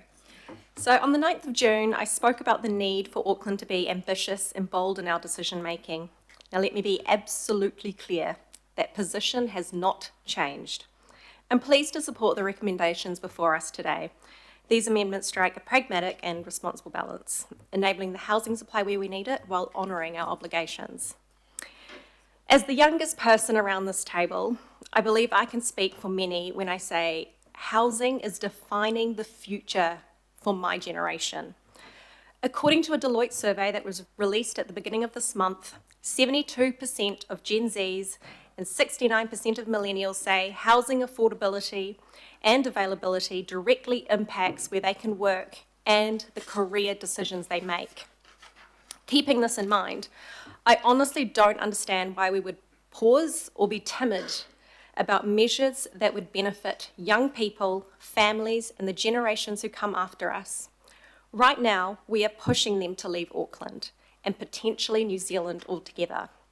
We should be doing everything in our power to keep them here. I also refuse to undermine the significant investments and visionary decisions made by our predecessors for Tamaki Makaurau. We have a responsibility to build on that foundation, not walk away from it. And yes, I too, I'm tired, and I'm a tad tired of this government's flip-flopping, and it has already cost Auckland millions of dollars, and quite frankly, like Councillor Henderson said, it is probably time we sent an invoice. When I look at my own ward, Albany, stretching from Waiwera down to Campbell's Bay and across to Luckens Road and West Harbour, we are amongst the least affected by these changes. And that is why today I choose to follow the lead of the local boards that have been ambitious and forward-thinking. They understand the importance of making the most of the significant investments already made in our city. And I think it's time we did the same. Thank you. Kia ora, Councillor. Thank you. Deputy Mayor. Thank you, Chair. I want to start by thanking staff. They had over 300 resolutions and 100 specific requests for change. That's mammoth. When we went out to the local boards on A and B, pretty much those who wanted A still got A, those who wanted B kind of got B, and those who wanted a compromise between the two got that as well. I didn't know whether to say this as part of the amendment from Councillors Gillen and Burns at that time or now, so I've chosen to leave it till now. At the last meeting, I voted for A and it lost. I want to give a bit of a shout out, if I may, and I know we're all regional councillors, but I do want to give a bit of a shout out to my local board, because knowing we lost A, they took a pragmatic and balanced approach, and as a result have pretty much achieved everything they asked for. Staff have told me if they didn't do that, they probably wouldn't have got what they asked for, because they've got a reduction inside the 10-kilometre zone, which nobody else has got. So I really want to give them a bit of a thank and a shout out, and to staff who've worked so closely with that board to get their outcome. Do I think what we've got before us is perfect? No, I don't. But I know that we will go out to the people of Auckland and ask them to have their say. So I'm happy to support the amendments. The substantive. I'm happy to support what the amended version of what we've got, I should say. It's been a long day. It's been a long day, thank you. And I know that Aucklanders will have 20 days to have their say to the hearings panel. And I'd also remind everybody that actually this is all coming back to us about this time next year as well. So thank you for your work too, Chair. I think you've done a very good job from a media perspective explaining how we've got to this point. But particularly, I do want to thank Megan for you and your team for the work that they have done. And I will be supporting these. Thank you. Kia ora, Deputy Mayor. Thank you. Councillor Newman. Yeah, look, Chair, I mean, obviously, zoning isn't going to make Auckland any more affordable. Actually, what made Auckland massively unaffordable was extremely cheap debt that was available in the COVID era. And I think actually that goes back to the life of the 6th Labor government, but that's another matter. The issues for me have been the removal of the local centres and the rethink of the SFTN as it relates to the area outside of the city centre, and obviously the dialing back of intensification away from the city centre.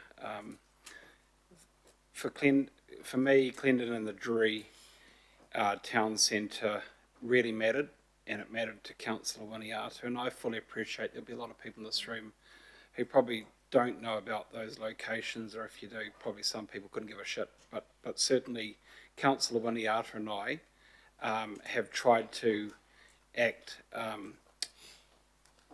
with that in mind over the past month and a half. And I can assure people in this room that I am no vassal of the Minister of Housing, Minister for RM Reform, Minister of Transport, Chris Bishop. This process obviously has been a shambolic process, and just start with that, Minister. This has been going on for years and years and years, starting with the NPSUD and the implications that flow from that.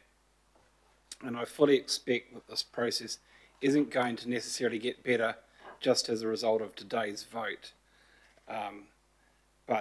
Chair, I do want to reiterate again my thanks to the officers and probably actually to acknowledge you also, because the amendments literally have been down to mesh block by mesh block, section by section actually, and I appreciate the indulgence from you and the officers, because effectively what today will mean is scenario A for the local boards in my ward, and I'm very proudly comfortable with that as a regional councillor. I'm very proudly comfortable with what this will achieve.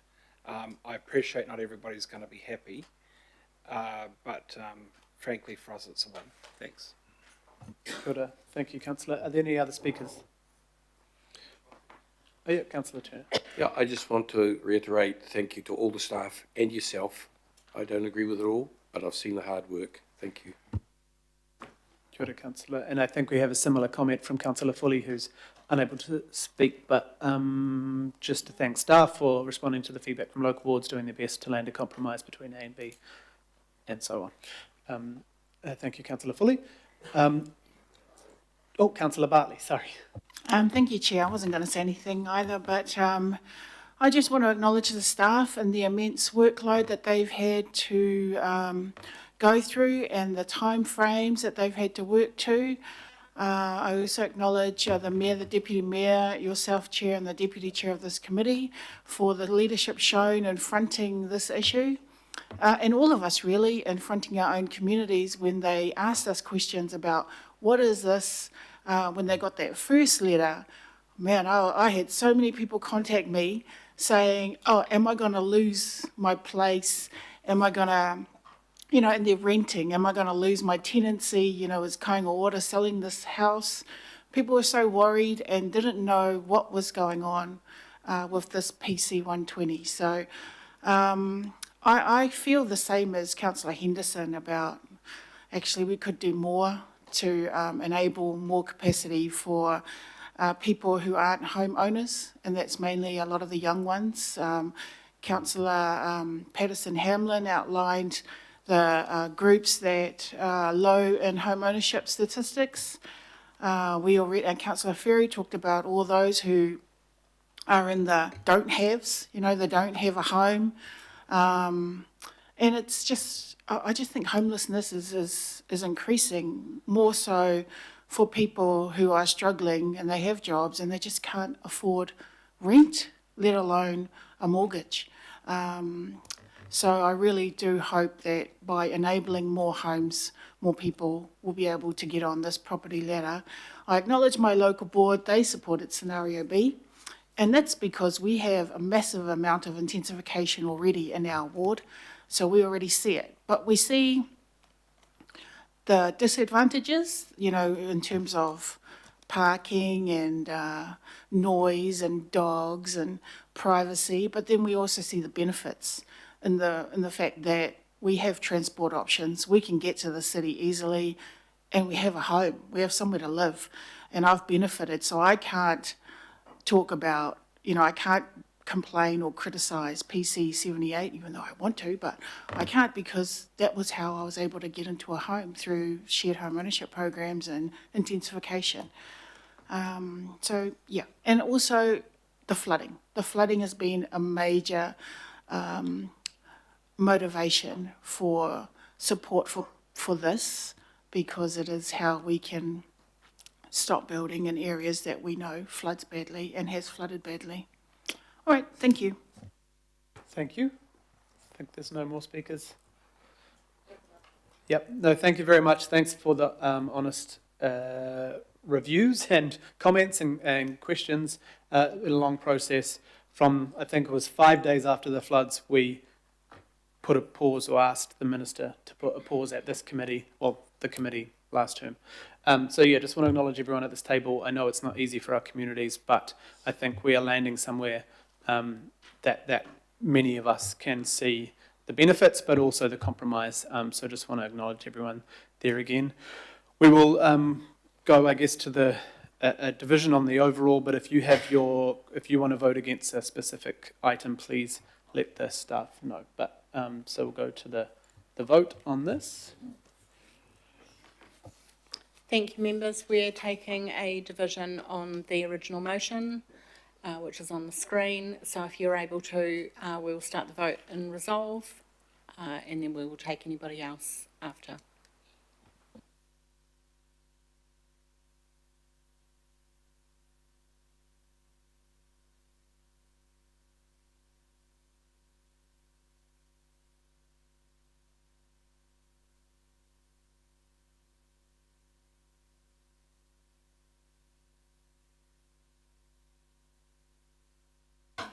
Mr. Chair, for the record, I'm against, So we're but just going for to take the B. names of those people who we don't have a vote for. Quiet everyone, we're just going to take the vote of those who don't have a vote. So this is on the whole item, and then you can ask for a change of vote on one of the other, a note on one of the other numbers. Mayor Brown? Councillor Burns? Councillor Fletcher? Against, but for B. Councillor Henderson? Yes, but against B. Councillor Hills? In favour. Deputy Mayor? Councillor Watson?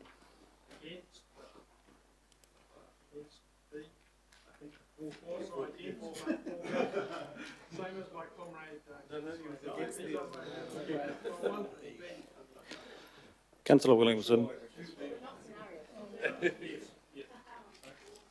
Member Blair? For. Right.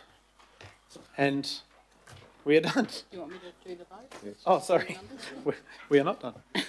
So that vote is carried 17 votes to 5 with 1 not present. Is that Councillor Lee? Councillor? 17 votes to 5. Thank you. Right, I think we close it here. Unuhia, unuhia, unuhia. Kia ora tapanui, kia wātea, kia mama, tinako, te tinana, me te wairoa, e tara takutu, koia rā e rongo, whakairea ake ki runga, kia tina, homie, huie, hai. Thank you very much, everyone, especially the staff who've been supporting us today.